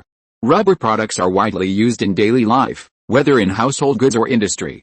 In addition, Blue Cloud Shoe Factory also uses Brazilian imported natural rubber. San Jose intends to make Leiden Tractor Factory independent in order to accelerate its development. Currently, Leiden Industry is involved in a wide range of industries, and the number of factories is increasing. Leiden Tractor Factory has fully recovered its costs and is generating profits. The diesel engines produced in cooperation with Argentina Diesel Engine Factory can already meet the needs. San Jose plans to introduce more production equipment to build this tractor factory into a comprehensive agricultural machinery manufacturer. Argentina Diesel Engine Factory has already produced several domestic diesel engines. 3 models for fishing boats, 2 models for tanks, and 4 models for tractors, forming an annual production capacity of 18,000 diesel engines, mainly supplying the tractor factory. The production of marine diesel engines is also considered acceptable. Leiden Motorcycle Factory is also developing well, but it has not yet recovered its costs. The motorcycle factory now has its own engine production line. The Leiden 250 motorcycle produced has good performance and quality, but the price is relatively high. After all, for a little more money, you can buy a 4-wheeled Ford car. The market scale is also limited. The factory is developing a cheaper and alternative civilian version, with more fuel-efficient engines and cheaper raw materials. Currently, Leiden Motorcycle Factory can produce about 2,000 motorcycles per year, mainly sold to the military, the police department, and for exports. Leiden's third branch industry is Leiden Machinery Factory, which is now gradually expanding its production scale, realizing most categories from large-scale machinery imitation, machine tool production, to small-scale machinery equipment production. It is necessary to separate this factory into a heavy machinery factory and a light industry machinery factory. It is already profitable currently. Argentina is completely self-sufficient in oil, but chemical products are limited, and it mainly exports crude oil. It now has 2 natural gas pipelines, and the country's power generation is also rapidly increasing. The hydropower stations and thermal power stations invested by the national first 5-year plan and second 5-year plan have been successively established. San Jose's plan to build an oil refinery is also to increase the added value of oil. Diesel, gasoline, and other petrochemical products are all good products. The development of the steel and petrochemical industries has promoted the modernization and supply of fertilizers, pesticides, and machinery in Argentina, thereby increasing the growth of agricultural production. With the complete harvest of autumn grains, grain production began to achieve positive growth again in 1952, increasing from 14 million tons in 1950 to 21 million tons, ranking 6th in the world. However, this has not fully reached Argentina's grain potential. With Argentina's agricultural talent level, an annual output of 100 million tons is entirely possible. Currently, 90% of Argentina's land still does not use fertilizers, the breeding of improved varieties is completely insufficient, and the utilization rate of agricultural machinery is low. Basic 3-year crop rotation is adopted, and the potential has not been fully stimulated. Rather than fully modern agriculture, San Jose plans to establish the Blanca City Land Reclamation Company to develop the abandoned farms around Blanca City and establish farm transfers, preventing these farms from being acquired at low prices during the spring plowing season in September and October. Large-scale development of farmland around Blanca City will be carried out, which can also promote the sales of tractor factories. The development of the tobacco industry is extremely astonishing. In less than 3 years, Argentina's tobacco industry has achieved a huge transformation from an importing country to an exporting country. This is mainly due to the support project of Andes Cigarette Factory. With a one-time development in the mountains, Andes Cigarette Factory formed a tobacco company, creating a brands matrix of more than a dozen brands from Spanish brands to English brands, and has entered 20 national markets. This year, it can bring San Jose a profit of $30 million. The number of Andes cigarette factories has also changed from 1 to 5, completing the layout of the main cities in the 3 northwestern provinces. Global sales have exceeded 670,000 boxes, truly selling well globally. This is currently San Jose's second most profitable industry. Argentina's tobacco planting area has increased from scattered thousands of acres at the beginning to 440,000 acres now, and has achieved large-scale scientific planting, becoming the largest tobacco planting country in South America. These tobacco fields are basically distributed in the 3 northwestern provinces, and the tobacco planting industry has also become the part of Argentina with the highest degree of agricultural mechanization. Half of Leden's tractors are supplied to the cigarette factory every month. The Andes Cigarette Factory's own planting area is 200,000 acres, an increase of 110,000 acres compared to last year, driving 37,000 farmers. In the mountainous and hilly areas of the northwest, which are not suitable for planting food, tobacco is their way to get rich. Under San Jose's instruction, some local small families and farmers have established tobacco planting cooperatives, introducing high-quality foreign tobacco planting using fertilizers, establishing standardized planting methods. Oran headquarters has become the tobacco center of Argentina, and a tobacco research institute has also been established to develop more advanced tobacco and cigarettes technology.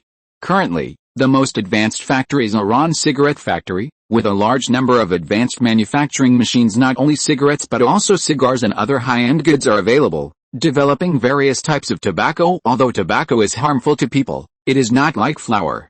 However, tobacco cultivation should be cautious and well planned.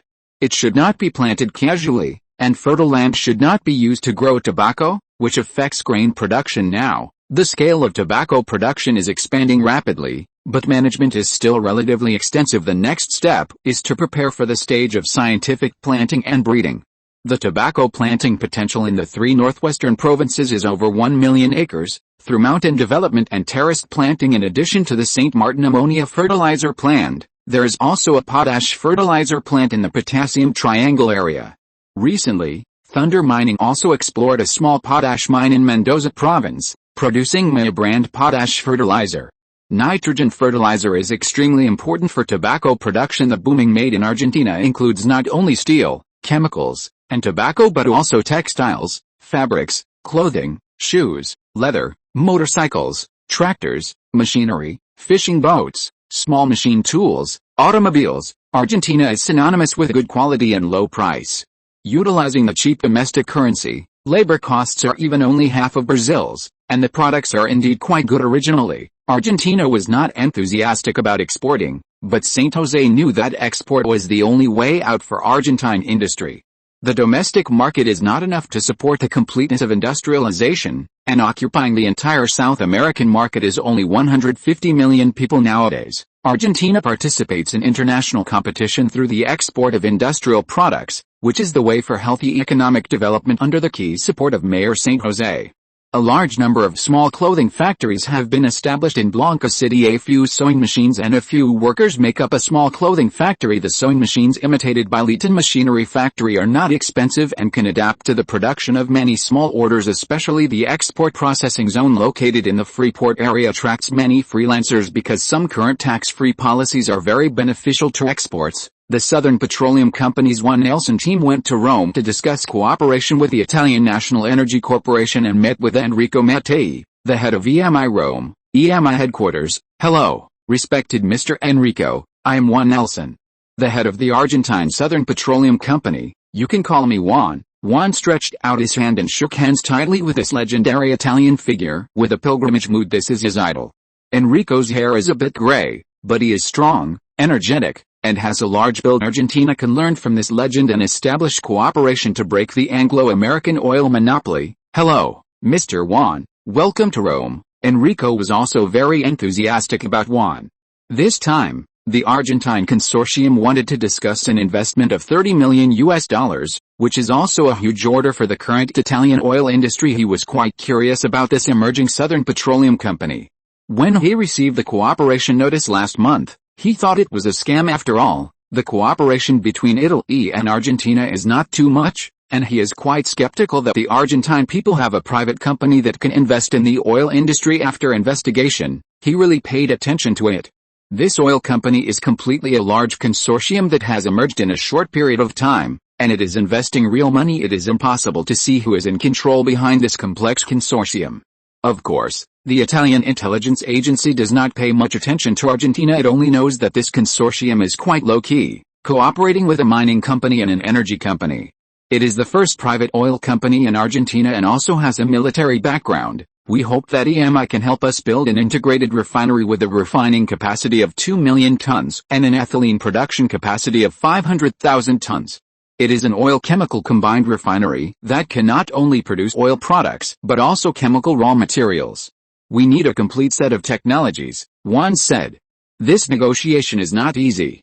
This 2 million ton refinery and 500,000 ton ethylene plant can directly send Argentina into the top 10 petrochemical countries. Also, help us build a professional steel pipe factory for the localization of chemical equipment production, and help us build a 1,000-kilometer crude oil transportation pipeline with a designed annual oil transportation capacity of 10 million tons. We will provide the pipeline raw materials. Italian special steel technology is good, but this strategic technology is difficult to export. The crude oil transportation pipeline is to transport crude oil from the Patagonian Plateau to Blanca City to develop Blanca City's heavy chemical industry. This price doesn't seem to be achievable, and the raw material cost is not enough. Enrico did a simple calculation in his mind and said euphemistically that it was basically impossible. Italy is also preparing to build a north-south crude oil pipeline, which requires huge investment. Adding a refinery and an ethylene plant, it is impossible to get it done for $30 million. The specifics can be discussed further. One said that this price was indeed very difficult to ask for the sky-high price and bargain on the ground. An integrated refinery can be built, and technology can also be provided, as long as there is enough technical fee. We don't have an ethylene plant here. The steel pipe ratio technology for crude oil pipelines can be provided as an attachment, but we will not be responsible for construction. The price will be around $45 million. For this crude oil steel pipe raw material ratio, it is not a big secret. The real difficulty lies in the industrial equipment for large seamless steel pipes, which cannot be compared with small diameter steel pipes. Enrico said a number. This seems to be too high. We have ethylene production technology, but we are not good at building ethylene production equipment. We can do an equivalent exchange, and we can offer a price of $40 million. One said a more reliable number, which is almost Saint José's bottom line. This price is more reasonable, then the specific details will be negotiated by the people below. Okay, then happy cooperation. After finalizing the general scope of cooperation, Both of them breathed a sigh of relief. Italy is also in urgent need of this order from Southern Petroleum, resisting the pressure from the United States and developing its own oil industry, cooperating with countries such as Egypt and Persia, and even the Soviets. It would be great to be able to cooperate with Argentina as for future competition. Enrico doesn't care much. The world market is big enough, and it's okay to have Argentina as a helper. Now it owes the Americans $700 to $800 million in foreign debt. The Argentines are indeed rich and powerful. In fact, his goal was almost $38 million. Enrico, who is in a good mood, found Juan, a young man, very pleasing to the eye. He expressed his willingness to act as a bridge for the exchange of military technology mentioned by Juan. This is not a big problem. I know a few companies that can conduct technology exchanges. If you're listening to this novel on a channel other than Fanfic World, it means they downloaded and uploaded it without effort. We cordially invite you to visit our channel, Mundo Fanfic Novelis. There you'll find the original version of this story, and you can explore many other novels of various genres. We're waiting for you to immerse yourself in a world of incredible novels. Chapter 217: Italian Military-Industrial Cooperation. NI is still in its initial development stage, and its funds are not abundant. After establishing cooperation, Enrico Mattei had a very positive attitude towards Southern Oil. He immediately stated that NI would send a technical team of 200 people to be stationed at Southern Oil to help Argentina establish its own petrochemical industry. Argentina doesn't have many oil talents. Having 200 foreign aid personnel can speed up the progress. Mr. Enrico, I hope that when it is announced to the public, the specific amount of cooperation should be controlled at around $10 million. Not too much, Juan said finally. Rome is now infiltrated like a sieve. Don't be too high profile, lest the American bastards stir things up. In fact, the confidentiality work this time was done quite well. Cooperation between private companies, small refineries, these are two key words.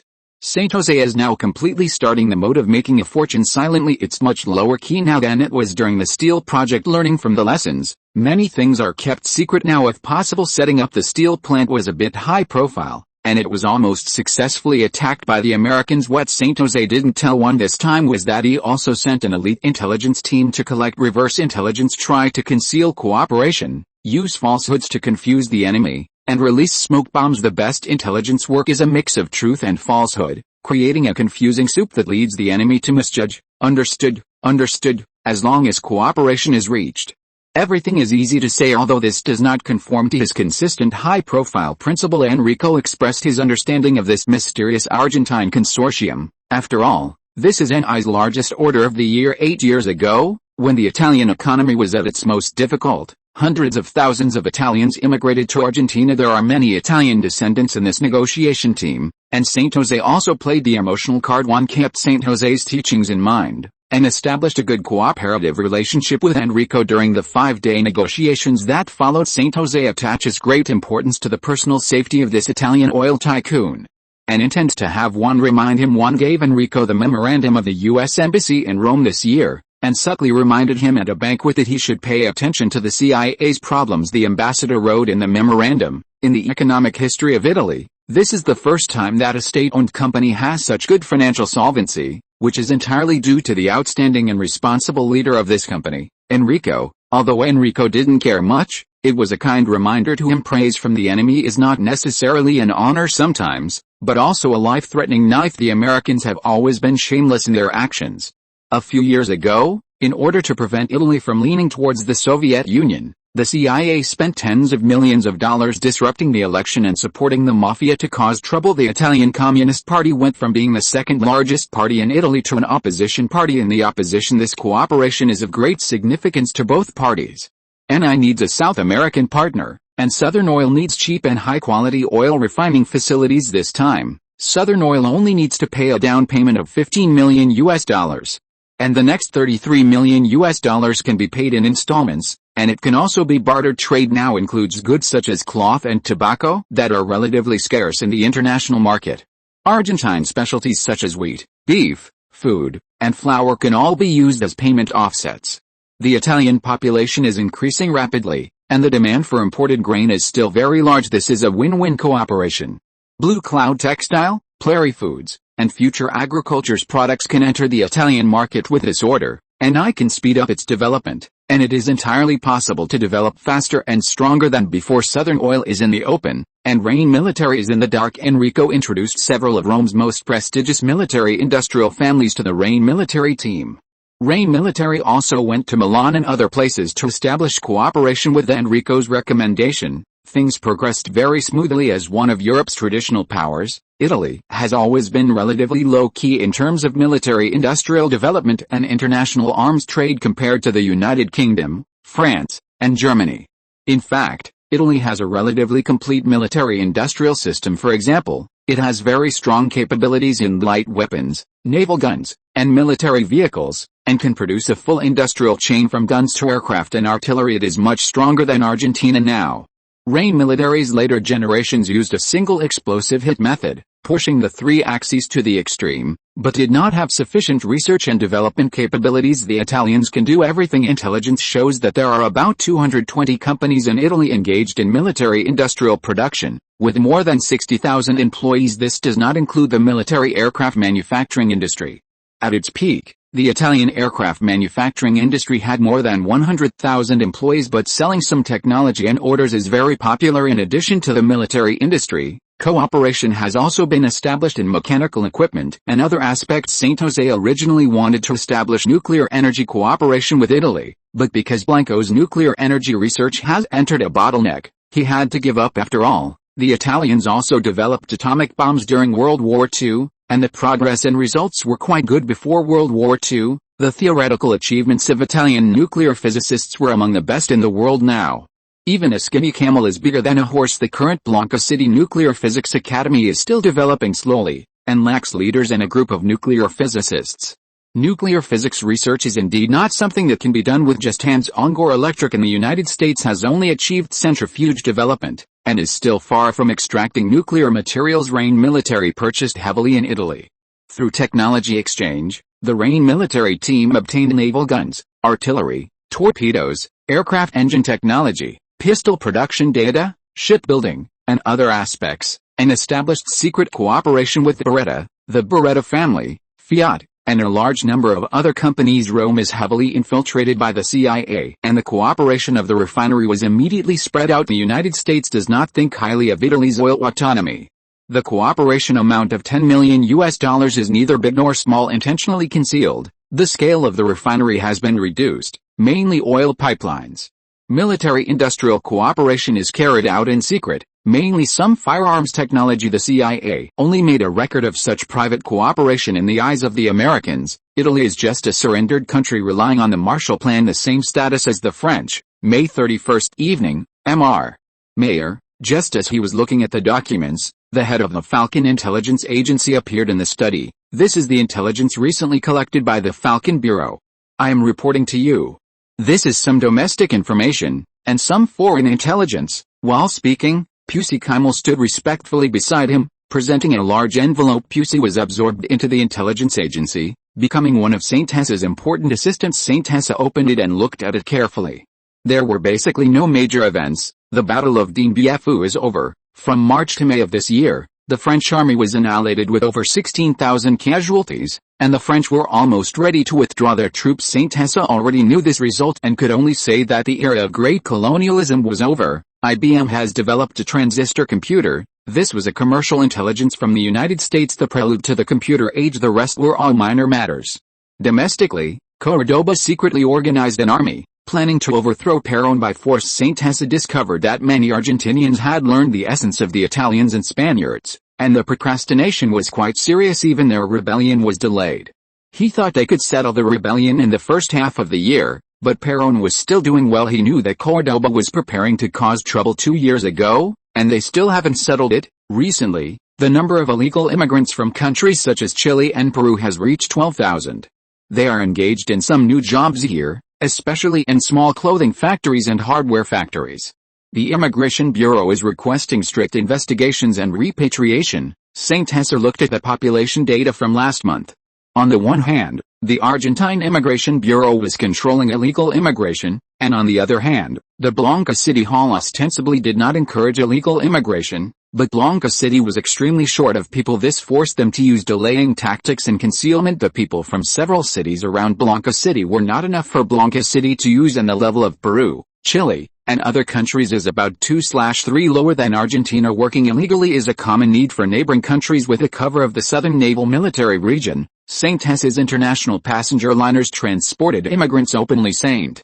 Hesse had secretly become Argentina's largest smuggler. He arranged smuggling routes in several surrounding countries, encouraging the establishment of smuggling corridors in the Andes Mountains. The presidential palace has repeatedly issued decrees to strictly control the entry of illegal immigrants, prohibit them from working, take measures to deport illegal immigrants and immigrants who endanger social order, and at the same time, increase the penalties for employers who hire illegal immigrants. After all, there are still too few people. Increase the protection of immigrants, try to regularize and legalize them. There are still 40 factories to be opened in the spring, requiring at least hundreds of thousands of workers. Encourage the legalization and regularization of immigrants, St. Hesse said to himself. The population and talent are not keeping up. In fact, there are also some talents in neighboring Chile and Peru. It would be great if they could be integrated into Argentina. He treated the presidential palace's ban as wind in his ears. He thought there were too few people, so why would he repatriate any immigrants? Moreover, those newly established small factories also needed people to work, and international black labor was a very good labor force. He turned a blind eye to their employment of illegal workers. Blanca City caught up with a good time this year. The European textile industry was affected by the economic crisis. During St. Hesse's tenure as deputy mayor, he introduced a textile industry support plan, which has now grown rapidly, attracting more than 10,000 jobs and developing export textile and garment industries. There are still several large factories to be put into production. Where would the regular labor force be enough? Moreover, St. Hesse's factories wanted older women who had given birth to several children, and the local women who had just married were well protected. Therefore, the introduction of foreign workers increased. In addition, St. Hesse also supported wood processing, furniture manufacturing, paper making, and other industries. St. Hesse himself was not interested in entering these industries, but they could increase Blanca City's industrial strength and employment. These industries have certain development advantages, but the factories are not large, and the locals are not very willing to go to work, which has created a large job market. Moreover, the abundant resources in the surrounding area can be fully developed. The shipyard alone needs thousands of skilled workers, not to mention other industries. It was not a headache when producing fishing boats, but this time it was producing 20,000-ton bulk carriers. Many high-quality talents are needed. Shipbuilding is not that simple. Argentina's own education level is not as good as Spain and Italy, so introducing talents from other countries is also the fastest way. And more high-end industries, such as the 200,000-ton synthetic ammonia and 300,000-ton urea plants introduced from Germany, have a total investment scale of more than $20 million. The equipment debugging alone will take more than a year, and thousands of workers are needed here. The Blanca City thermal power plant, located in the eastern district of Blanca City, needs to build a 50,000-ton dedicated coal unloading wharf and a dedicated highway, using the most advanced technology, as well as 3 600,000 kilowatt power generation units to meet the city's industrial electricity needs. The Sanjay shipyard, in cooperation with the Spaniards, built a 20,000-ton dock that is under construction, which is far from meeting the needs of the explosive international trade. St. Hesse hopes to complete the construction of 30,000-ton or even 50,000-ton freighters. Now the volume of maritime trade is increasing dramatically, and the capacity of 20,000-ton ocean-going freighters can no longer meet the needs very well. There is a shortage of a large amount of capacity. Every month the Plary International Fleet currently has more than 70 ships of its own as of May, with a total tonnage exceeding 800,000 deadweight tons. This is not even a fraction of Japan's international shipping capacity. Japan's post-war development was so fast, and the tens of millions of tons of shipping capacity were extremely important. Plary International uses its cooperation with banks to lease out its ships and develop rapidly. It's just that there are still too few factories in Argentina participating in the international division of labor, and most of the imported coal and other mineral resources are mainly used to meet domestic needs. The bulk of exports are still light industrial products, and arms mainly rely on smuggling. This is not presentable now. Plary International has 40 coal carriers, transporting coal needed by coal-fired power plants. In the past year, It has transported 6 million tons of coal to the La Plata steel plant and 2 million tons to the La Plata thermal power plant. SYNOPSIS estimates that 1.5 million deadweight tons are needed to barely meet the needs.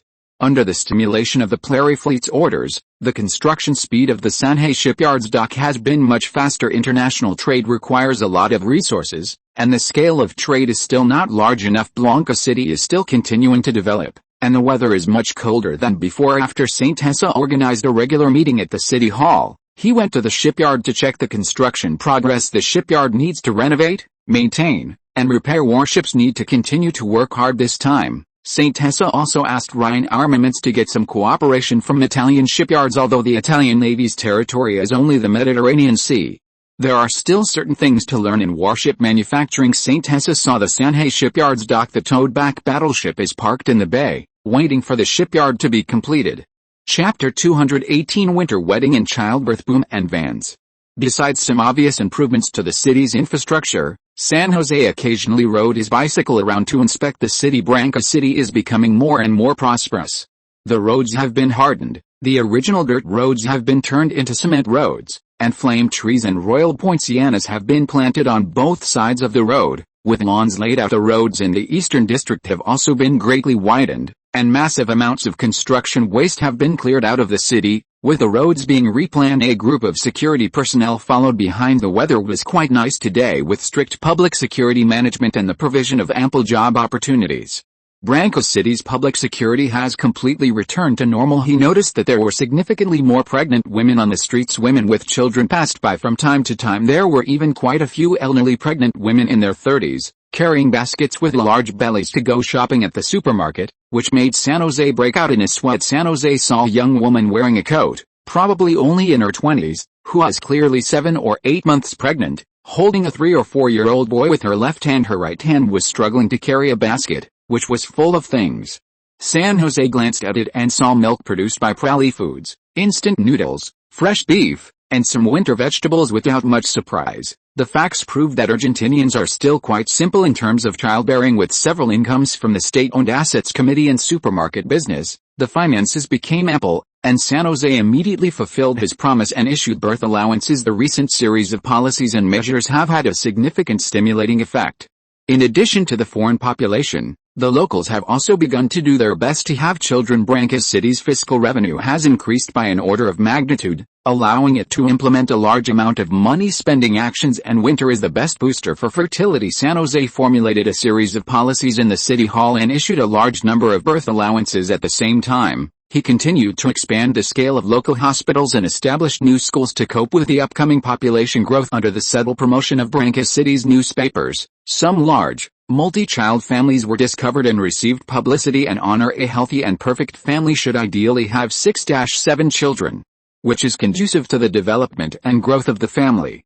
Some customs of early birth and multiple births, and more children bringing more happiness, began to be unearthed and widely publicized. A family with many children means a prosperous family, and in the future, their family will be more lucky and grow stronger, and the family members will be united, happy, and fulfilled. Currently, the situation of multi-child families is quite common in rural Argentina, and San Jose's goal is to promote it to Blanca City in a short period of time in order to obtain more population. The current marriage and childbearing age in the Argentine constitution is 18 for men and 18 for women respectively. In fact, this is not the lowest in South America. The lowest are Colombia, Paraguay, and Venezuela, where the ages for men and women are 16 and 14 respectively, and no consent is required, especially Paraguay.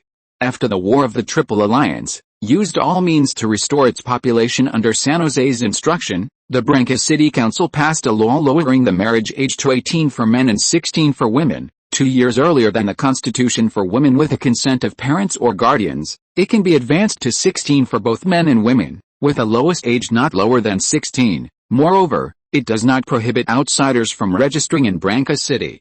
Blanca City has opened 5 marriage bureaus to help with registration. San Jose estimates that under such policy stimulation, the local population will also grow rapidly. In addition, foreign population can also register in the city and obtain the same citizen status, and Blanca City will reach a peak in fertility. Newly married male workers are very popular in Blanca City. They can receive high wages and also have separate birth allowances for their wives. Prali Foods will also build a milk factory and a milk powder factory here for milk production to produce infant formula in the future to meet the nutritional needs of a large number of newborns in the future, satisfying their needs from material to spiritual aspects. Argentine dairy cows overlap with animal husbandry, and Argentine dairy cows are mainly distributed in the three main provinces of Córdoba, Santa Fe, and Buenos Aires. Now is the time to prepare to enter the milk production industry. The area surrounding Branca City also has the potential to build a large number of dairy farms. Building indoor farms is the future trend, especially using modern agricultural development measures to build modern farms. Sanders Supermarket is still very popular. The location is relatively scientific, and there are enough people nearby. San Jose also strolled around the supermarket, watching these people shopping happily. He walked slowly and quickly, seeing if there were any places that could be improved during the visit. He gradually realized a new problem, that is, Branca City's public transportation system is too weak, especially for many people who come from farther places to shop. It is a bit inconvenient to go back and forth to the city, and most of the supermarket shoppers are women, which is not conducive to their safety. In order to reduce their shopping troubles, San Jose's idea is to open more public transportation, but now the price of passenger cars is relatively expensive, and it is quite uneconomical for the city hall to spend a lot of money to buy them. Even if the finances are now ample, spend a lot of money to import and buy public buses. This is not what San Jose wants to do. He would rather spend money to purchase equipment and produce it himself, but the poor have their own ways. Looking at the pregnant women all over the street, San Jose immediately thought of an open-top car similar to a sightseeing car. Recently, several supermarkets have opened in Branca City, and the cheap and good quality goods have also attracted some wealthy people from surrounding towns to come and shop. Perhaps it is possible to produce and manufacture a sightseeing car with a driving speed of about 30 kilometers per hour, a small vehicle that can carry 22 passengers at a time, and the cost is quite low. This simple passenger car technology is very suitable for the current motorcycle factory to develop new businesses or simply set up a new factory directly. Sightseeing cars in later generations belong to shuttle buses, and the power is generally provided by batteries, which generate power with batteries. Now there are no commercial or civilian batteries in the world, and a gasoline engine is the best choice. What San Jose wants to produce is a minibus, an extended and unprotected version of a van, which can be used as a transitional vehicle without any problems. It can also accumulate production technology. The technical level of Leiden Motorcycle Factory can fully reach it. It only needs to design a car shell mold and an engine production line, and other supporting products can be produced by Leiden Mold Company. No electronic equipment is needed, just simple sofas. Subsequent modification into van, which is cheap, economical and practical, can be widely used in many industries. Leaving the supermarket, he held an emergency consultation with senior executives of Leiden Industries. The final decision was to set up a separate automobile production plant.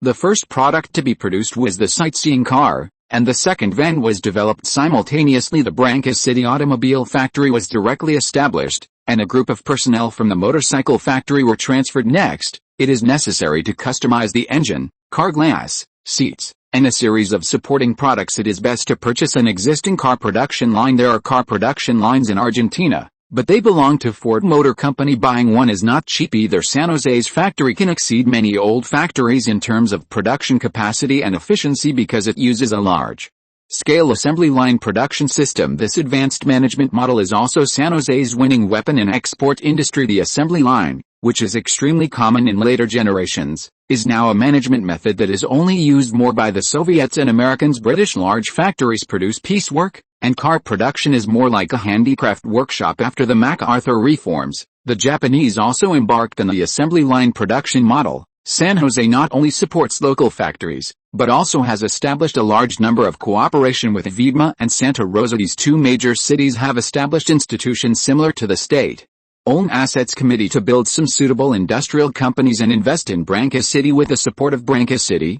Viedma City has established Viedma Salt Development Company, Viedma Mining Company, and Branca City has taken the lead in cooperating with Maya Chemical and Thunder Mining. In addition, Viedma Winery, Viedma Wood Development Company, and Fishing Company have been established to develop advantageous industries. Sidex Cement Plant will build a new cement plant here. Santa Rosa City has established a series of new companies such as Santa Rosa Mining Company, Santa Rosa Energy Company, and Santa Rosa Agricultural Company. Other small cities have also established some companies according to their local industries. This is also why San Jose feels that there are still too few people. The development of these industries in the neighboring city of Viedma alone requires approximately 30,000 workers, and Santa Rosa City also needs 20,000 workers. The three places are connected by railways and highways, and various resources produced are transported point to point. It can also promote the development of their cities. Chapter 219. A thunderclap. Saint Hecate stood on the roof of the tallest building in the city, the Inglaterra Hotel in Blanca, overlooking the city. There was no wind today, so it wasn't too cold. This hotel was originally built by the British and was 15 stories high and over 50 meters tall. Later, British capital withdrew from Argentina in large quantities, and it was transferred to the Hector Gay family. Now, it is leased by Baron Bank for use as an office building, and many companies and factories also operate here. As the city of Blanca continued to grow, Saint Hecate continued to wave banknotes, using Baron Bank's powerful financing capabilities, coupled with increasingly abundant finances, forming the most imaginative market in Argentina. The winter prairie was desolate and boundless, stretching into the distance, with some small hills scattered across the plain, and some small rivers flowing across it. Looking eastward, there were newly built residential areas, most of which were not yet roofed, followed by a desolate open space, and further east, factories were rising from the ground. Most of these factories were 2 or 3 stories high, and this was the large-scale coastal industrial zone. Some real estate developers specializing in building residential areas appeared on the construction sites of Blanca, and banks also provided loan services for commercial housing. A group of emerging merchants and factory owners emerged, and the influence of old families gradually declined. In order to minimize air pollution as much as possible, Saint Hecate is unwilling to set up cement plants within the city limits. The same is true for the newly established fertilizer plant. The sewage facilities are also made as perfect as possible. The pollution of the Maria fertilizer plant is relatively serious. The ammonia, nitrogen oxides, sulfur oxides, and dust produced by the fertilizer plant will pollute the air, and the wastewater and waste residue will also cause long-term pollution to groundwater and soil. Fortunately, Saint Hecate also considered this at the beginning and set up Maria's synthetic ammonia plant in a valley, which is also sparsely populated and far away from residential areas, but it has now caused considerable environmental pollution. After all, the population of San Martin City is now almost 300,000, and a new batch of factories has been built. June 5th, today is Saturday, an unremarkable day. Saint Hecate, who was still working overtime, finished dealing with most of the matters, listened to the reports from the heads of several districts, and then had time to look at the calendar on the table and found that today was the Dragon Boat Festival. Of course, this has nothing to do with him anymore. This calendar was sent by the Chinatown in Córdoba. Unable to refuse the kindness, Saint Hecate accepted it. With the help of Saint Hecate, Argentine Chinese have a new batch of immigrant gathering areas in San Martin City and Córdoba, forming Chinatowns. These Chinese are basically from the Nanyang region and Chinese from Peru. Nanyang is now at war, especially the Malaya region, and the Indonesia region has a large number of Argentine-made cheap arms. It's just that most of them are sold to local forces that hope to be independent, such as the Achinese, Northern Myanmar, East Timor, Southern Thailand, West Irian, Khmer, Saigon, Brunei, the Malayan Communist Party, etc. Today's Nanyang Chinese are a little tougher than in history. But it may not help to change their status. After all, in the absence of a strong organization, it can indeed be said that the Chinese here are a mess, acting cautiously in all aspects, focusing on business and education, but not very concerned about politics. In the Malaya region, the British have great concerns, and the local Chinese are divided into several groups, dispersing their strength. The situation in the Indonesian region may be better now, but the idea of the Indonesian Socialist Party hoping to seize power peacefully is somewhat naive. A large number of Chinese from Vietnam, Thailand, and Malaya began to migrate to other countries, such as Britain, America, Australia, New Zealand, Canada, and other regions. There is also a group returning to New China and Hong Kong. After the 1970s, New China did not recognize dual nationality, which led to the distinction between overseas Chinese and overseas Chinese. Now Argentina can be regarded as a small place to go. Of course, the number is not too large. There is a lack of development opportunities here, and it looks a bit chaotic. Saint Hecate does not encourage or oppose it. Although the Chinese are only a small part of the distribution now, they also show their powerful business ability, and Saint Hecate is also more willing to help. The local people in Blanca are not very enthusiastic about doing business, and this cannot be changed for the time being. He just strengthens the guidance. Saint Hecate's thoughts were flying around. He was just about to get off work when he immediately heard a knock on the door outside. Secretary Vivian ran in breathlessly. "Mayor, emergency broadcast." Then he quickly helped Saint Hecate turn on the huge radio frequency machine. "I hereby announce in the name of the President of Argentina that Argentina will henceforth have freedom of religion. The status of the state religion is abolished, the special status is abolished, and the leaders of the churches in Córdoba and other places must attend the meeting in Buenos Aires before June 10. Perón delivered a public radio speech, and the Argentine Congress launched a constitutional amendment, openly abolishing the state religion status of the Catholic Church. Saint Hecate was really taken aback. He didn't expect Perón to really do something that had never been done before. It can be said that it has a far-reaching impact, giving the Argentine Church a fatal blow. This is almost a devastating blow to the Church. After all, it was just talk before, but now it has formed a constitutional amendment. Even if now is not the time to amend the Constitution at all, Perón said in his speech. Saint Hecate was indeed a little uneasy. He immediately dialed the phone of the Falcon Bureau. "This can really be said to be a thunderbolt. I am Cohen. Immediately investigate the situation of this constitutional amendment. Isn't it the recess period now? How did he pass it?" Saint Hecate looked out the window, and the people downstairs had already started to stir up. Workers came out of the factory and held a sit-in protest. A few minutes later, Gruggero called personally. "Boss, I've investigated. The presidential palace forced it through. The parliamentary votes weren't enough. This has already spread in Buenos Aires. The police department is also starting to prepare. There's news that Córdoba is planning to directly bring the army over." Saint Hesser breathed a sigh of relief after hearing this. There was news that Perón also intended to form a militia to fight against the Argentine military warlords, but he was afraid that this army would not listen to commands. He seemed very hesitant. This was a test after the dissolution of the Argentine Workers' Federation Army, but there was no specific progress. Perón is now not only annoyed with the army, but also afraid of the workers' forces. Intelligence shows that the warlords demanded that the Argentine Workers' Federation not be mentioned again.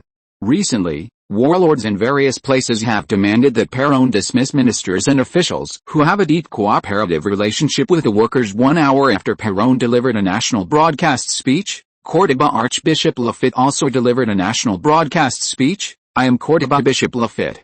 I suspect that the presidential palace has violated the new constitutional amendment. This is a trampling on the fairness of the Argentine constitution. I call on the people of the country to oppose Perón's violation of the constitution." The church immediately counterattacked, claiming that President Perón's office had violated the constitution. This is different from the expulsion of the 2 archbishops of Buenos Aires. Córdoba is completely an independent kingdom, in fact a great warlord. These warlords directly called and demanded that Perón immediately resolve the church issue peacefully. "Respected Mr. President, we demand that the constitutional amendment be revoked immediately, as it violates the constitution." After the warlords from all over the country reacted, they immediately put pressure on the presidential palace. Saint Hesser sat and watched the show, only missing the melon seeds. To be honest, canceling the status of the state religion is not a good tactic. This can only be said to be a fearless challenge before educating the church groups into obedient babies. He directly launched an attack. This is tantamount to courting death after all. The church has the military on its side, and they really have fists. It's just that with all of this, the spiritual world in Argentina is indeed in chaos. This unusual broadcast speech was somewhat unexpected but also within expectations. Perón likes to take unconventional paths. Saint Hesser didn't know what cards Perón had up his sleeve this time. Perón's speech triggered a series of chain reactions in the cities of Blanca and San Martín. Citizens rested as usual, with little impact, as the power of the church here had long since declined to its lowest point. The Blanca City Hall was stable. The speaker and various bureau chiefs and ministers came over to chat. Saint Hesser initially stabilized the morale of the army. This kind of thing can't be mixed in. Just develop steadily. Blanca City is currently his largest power group and a strong supporter. The radical party here is basically under his control. Only when the city hall is stable can he pick some peaches and drink some soup. In the subsequent situation, Saint Hesser convened an emergency municipal meeting, gathering the heads of the 5 districts, the heads of the 4 major parties, the deputy mayor and speaker of the council, the police department, and the heads of the 10 major bureaus, plus the meeting recorders, totaling 25 people. Everyone took their seats one after another, quietly without talking. Saint Hesser had already taken a deep breath. He looked at the time. It was already 8 o'clock in the evening. This emergency meeting will last for 1 hour. There are not many things, but they are all very important. I hope everyone can pay attention to them, now the whole country is in chaos. In addition to the necessary maintenance of law and order by the police department, the City Hall must do a good job in prevention. All departments must prepare emergency plans to achieve a rapid response. I don't want to see a tragedy like the 1.25 Blanca City explosion again. The rest of the personnel must also do their job well and establish a permanent rapid response department. St. Hesser looked at the leaders of Blanca City with a gentle expression. Most of them didn't have much change in their expressions, they all expressed their approval. The meeting progressed quickly. Some departmental proposals were also quickly approved. St. Hesser also announced that all overtime personnel of the Blanca City Hall civil servants would receive 3 times their salary, and the rest would be replaced by municipal allowances. Although the money is not much, it is at least an encouragement to these civil servants. St. Hesser made specific work arrangements at such a critical moment. The entire team must work together. St. Hesser, as the highest person in charge of the Blanca City Hall, is in the forefront, and others will not fall behind too much. The atmosphere is much better than before. It is beneficial to everyone if Blanca City develops. As long as it is not large-scale corruption or something, he will turn a blind eye on Sunday. St. Hesser personally sat in the City Hall. There was nothing specific for him to do. These people under him would take care of it for him. Córdoba was preparing for war. They had wooed a group of warlord forces across the country, and Buenos Aires seemed to have become an isolated island. St. Hesser and General Little Thompson had a 2-hour phone call, exchanged views, and expressed that they would support him when necessary. He also communicated with General José of the Bijanport at his residence for a morning. When necessary, the Navy of Bijanport would support General Little Thompson. The San Martin city side did not obstruct or support, and did what it should do. At the same time, it made arrangements with the provincial assembly. After all, in the face of strong military power, not causing trouble is the best response, and it will not provoke the Córdoba side. Next, it will wait and see what happens. Let the Falcon Bureau do the necessary intelligence work. He also contacted his father-in-law's family and chatted briefly. St. Hesser suggested that he didn't need to be too high profile now and observe the changes. After all, he was also within the Justice Party faction.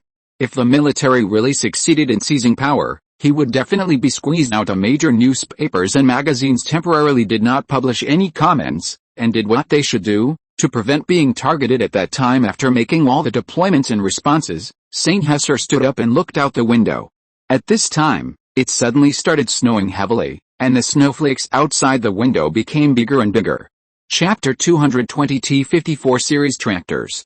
Winter snow fell, and the temperature in the southern Pampas grasslands plummeted. It was already below freezing, and all outdoor construction was forced to stop. The heavy snow had been falling for 2 days, and the outside was already more than 10 centimeters thick.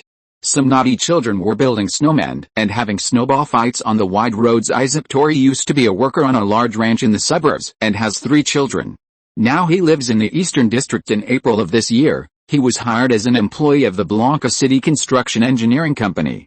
He was notified by his boss to take a vacation yesterday when it started snowing. Fortunately, the City Construction Engineering Company still pays basic wages during holidays, which is much better than those small construction teams at home. He wore a cotton padded jacket and cursed as he closed the door that was opened by his bratty son, promising to beat him up when he got back. Then he complained that his wife didn't know how to educate the children, letting them go out to play in the snow as soon as it snowed, worrying about what would happen if they got frostbite. But when he thought that she was still pregnant and working very hard, his heart softened. The house was heated by the honeycomb briquettes his wife had made a few days ago, which didn't smell very good. It could be used for heating and cooking, which was much better than in previous years, much better than just burning coal. The house he was renting now was newly built, only painted with white lime, and the floor was leveled. The rent was not very expensive, and his salary was more than enough.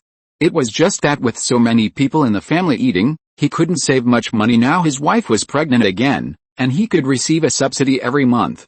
Moreover, it was said that under the new policy, milk powder could be purchased at a preferential price before the child was 1 year old, which is why he didn't secretly look for a doctor to have an abortion.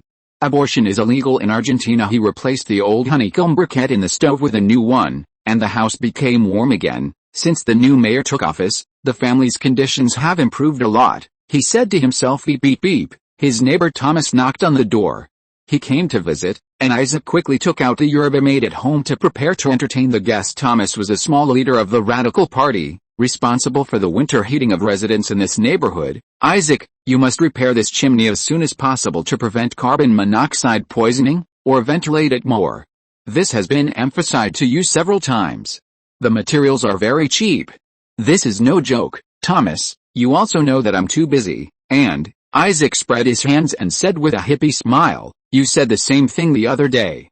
It will be too late if something happens. That would be great. Thomas brought a few people to help, and finally they worked together to get the ventilation facilities done, and the air in the house was much better in the evening. The family was happily eating fried steak and mashed potatoes. Dad, you are so awesome. Little Isaac looked at him adoringly, which made him feel very satisfied. We have to thank Mr. Mayor, otherwise our family would probably have to spend the winter in the shed on the farm. Isaac's wife corrected him. Yes, thank you, Mr. Mayor. Otherwise my cow herding salary wouldn't be able to support so many children. The mass-produced honeycomb briquettes came in handy, and the grassroots staff of the Radical Party in Blanca City also guided these people to pay attention to the safety of honeycomb briquettes. Monday morning, a little after 7 o'clock, his daughter woke up early and woke him up. San Jose was wearing a single layer of clothing. The room was very warm because he had installed heating in the house. He held his daughter in front of the window to watch the snow. Several dwarf chestnut trees outside the window were covered with snowflakes, which was very beautiful. The chairs in the yard were also covered with a layer of snowflakes, and the vegetable greenhouse in the distance had already been repaired. Elena also got up early and was reading and studying in front of the study. After Elena recovered, she planned to find something to do at the Blanca Physical Science Academy. The cook, Anna, was preparing breakfast. Brittany was quiet. San Jose ate while reading the newspaper. After finishing breakfast, he handed his daughter over to the nanny. Mina Landon is her daughter's full-time nanny and has extremely rich experience in taking care of children. San Jose changed into his coat and kissed Elena goodbye. Buston and others were already waiting in the garage.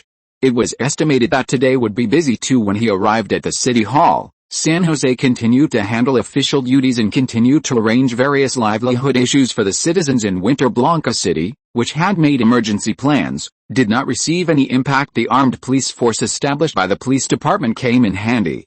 A group of police officers with superb motorcycle driving skills could quickly respond to various emergencies and appear quickly in every corner of the city. San Jose trained these armed police officers in the same way he trained special soldiers, and continued to equip them with the most powerful firepower equipment. The current City Hall leadership team not only includes San Jose, the head of the Radical Party, but also does not avoid the original Justice Party talents.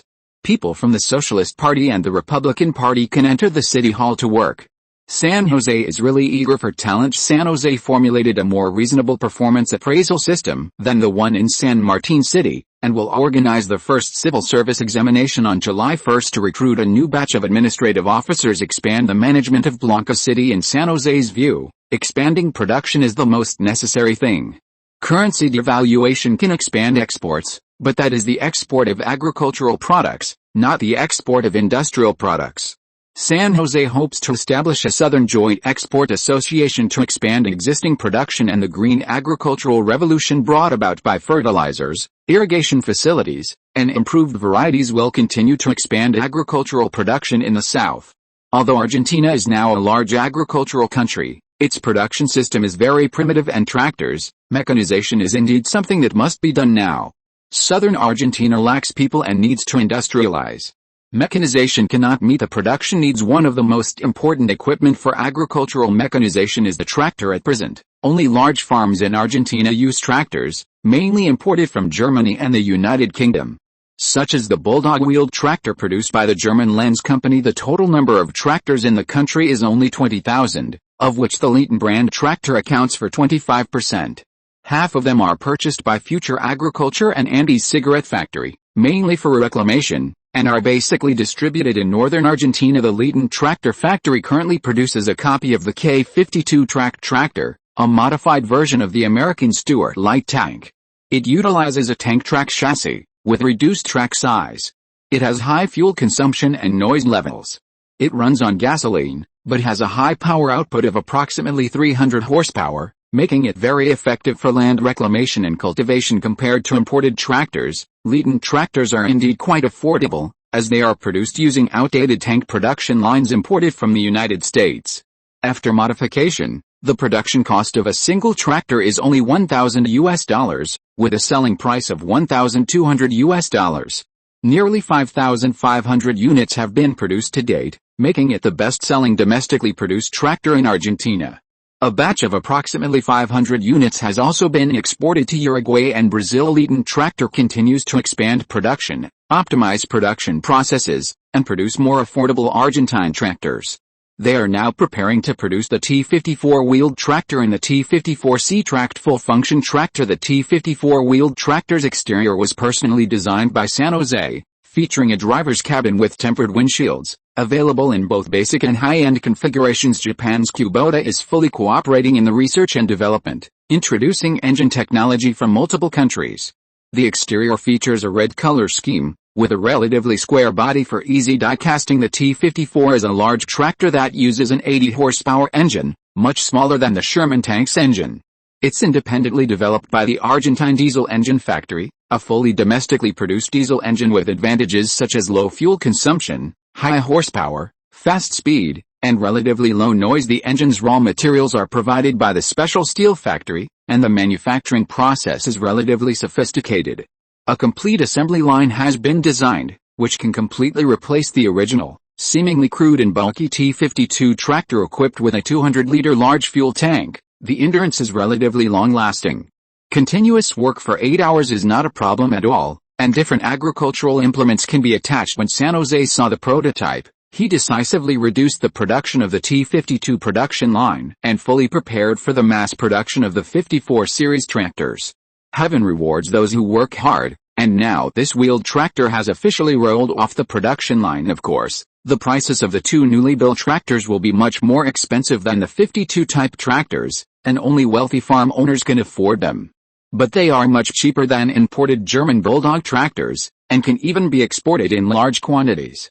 San Jose is full of confidence and has increased investment in the new factory. In addition to the two basic tractor models, the T54 series tractors can also be modified into excavators, loaders, harvesters, seeders, and other models. San Jose is confident in facing the upcoming imported tractor war. More tractor models will be produced in the future. This tractor has completely reached the international advance level. San Jose estimates that the entire Argentine South will need 200,000 tractors, which is a huge market. Moreover, with the expansion of various production lines, the development of factories supporting tractor parts can further reduce costs. It can even be sent to international exhibitions to expand exports as a foreign exchange earning product. San Jose plans to support a batch of parts production factories, also in preparation for the upcoming minivan production before securing the Leaton Motors production line. This tractor joint factory is already one of the most advanced factories in the current Argentine industrial system. The only regret is that the San Martin aircraft factory has not made much progress, with Baron Bank's large-scale increase in deposit interest rates across the country. It has attracted a large number of private deposits in Argentina. Many Argentines are attracted by Baron Bank's high interest rates and store pesos in Baron Bank to resist inflation. Baron Bank has grown from a top 20 bank nationwide when San Jose acquired it to become the largest private bank in Argentina in less than a year, directly surpassing Garcia Bank, second only to the four state-owned banks, and the fifth largest bank in the country. The number of account holders at Baron Bank has increased from 200,000 to 1.9 million. An increase of 14.5 times, and is still increasing. Domestic bank deposits have increased from 5.6 billion pesos to 32 billion pesos, and the scale of loans has exceeded 23 billion pesos. Profit expectations are very strong, and it is expected that this year's profit will exceed 500 million pesos. The latest Argentine peso to US dollar exchange rate has changed from 150 in the 1950s to the current one, 130. The black market is even lower. It has depreciated by nearly 2 times in less than 5 years, which is very alarming.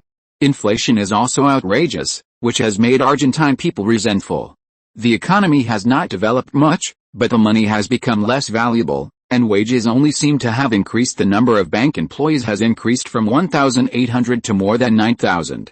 Branches have been established in major cities across the country, and international branches have been established in Montevideo, Uruguay, and Sao Paulo. Baron Bank has become San Jose's most important financial tool. It's just that the peso's value is actually limited now. It can't buy foreign equipment, nor can it be exchanged for anything, and it continues to depreciate. It can be said that it's a useless thing. Now Argentine people are more willing to save hard currencies such as US dollars, pounds, and gold, but there are also a large number of pesos in circulation. Perón printed a lot of banknotes. Argentines lack US dollars, but San Jose, through American banks and large-scale exports, holds a lot of US dollar foreign exchange, which can be used to buy foreign industrial equipment. When San Jose turns US dollars into industrial equipment, invests in domestic production, and exports to foreign countries, he can turn pesos into US dollars. This series of operations is the reason why San Jose can continuously invest and build domestically. Argentina has a large amount of resources, and turning them into industrial products for export to foreign countries is what he is doing. Of course, the operation is much more complicated than imagined. After all, selling these goods is a very difficult and complex task. For example, San Jose's Thunder Mining uses Barron Bank's abundant funds to mine minerals across the country and around the world, selling them to Rain Military and Leighton Industries to produce various mechanical equipment and munitions, and then selling them, converting them into US dollars, francs, and gold, and depositing them back into Barron Bank, forming a virtuous cycle. Southern Energy, Southern Oil, Blue Cloud Textile, La Plata Steel Factory, Maya Chemical, 3C's Shipbuilding, and Prairie Foods are now doing the same, which can rapidly develop and expand exports in a short period of time. Chapter 221 Buenos Aires Air Raid. After the war, the British compensated Argentina with more than 150 advanced fighter jets to offset debts. In addition, Argentina bought many planes from the Americans, greatly strengthening the Argentine Air Force. Among these aircraft were 15 Avro Lancaster bombers and 30 improved Lincoln bombers. Of these 30 Lincolns, 18 were newly manufactured and 12 were used by the British, assigned to the first group of the 5th Air Brigade.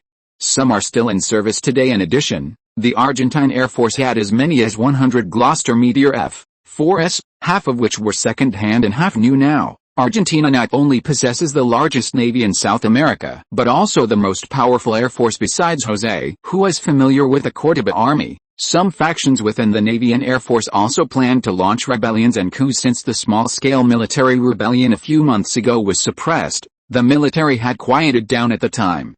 However, now that the suppression of the church is becoming more and more severe, an even larger-scale military unrest has been brewing, and Perón's opponents have united again this time. The first to take action is a joint rebellion by some of the Argentine Navy and Air Force. Saint Tessa also received secret intelligence the Navy plans to launch an airstrike on the capital on Thursday, and he has taken some countermeasures. He evacuated important executives of his company from the capital in advance. He notified personnel to protect his father-in-law's home. Blue Delta should pay attention to protection. Fortunately, the target of the airstrike is only around the presidential palace.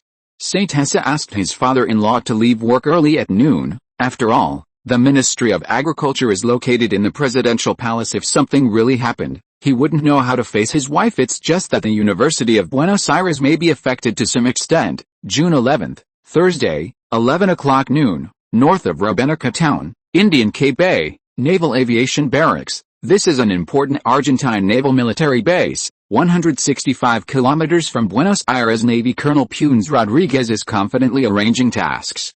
He is wearing a Navy uniform and has gathered 19 pilots and related personnel to deploy combat missions. A large-scale detailed map of the capital was placed on the blackboard, marking the location of the capital's Air Force and anti-aircraft guns, and the address of the Casa Rosada was highlighted. He pointed back and forth between the Morón base and the Casa Rosada with a stick, feeling a little nervous, his palms sweating. Under the arrangement of the general, we are about to carry out this combat mission. Our target is here. I believe everyone is familiar with it. He pointed the stick at the small dot with the X on the Casa Rosada, drawing several circles around it, his voice trembling slightly. This time, we are conducting a joint Air Force operation, a decapitation operation jointly planned by the Navy and Air Force. The first goal is to eliminate Perón and bomb the presidential palace, and the second goal is to blow up those radio antennas. We will face more advanced fighter jets than us. The Navy Air Force's fighter jets have always been inferior to the Air Force. I emphasize once again that the first goal our combat mission this time is to blow up the Casa Rosada presidential palace. His voice gradually became calm, but the pilot's breathing became heavy, but no one spoke. And the air seemed to freeze. This operation is almost equivalent to the assassination of the Nazi leader. In the later stages of World War II they feel that their mission is sacred, which is what the general told them. It can be said to be quite tragic. Today is a foggy day in Buenos Aires. The opportunity is rare. Kill Perón. You should take a closer look at the map. There's only this one chance. Perón will have lunch at the presidential palace today. Since last month, everyone has engraved the map of the capital, the Casa Rosada, in their minds. Which street, which building. Some people have visited it on the spot during their vacations, and have also simulated it on sand tables dozens of times. They feel that this operation cannot possibly fail. All kinds of information about the presidential palace cannot be concealed from the military. There are also people in the Ministry of Defense in this rebellion. Our goal is not to fight the Air Force. Today, many pilots at Morón base are on vacation. The reaction time is at least 1 hour. Within 1 hour, we will not face too many enemies. This is a very good opportunity. The general has arranged the best combat timing for us. The naval aviation is the second largest air force in Argentina, second only to the Argentine Air Force, mainly consisting of American-made aircraft, while the Argentine Air Force uses British-made aircraft, which are not as good in performance as the British aircraft. This operation has been secretly planned for a long time, but when the real combat mission is deployed, most of the pilots are still very excited.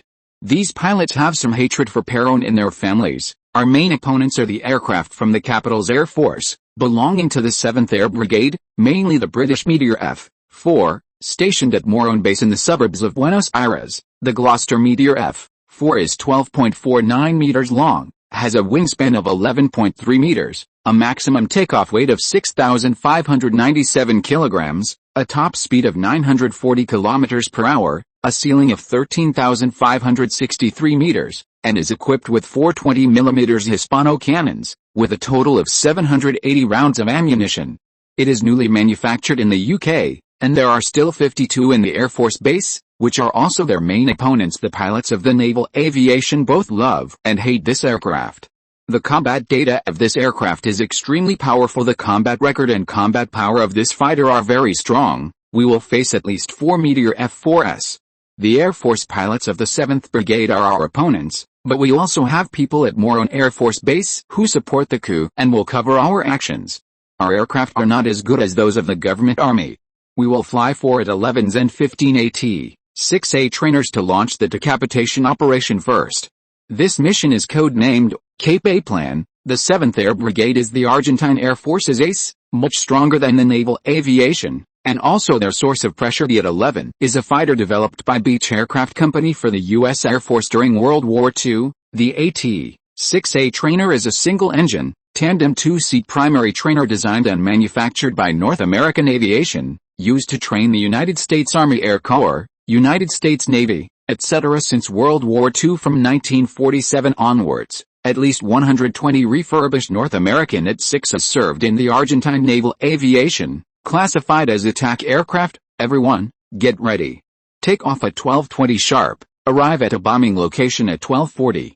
Now go check your aircraft and refuel. He clapped his hands, and the pilots of the Cape Horn Squadron quickly sprang into action. In fact, the performance of these two aircraft was not as good as the Aero 2 designed by the Argentine Military Aircraft Factory, and far inferior to the Meteor F-4. The Meteor F-4 was a relatively advanced generation of fighter jets, and its combat results during World War II were also very good, with significant effects against the German Air Force. It was completely different from the Aero 2 designed by the Argentine Military Aircraft Factory. Currently, Argentina has two major aircraft manufacturing plants. The military's Córdoba Argentine Military Aircraft Factory and San Martin Aircraft Factory in San Geronimo. Both aircraft factories are optimizing and improving the Aero 2 fighter jet, but the Military Aircraft Factory lost 70% of its German aircraft designers in 1952, with 20% leaving Argentina permanently for the United States, Canada, and even India, and another 60% going to the San Martin Aircraft Factory. This unprecedentedly expanded the research and development capabilities of the San Martin Aircraft Factory. The flight data of the Aero 2 fighter jet is very close to that of the MiG-15, with little difference between the two except for the range. From the overall layout of the two, they are very similar to the MiG-15, except that the wing uses a high-wing configuration. San Geronimo was not very optimistic about the Aero 2 fighter jet. At the San Martin Aircraft Factory, this model was named Tank 52.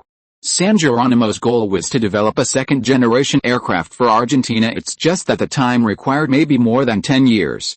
Now it is still the world of first-generation aircraft. The production of stainless steel alloy by the special steel plant is also a breakthrough for the improvement of the Aero 2. He was not very sure whether the Aero 2 had a market. The austenitic 304 stainless steel alloy developed by the special steel plant has been applied to the manufacture of aircraft prototypes. San Geronimo hoped to develop a more powerful fighter-specific alloy, especially a high-energy alloy. At the end of last year, he approved the San Martin aircraft factory to produce 2 Aero 2 prototypes, which will not be able to conduct test flights until the beginning of next year at the earliest. These 2 Aero 2s have been optimized many times compared to the original 4 prototypes manufactured by the military aircraft factory. The money invested is countless. Developing fighter jets is too expensive, even for San Geronimo. It is quite difficult, and may not even be able to recoup the costs. This is still based on the fact that the Argentine military aircraft factory is already nearing completion, and then continues to design. As one aircraft after another took off from Indian Cape Horn Bay, they flew towards Buenos Aires at extremely high speed. This flight formation was very fast. Without radar in Argentina, Argentinians could only rely on visual detection of these aircraft. At 12:38, the aircraft formation arrived in the suburbs of the capital. Suddenly, 19 fighter jets not on aerial patrol appeared over the capital, Buenos Aires. The 2 aircraft performing combat patrol missions over the capital immediately discovered this unknown combat formation, but they did not respond. They chose to remain neutral and did not shoot down the aircraft group, simply passing by. 2 minutes later, the Cape Horn squadron bombed the presidential palace, Casa Rosada. Believing that Perón was there, they densely dropped bombs on the presidential palace, and the Casa Rosada instantly turned into a sea of fire. The bombing operation was unusually smooth. The vehicles in front of the presidential palace were also destroyed. The pilots of the Cape Horn squadron couldn't help but cheer, but Perón was not harmed in any way.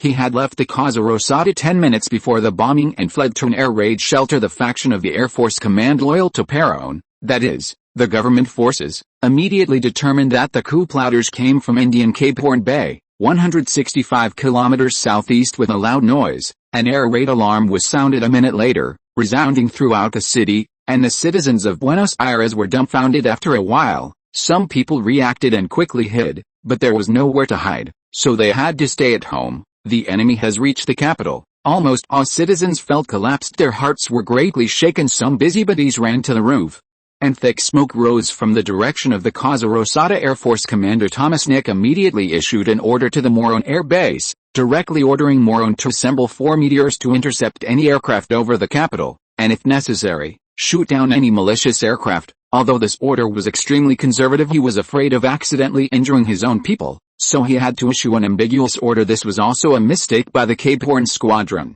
The Air Force radio station was intact, and they were about to face the Argentine Ace Air Force. The 7th group. The 4 aircraft were led by Lieutenant Juan Garcia, with Lieutenant Mario Oresa, Lieutenant Osvaldo Recido, and 2nd Lieutenant Ernesto Atalardes. The Morón Air Base, stationed in the suburbs of the capital Buenos Aires, immediately received the news, and within 10 minutes, 4 Meteor F-4 fighter jets from the Air Force Department took off. Unfortunately, 2 of these 4 aircraft were sympathetic to the coup, so they, like the original 2 on patrol, chose to remain unmoved, loafing and slacking off. The Cape Horn squadron had already left Plaza de Mayo. Several minutes later, Captain Jorge Ruiz, returning from an outing, led 2 meteors to take off from Morón Air Base, but they were also sympathizers of the coup and took over the combat patrol mission over the capital without attacking. Immediately afterwards, Lieutenant Juan Caprio's 2-plane team also took off to support the coup plotters. At this time, there were already 27 aircraft over Buenos Aires. After bombing the Casa Rosada,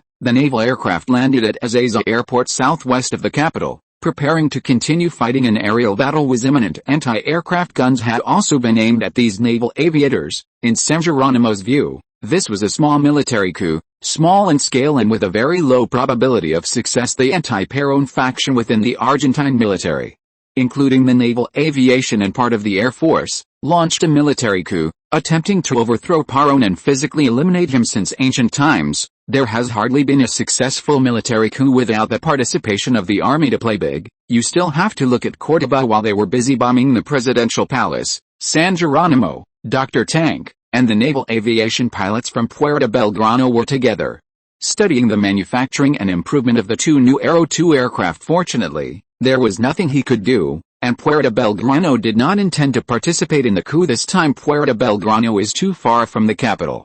These backward training aircraft cannot make long-distance raids. Only second-generation supersonic aircraft can do that. Since moving the Aircraft Design Institute to Bahia Blanca, the manufacturing plants for the two prototype aircraft have also moved here.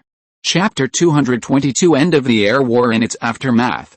The 4 government Meteor jets flew over the smoke-filled presidential palace, continuing to patrol the capital, trying to locate the rebels in their first aerial combat. The naval aviation achieved brilliant results, not only bombing the Rose Palace but also damaging 1 Scandinavian Airlines and 1 Aerolíneas Argentina's passenger plane, as well as an ET-11.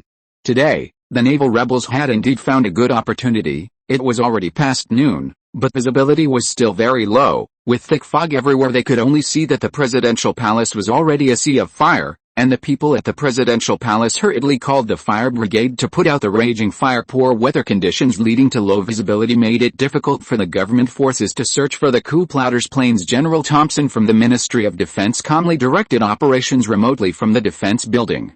He immediately ordered personnel to arrange rows of anti-aircraft machine guns, sensing that they would come to bomb the Rose Palace again at the same time. He had already telegraphed a Buenos Aires garrison to take over the city's defense. The police force's firepower was insufficient to deal with these jet fighters, and now, his duty remained to protect the nation's president. He had not participated in this coup assassination attempt under any circumstances. Assassinating a legitimately elected leader is a betrayal of the country. At least, it's a betrayal of the Argentine people. Thompson absolutely could not tolerate such behavior. At least, it shouldn't happen in a modern civilized country. Elite members of the Blue Delta Force also closely protected him, while providing him with intelligence support. Thompson was currently the highest-ranking official at the Ministry of Defense. Although other generals did not support the coup, some were not at the Ministry of Defense, and others were neutral. He ordered the Air Force personnel to fully engage these rebels. The Meteor Squadron, flying 4 planes, continued to patrol. Meanwhile, Lieutenant Garcia,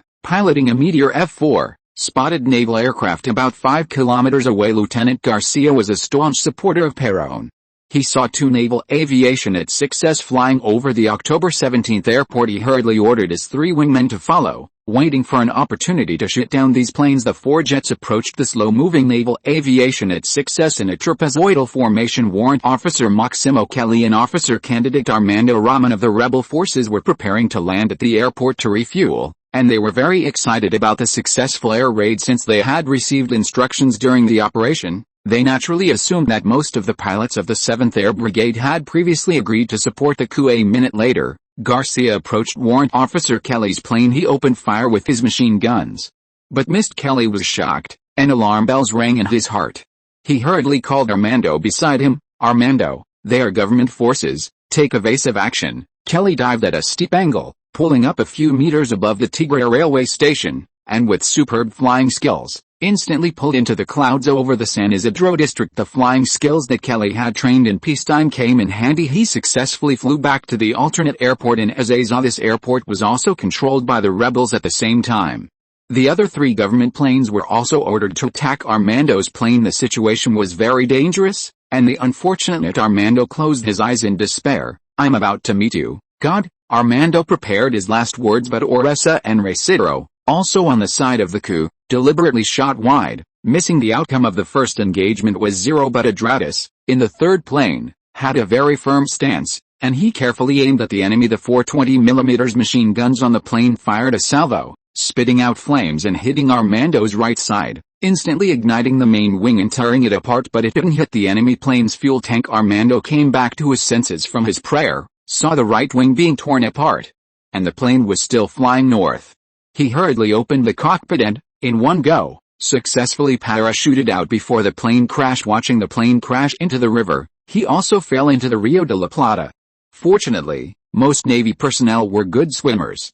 He calmed down and hurriedly swam towards the nearest boat. He only hoped to escape to Uruguay. 10 minutes later, he was fished out. Unfortunately, it was the Coast Guard patrol. The people in the capital's police department were still staunch Peronists. Armando was shivering all over. The water temperature of the Rio de la Plata in winter was very low, and he was already close to death in his military uniform. This was the first jet-age aerial victory in Latin America. A few minutes later, Lieutenant Colonel Carlos Keister, commander of the 1st Squadron of the 7th Air Brigade, arrived at the airbase. He took off in Meteor aircraft number 52. Under orders, he prepared to attack the Navy aircraft stationed at Ezeiza Airport. Keister received a warning on the Air Force radio that there were anti-aircraft guns at the airport. He skillfully flew over the buildings at low altitude and high speed. Fortunately, the buildings in Buenos Aires were not very tall at this time. The pilots of the 2at-6s stationed at the airport, Naval Aviation, mistakenly believed that Keister was also on the side of the coup until the meteor began firing at the planes on the tarmac. On Keister's first pass, Ribeiro Kelly's plane arrived just in time, and he immediately launched an attack. 4 machine guns swept across the airport ground, but they didn't hit the at-6. Then he attacked an at-11 and a PBY, the latter retaliating with its defensive machine guns. The PBY's fuel tank detonated, exploding instantly, and 2 Navy pilots who didn't have time to take off were forcibly cremated. The machine gun attack from the opposite side was evaded by his high speed and flexible maneuvers. He flew out several kilometers and then turned around. His plane was intact when he entered for the third time to attack the remaining 2 planes. The machine guns on his aircraft number 52 jammed. Keister had no choice but to dejectedly fly the plane back to Morone Air Base. Garbage British goods.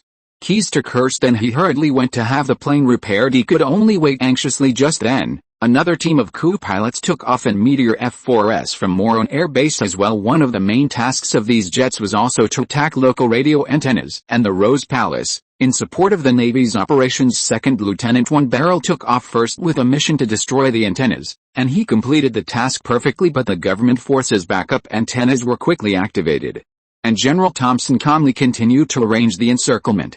The Ministry of Defense had resumed command operations with Thompson's arrangements. A large number of officers were summoned. Learning that Perón was safe, the morale of the troops had been restored, and today, the workers did not march or demonstrate. They even organized themselves to maintain order. Perón delivered a speech from a safe house, calling on the citizens of Buenos Aires to protect themselves. This is a military rebellion. We are prepared, and we will put down the rebellion as soon as possible. Please rest assured, citizens. Perón contacted the Ministry of Defense, and some officials were quickly arranged to carry out security maintenance work. Time quickly came to the afternoon. At 14:58, the rebel forces issued another order to prepare for a joint operation with the Navy to bomb the Rose Palace, and a group of Navy aircraft took off at 15:51 for a joint operation. Air Force rebels and Naval Aviation conducted a joint combat operation. The second battle began. The Navy's at-6, at-11, and PBY aircraft. These jets flew low along Rivadavia Avenue, which connects the base and the Presidential Palace. As they approached the Congress building, not far west of the Presidential Palace, they descended to rooftop level, flying between the rows of buildings on Avenida de Mayo, and seconds later arrived over Plaza de Mayo, firing machine guns at a Casa Rosada, suppressing the anti-aircraft fire deployed after the initial air raid. Lieutenant Guillermo Palacio of the Rebel Air Force, piloting a Meteor F-4, dropped his belly fuel tank as a makeshift incendiary bomb, but it only destroyed a few cars parked near the Presidential Palace and did not hit the Casa Rosada. Such air raids continued throughout the afternoon, with planes flying back and forth between Morone and Plaza de Mayo. The capital's radio antennas were attacked again, and at this time, the 3rd Motorized Infantry Regiment of the capital garrison began to march towards Ezeiza Airport. General Thompson of the Ministry of Defense personally took charge of this infantry regiment, commanding the attack plan, intending to take over the coup airport and clear out the rebels. The cars in front of Plaza de Mayo, destroyed by Palacio's gasoline bomb, were burned to skeletons. Anti-aircraft machine guns were destroyed by the Rebel Air Force, and one of the Navy's at-6s was hit by machine gun fire and exploded into sparks in the air. The fierce fighting in the capital reached late afternoon, and the situation became increasingly clear without the support of the Army and most of the Air Force.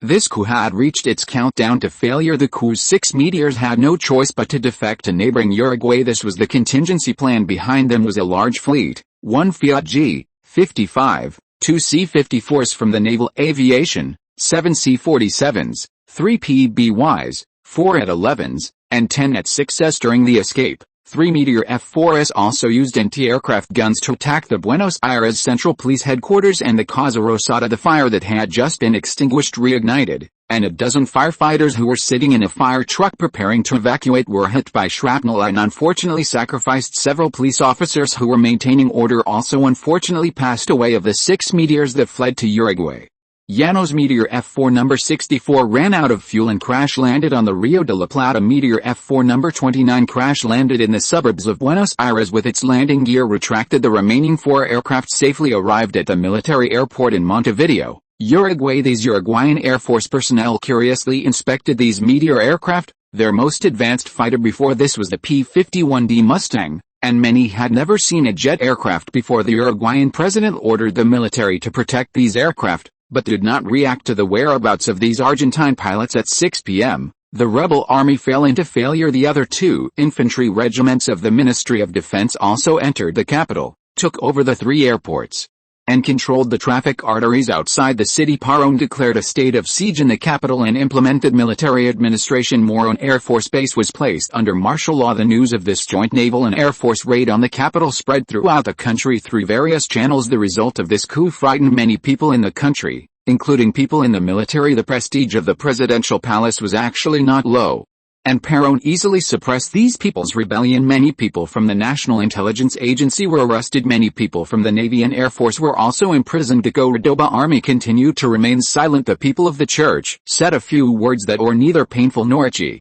June 11, 10:30 a.m., Puerto Belgrano. The discussion of the Aero 2 new aircraft at the meeting has reached the second half. Dr. Tank adjusted his glasses. Mr. Mayor, we hope that the special steel plant can develop more useful aircraft materials.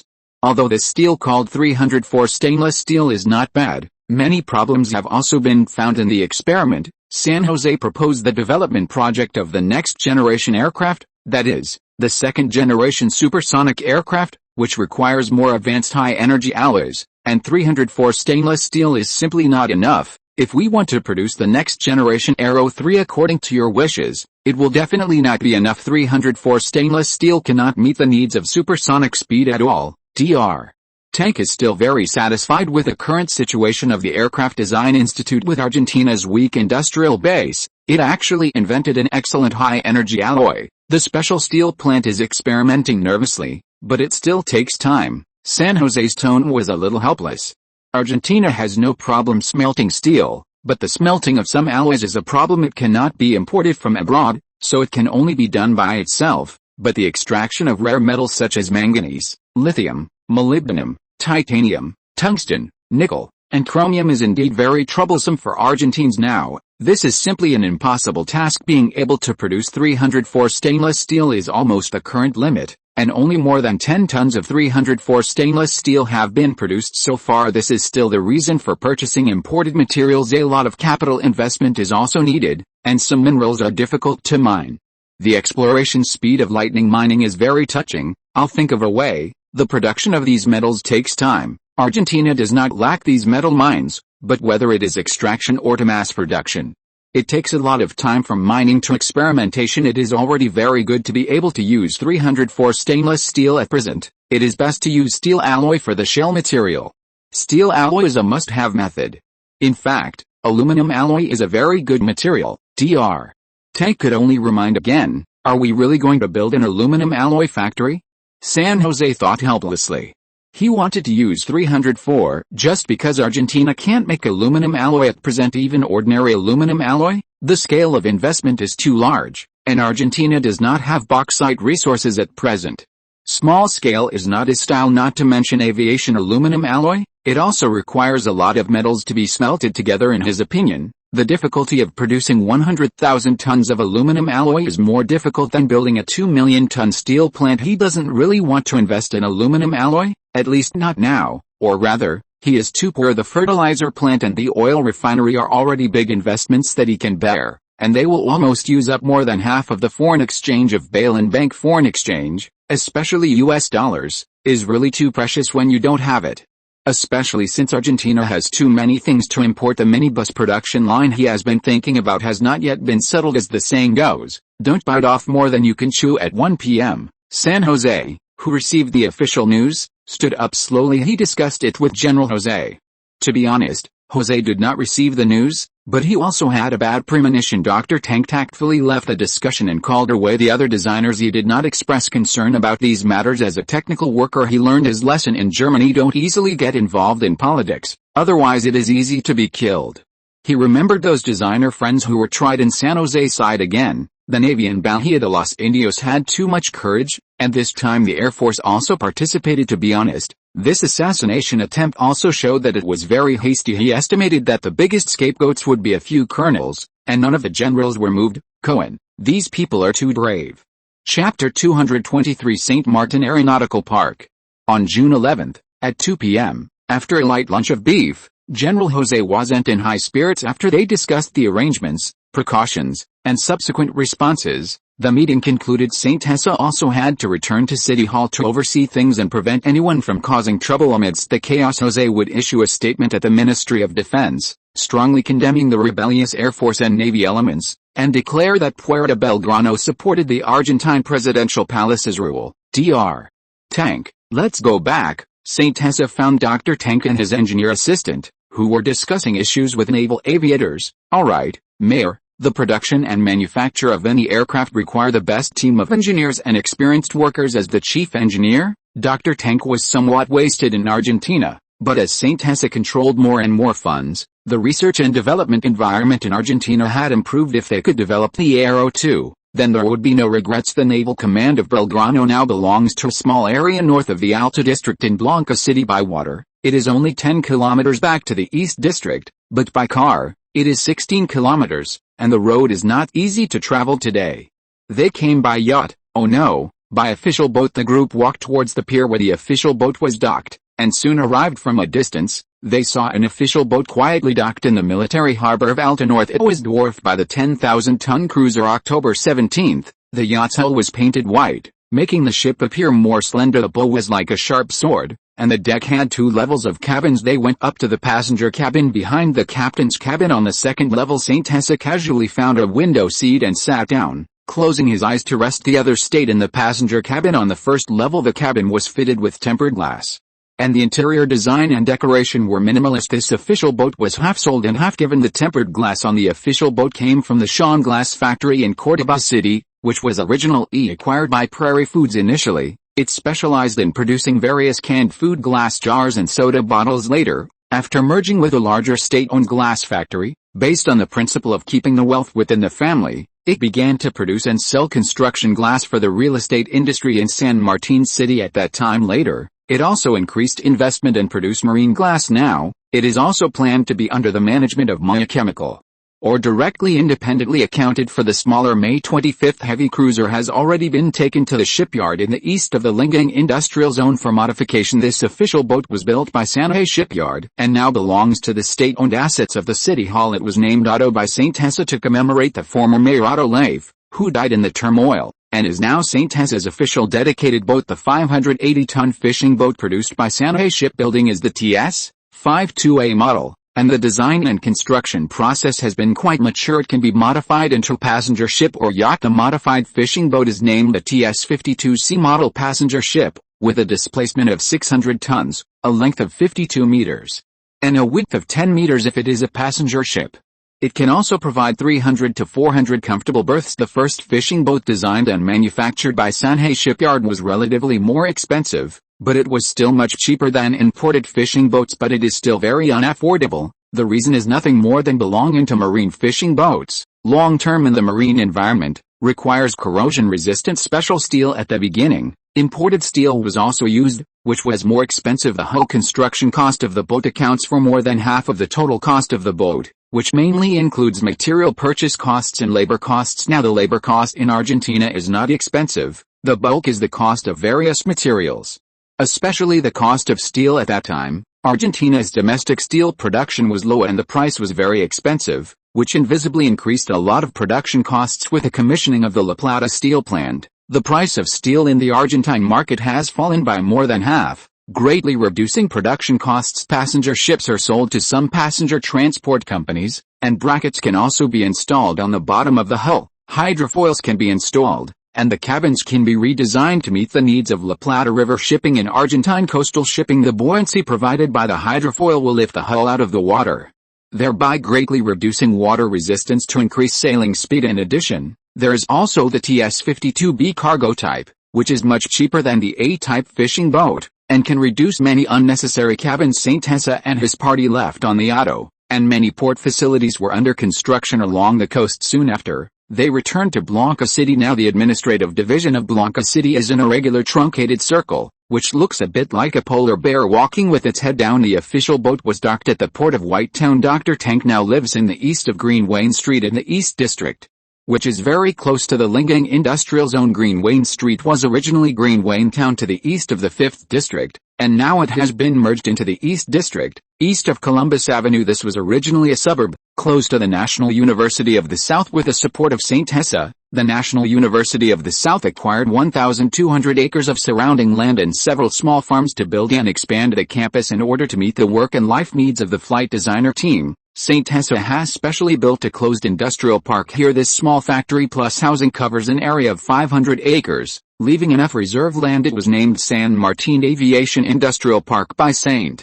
Hessa. A little further east of the industrial park is the new campus of the Blanca City Higher Vocational School. The entire design institute is specially set up for designing and optimizing Aero 2, and most of the engineering team has been transferred from San Martin City to here in order to cope with a shortage of personnel in the engineering team. He also set up an aircraft manufacturing school here, named San Martin Aviation Industry School. The situation in San Martin City is no longer suitable for the existence of the Design Institute. After all, it is a project with investment but little output. The finances of San Martin City cannot invest too much money in it, and they don't really understand the high-end industry of aircraft manufacturing. The subsidiary factory was left in San Martin City, and the main body of the small aircraft factory and various equipment were moved to Blanca City. Dr. Tank and others are quite satisfied with the development of this aviation industrial park. The City Hall also gave enough importance to it. San Jose also arranged the non-ferrous metal laboratory of La Plata special steel plant in this industrial park.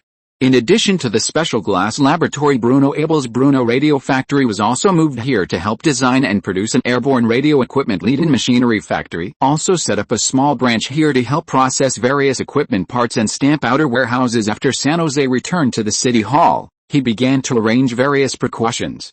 This coup has nothing to do with him. Even Cordoba was a little confused about this coup. Cordoba's military leader, Lornardi, was also quite dissatisfied with the assassination planned by this group of brats. Fortunately, it didn't succeed. The presidential palace threw the main culprits into prison. With a continuous rise of the tobacco industry in Salta province, Jujuy province, which has a relatively worse environment and is more backward, is also slowly merging and developing towards Salta province. Iran itself has a large population and a good foundation. Before San Jose came, there were almost 60,000 people in the city, which is a relatively large city in Argentina. Thunder Mining has become the largest mining company in these two provinces, not only mining coal stoves, but also constantly exploring various other mines. Especially in Jujuy province, a plateau town, Morado town, has emerged, with a population of more than 22,000, which is more than double the original plan. Many poor Bolivians will come here to work, and it is now one of the largest towns on the plateau. Morado town is an important base for the Falcon Bureau. The weather here is like. The first mayor was Matisse, an important member of the Falcon Bureau, who is also responsible for the economy of Morado town and supporting the development and growth of several factories in the town, such as Thunder Mining's potash plant, Andy's first cigarette factory, Alpine tobacco planting farm, Thunder Mining, Maya chemical plant. All provide a large number of jobs here. Among them, Thunder Mining has carried out large-scale development of the Salt Lake area in the Puna Plateau in the northwest, extracting potash salt and iodine salt.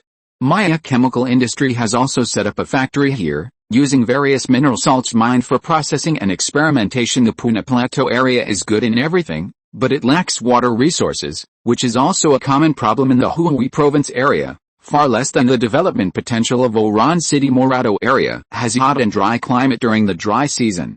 The landform is mainly mountainous and plains formed by river erosion. The small plains are surrounded by rolling mountains and desert plateaus. Many mountains in the two provinces are still in an undeveloped state, and there are still some sparse trees, turning this place into a unique landscape of nature. This place still has the tranquility of nature. In addition to the settlements and villages, there are these few plateau towns. Morado Town, City Hall. Bill Bernard, the person in charge of the Falcon Bureau in the northwest, poured mate tea into the cup, covered the mouth of the cup with his hand, shook it thoroughly to mix, then piled the tea into a slope, inserted a straw with a filter, poured in 80-degree hot water that had cooled for a while, and refilled it after drinking. This is the standard way to drink tea. Then he handed it to Matisse, and the two fully exchanged views and opinions, preparing to arrange the things ordered by San Jose Pulery Foods. Plans to build a wine brewing factory here. The temperature difference between day and night in Jujuy Province and Salta Province is large, but there is little irrigation water, which is extremely inconvenient. However, San Jose is knowledgeable and experienced. After learning about the difficulties of the vineyard, he creatively developed drip irrigation technology. However, the production of drip irrigation supporting technology is still in preparation, which involves products such as valves, filters, and pressurized water pumps. For this reason, a factory needs to be set up specifically, but because the production is relatively rough, it still needs to be further optimized, and San Jose has already asked people to prepare it. Bill, what do you say about our place now? Several surrounding towns want to join here, but how can so many people develop? As the mayor of Morado Town, Matisse feels a great responsibility, and now his hair is thinning a lot. Morado Town has greatly exceeded the population load, and several surrounding towns have run to the outside of the town, forming a gathering place for poor people around Morado Town. Develop the textile industry, especially the wool textile industry. The conditions here are very suitable for raising alpacas and sheep. This is also the boss's suggestion. The capital of Oran County is located in Oran City. It is adjacent to Bolivia in the north and Paraguay in the east. It covers an area of 11,892 square kilometers, which is similar to the situation in San Martin City. Now the population of Oran City has exceeded 100,000, and there are more and more factories here. Most of the stowaways from Bolivia come here. The climate and environment of Oran City are actually very good, much better than Jujuy City and Salta City. There is a large river passing through, and the upper reaches are very suitable for building hydropower stations. The hydropower station project has been proposed for many years, but it has not been implemented. The National Ministry of Finance does not have that much money to invest, and the high-voltage electricity technology is not very mature. The wood processing factory has also developed. Wood from neighboring Paraguay and Bolivia is transported here and turned into wood. As for the paper mill, it originally existed, but it was abandoned because of too much pollution. Coal mine from Salta Province is also transported here for primary processing. The mayor of Oran City, Gillet Vansel, is now also supported by Bill Bird. Oran City is developing quite rapidly. If you're listening to this novel on a channel other than Fanfic World, it means they downloaded and uploaded it without effort. We cordially invite you to visit our channel, Mundo Fanfic Novelis. There you'll find the original version of this story, and you can explore many other novels of various genres. We're waiting for you to immerse yourself in a world of incredible novels. Chapter 224. Excellent. Bill Bernard. In Morado Town, the town center still adheres to St. Teresa's original plan, featuring a small hospital, a school, and well-developed community facilities. However, venturing outside the central district reveals a scene of squalor and disarray, where newcomers unable to afford housing in the center have settled. If they are fortunate enough to be hired, they become true members of the community, enjoying a secure life, with even mine workers receiving good benefits. Bill traveled by car from Morado Town back to Oran, heading east along the winding mountain road. A 20-man team is still stationed in the Silver Valley, forming a small village of 700 people. The driver didn't stop, continuing down the mountain. Both sides of the riverbank in Oran were flatlands. Judging by the number of houses, the population east of the river was much smaller than that west of the river. The city streets were filled with indigenous people. As a prominent figure in Oran, Bill was shown respect by many who stopped to greet him. Present day Oran was noticeably more crowded than it had been 2 years prior. The city was under immense pressure due to its formerly underdeveloped education, infrastructure, and healthcare, and improvements had been minimal. Oran's economy only began to develop rapidly after the construction of the Andes cigarette factory. In addition to the cigarette factory, a brick factory, a cement factory, 2 construction companies, 4 food processing plants, a yerba mate factory, a brewery, a furniture factory, 5 mines, 2 cardboard factories, a lumber mill, and 3 agricultural cooperatives had been newly built. Apart from the cement factory and the cigarette factory, most of the others were small and medium-sized factories started by locals themselves. They didn't employ many people, but private enterprise was quite active. The city's foreign population gradually increased, with many people from other towns coming here to work, leading to the construction of a new street on the east side. The street was very wide, located on the west bank of the river. The river in Oran was not wide, only 20 meters, and was a headstream river. Not far from the river was the wide wasteland east of the city. Yes, Wasteland. No one lived here, the nearest houses were more than 500 meters away. The wasteland was originally uninhabited, with barren soil consisting of about 30 to 40 centimeters of fine sand. This area was very large, about 1,500 acres. Some people used to grow miscellaneous crops on this land, but since the city's factories were established, few people farmed. The soil was infertile, and the locals didn't bother with basic fertilization techniques. Even slash and burn agriculture was quite common here. This time, the Orange City Hall decided to develop a new street, about 1 kilometer long from north to south, with 3-story buildings on both sides for residential and commercial use. It would be named Andy's New Street. This was also Orange City Hall's first investment activity as a special elite who succeeded Guerrero. Bill's development differed greatly from that of other Falcon Bureau members in Oran. Bill was almost more reliable than the mayor. After all, he not only controlled the cigarette factory, the largest and most profitable factory, but also the largest security company, and countless riches at least. That's what everyone thought. Thunder Cross, as one of St. Teresa's 2 major security forces, had developed very rapidly here. In fact, most of the security personnel came from here. The Thunder Cross in San Martin had transformed into a regular security force, and the two had separated in their development. It could be said that the Thunder Cross in San Martin had transformed into the police department, completely out of St. Teresa's control, and the militia had become the city defense force. However, the Thunder Cross in Oran had not broken free from control.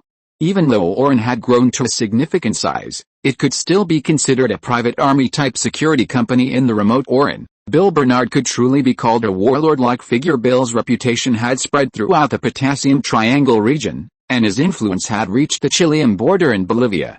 He was also known in Paraguay. Rumors claimed he had close ties with the current president of Bolivia and held a high position there, and that he had close relationships with generals in Paraguay. The rumors were quite outrageous. After all, tobacco planting and production is a naturally monopolistic industry, almost as lucrative as flour. Due to financial considerations, St. Teresa had not invested much here, offering mostly guidance, but the wealth he gained from here each year was substantial because St. Teresa had virtually monopolized the most profitable businesses in these 2 provinces, mining and tobacco, through 2 companies, Thunder Mining and Andes Tobacco. He earned over $20 million annually, more than the entire province's economy. After all, tobacco was not taxed, and minerals were resold at low prices. The original salt production in the Potassium Triangle region had also increased 7 or 8-fold, sold at a fair price to Maya Chemical, along with cheap coal, and the copper and iron mines ready for exploitation were basically not included in local production, or only symbolically taxed. The Barossa family of Yucanica was dealt a fatal blow by Bill, and their industries were acquired. Several major families in Salta indirectly acknowledged Bill's rule under his pressure. As for the smaller families in Salta and Jujuy, their strength was weak. Bill's car stopped in the garage of a villa. 2 bodyguards followed behind, both burly men, 1.8 meters tall, seemingly bursting with power, with bulging waist pouches, thick eyebrows, large eyes, sharp, eagle-like gazes, and an imposing aura of toughness. They had all seen blood, a stark contrast to Bill's refined temperament. "Welcome back, sir." A young, beautiful blonde girl came out to greet him, hugging Bill tightly, burying her head in his chest. "Yes, I'm back." Bill nodded wearily, saying a few words. One would never guess that this man had eliminated and suppressed several major families and wiped out a bunch of gangsters in a few months. A figure whose slightest movement could shake the Potassium Triangle. Mortartown wasn't just about employment issues. A small warlord had emerged in the north, and senior officials in Salta province were also seeking his help to suppress them. This operation went smoothly enough to ensure the operation's success. He secretly dispatched 200 security guards, along with heavy weaponry. Salta province can be said to be one of Argentina's water towers, with many rivers originating here. It covers an area of 155,500 square kilometers and has a population of only 750,000. In sparsely populated Argentina, this is considered relatively high. Even slightly more than the current combined populations of La Pampa and Rio Negro provinces. However, such a small population is still insufficient, only allowing for the development of some basic processing industries. Not to mention Salta province's pitiful literacy rate, a situation that persisted well into the 21st century with such a small population scattered across an area roughly the size of Zhuangzi province in New China, compared to Zhuangzi's later population of nearly 45 million. 750,000 people are not even comparable to a large county. This makes things seem very unreliable, hindering any development. Of course, Salta province's overall weather and natural conditions are neither too good nor too bad, and its population capacity is actually several million at a minimum. The most densely populated area of Salta province is the Lerma Valley, where the city of Salta is located. Here database, the provincial capital, Salta, is the largest city in Salta province, with a population of over 100,000. The second largest city is Nauoran, with a population of over 60,000 and growing, with a large number of Bolivian and Paraguayan immigrants utilizing the abundant hydroelectric power resources here to develop non-ferrous metal processing is a very feasible plan, but this requires a huge amount of capital. Although Oran's population has doubled, it is a truly wild growth, completely different from San Martin and Blanca. The arrangements are quite chaotic. Saint Teresa only cares about the output here, rarely investing money into it. Like a greedy landlord, the leader of Oran is Nick Calloway, a person very friendly with the Falcon Bureau. When Saint Teresa returned to the city hall, he found the atmosphere somewhat strange. Chapter 225. I stand with Blanca. As they disembarked, the Secretary General of the City Hall, Pusey Keimal, was already waiting on the dock, instructing their motorcade to escort Dr. Tank back to the Aviation Industrial Park. The weather in Blanca City was quite pleasant today, and the coup had not affected it too much. In the Eastern District, there were many small clothing factories, essentially just ordinary bungalows with a few domestically produced sewing machines and a few workers, capable of taking on some clothing production orders. Some older female workers stepped on the sewing machines, their feet constantly moving up and down with the pedals, skillfully making clothes. These imitation old-fashioned sewing machines were mostly copied by Leading Machinery Factory, which offered affordable prices and decent quality. These small workshops mostly took on some outsourced orders, and they could supplement their household income by making these clothes near their homes. Blanca City had slowly become a textile and clothing industrial center. Mr. Mayor, the deputy mayor asked you to go directly to the reception room. Okay, I will. San Jose sat in the back seat, saying nothing. Upon arriving at City Hall, San Jose went straight to the reception room, where Deputy Mayor Herlanto Martins and others were receiving an important figure, visibly relieved by San Jose's arrival. What happened? San Jose asked Herlanto. Herlanto was originally the Speaker of the City Council and had once been San Jose's superior. Of course, the Speaker did not have much real power, and most of the bills passed were about balancing interests, dividing the pie, and endless bickering. San Jose later rose to prominence, constantly expanding the pie of Blanca City, and then introducing a new group of people. He officially appointed Herlanto as deputy mayor, and Herlanto was still one of the highest-ranking people in Blanca City. However, as a government official, it was indeed a bit difficult for him, but it was a necessary thing to do. Otherwise, the families in the city would not have allowed him to steadily control the city at the beginning, which was also a clever new balance. This is Juan Cook, the Deputy Secretary General, to the President. Mr. Secretary General, this is our mayor, San Jose Cohen, Herlanto introduced, and San Jose carefully looked at the person from the Justicialist Party who had come from the presidential palace, extending his hand. The specific information of this person had already emerged in his mind. This was a rising star in Perón's eyes, the Deputy Secretary General to the President, a former member of the National Congress, who had represented Argentina at the Vienna World People's Peace Conference 2 years prior. Hello, San Jose Cohen. Mr. President hopes you can take charge of the Argentine National Steel Plant, one said somewhat arrogantly, stating his purpose directly, and shook hands with San Jose. This is a bit sudden, can you tell me why? San Jose was a little puzzled and spoke directly, wondering why he would be moved from his current position. He knew a little about the Argentine National Steel Plant. It was negotiated with the United States in 1949, with an American steel plant responsible for design and construction, with a design production capacity of 1 million tons. It seemed that the presidential palace approved it in 1949, but even half of it had not been built yet. After 5 years, the construction speed was not comparable to the La Plata steel plant at all. The La Plata steel plant was prepared for more than half a year, and the construction was completed in just over 2 years. It was said that the national steel plant was constantly embroiled in disputes and strikes, and the construction progress was far behind the surrounding small steel plants. The Americans demanded that all construction materials for the steel plant be imported from the United States, but now the Americans were also imposing an embargo, so many construction periods were severely delayed. Moreover, There was a tendency to become an unfinished project. 1 million tons was not even comparable to the scale of hot steel plant now. No matter how exquisite the construction or how much American capital was invested, it was still Argentine efficiency. A case like La Plata steel plant was an exception. That's right, the national steel plant needs a new director, and the construction has reached the final stage. This was a blatant emotion for him. A director of a joint venture steel plant? Compared to a mayor with real power, everyone knew what to choose. I need to consider this matter. San Jose pretended to ponder for a while before speaking euphemistically. I heard that you are one of the shareholders of La Plata steel plant. One seemed a little disappointed, staring into San Jose's eyes, and said, yes, I do own a small share of La Plata steel plant. San Jose did not shy away from this matter too much. When La Plata steel plant was established, he spoke at the construction conference and also organized an investment promotion conference at that time. He also had an identity, that of General Thompson's spokesperson, so many people naturally regarded the steel plant as General Thompson's industry. Later, it became blurred, and the shares of La Plata steel plant were divided through the establishment of some foreign companies. However, in the end, these all pointed to Barron Bank in American Sequoia. The equity design of Barron Bank was even more complicated. Anyone with a mind could find out that this bank had an American background. This huge group company had developed into behemoth, which the presidential palace could not help but care about.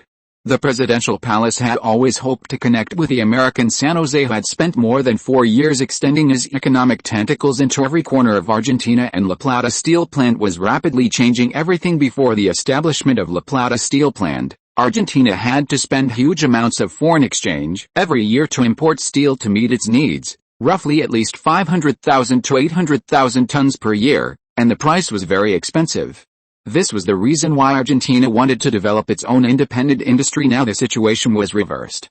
Argentina could export 1 million tons of steel annually to generate revenue. Sir, times have changed. San Jose really wanted to say this to him. The arrogance of American capitalists was nothing more than seeing that you didn't have something, and then offering a high price, or waiting for your economic crisis to buy up quality companies at low prices. At least Argentina was not short of steel now, and it could use this huge steel production to negotiate with foreign countries. This was also a kind of arrogance of the so-called capital people. San Jose had already discovered this problem. Even though Argentina was an immigrant country, it was like the United States, where discrimination was everywhere. This was social division, with old immigrants discriminating against new immigrants, the middle class discriminating against the lower class, and men discriminating against women. This was Argentina in the 1950s. The Silver Age was not beautiful either. San Jose did not think this was a good job at all, and did not want to spend energy on such personnel power struggles. He directly ignored these implicit discriminations. He did not mind that he was a gaucho. The situation at this joint venture steel mill seems a bit complicated, and there are still many things in Blanca City waiting for me to arrange. Everything in Blanca City is wonderful, and I will stand with the Blanca City. Oh, by the way, Blanca Port changed its name a few months ago. Several people listening in, including the deputy mayor and civil servants, also breathed a sigh of relief. They had witnessed the rapid changes in Blanca City. At least now, Blanca City desperately needs Saint Hesser, this powerful mayor. They no longer want to return to that silent and stagnant small city. 1 million tons of capacity can be handled with 2 large blast furnaces.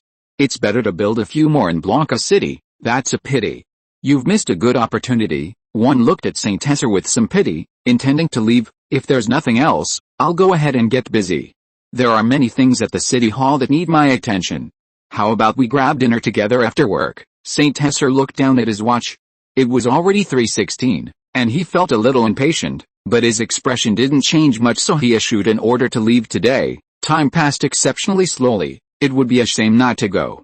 I won't bother you with dinner, I have other things to do. He and Byron really have nothing to get along with. This is a collapsing high-rise, a silent ship. Although it still contains vast assets, those legacies still belong to the Justicialist Party, and as long as he remains in the Radical Civic Union for even a day, he shouldn't be a fence-sitter. Moreover, he is one of the more than 100 official senior representatives of the Radical Civic Union nationwide. Saint Hesser can also understand that Byron can now easily suppress the naval and air force rebellions and still has many cards in his hand, but he can also see that this building is about to collapse. In fact, When Byron announced the separation of politics and religion and abolished the church's status as the state religion, even the peace-loving Argentine middle class had already taken action. It's just that Argentine strikes are more like parades, with the middle class picking Saturdays and enthusiastically waving flags after seeing one off. St. Hesser convened a meeting of the City Hall's civil servants. St. Hesser stood in the mayor's seat, supporting the table with both hands, looking at the civil servants in the meeting room, who were all a little apprehensive seeing St. Hesser's calm and composed attitude. They slowly calmed down. Everyone knows that a rebellion has taken place in the capital. This matter may have some impact on us, but I hope it won't interfere with everyone's work. St. Hesser did not regard this naval unrest as a coup. It was indeed a very bad thing. In the coming period, even bigger problems will brew. I hope that Blanca City can develop better.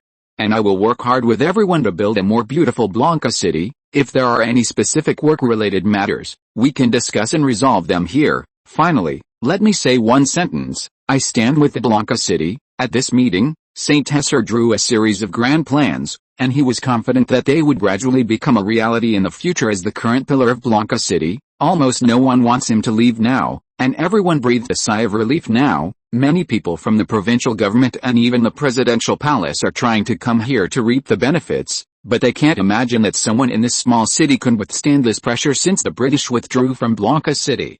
Its development has almost stagnated for more than 20 years. Then there was everyone's spontaneous and sustained applause. The information from the City Hall will also be disseminated to the entire Blanca City and its surroundings through the City Hall's official documents and newspapers. In addition to meeting with people from the presidential palace and stabilizing morale, Blanca City continued to develop as usual under his leadership. Friday, St. Hesser met a guest at the City Hall, the head of the D'Italia family, Antoine D'Italia and Lant D'Italia. He had vaguely heard of this consortium but hadn't paid much attention. The D'Italia consortium is one of the largest industrial conglomerates in Argentina today, owning the largest privately owned Siam oil refinery, as well as a refrigerator factory, a power plant, and they are even preparing to build an automobile manufacturing plant. They also have an engineering and smelting company. The founder of Siam, Torquato D'Italia, is of Italian descent, starting from the bread-making industry and entering the oil industry. Later, when Byron was arrested, he made some inappropriate remarks and was hated by the current president Byron. It can only be said that Byron's dislike has put them at odds with Argentina's highest authority, which has also made the consortium's development very slow. Despite this, it is almost considered Argentina's most modern industrial consortium, with a great deal of wealth. Although in St. Hesser's view, these so-called refrigerator factories are not even close to modern assembly lines, he doesn't think much of them, and their output is also poor. They don't have much relationship with St. Hesser, nor much conflict, as the two are in different industries. Although St. Hesser also started in the food industry, he only ventured into steel and electricity, and then motorcycles and the oil industry. In the past 2 years, the Southern Petroleum's Rome operation has stimulated the second generation of this consortium. Lant to tell you why St. Hesser wants to enter the oil industry is simple. In addition to the purpose of making money, the most important thing is that Argentina's oil production can no longer meet the needs of rapid economic development, just like steel in the beginning. Currently, apart from the Argentine National Oil Company YPF, other oil companies are basically not involved in crude oil extraction. Even the two giants, Standard Oil of America and Standard Oil of California, are only involved in importing oil and gas sales. This huge pie has attracted the attention of many forces at home and abroad, and the national oil companies' management and production levels are still stuck in the 1930s, unable to meet the needs at all. With small exploration and production, St. Hesser established Southern Petroleum Company because he saw the vast oil resources in Patagonia. If Argentina's oil resources are fully exploited, it will be no problem to support a complete industrial system. The Italian oil team has already reached the final stages of negotiations and is almost ready to return home. This project will eventually become a 3 million ton oil refinery, which happens to be half of Argentina's current oil production, as well as a 400,000 ton ethylene project, 10 million tons of transportation capacity, as well as 1,000 kilometers of oil pipelines. That is to say, St. Hesser must be able to extract at least 15 million tons of oil from the south each year before the pipeline is completed. Mayor, we hope to move into Blanca City and build an oil refinery here. End of this chapter. Thank you very much for reaching the end. Don't forget to like. Looking for more exclusive content and immediate access? Subscribe to our Patreon. Remember, every like, subscription, or donation encourages us to continue. Thanks to everyone. See you in the next video.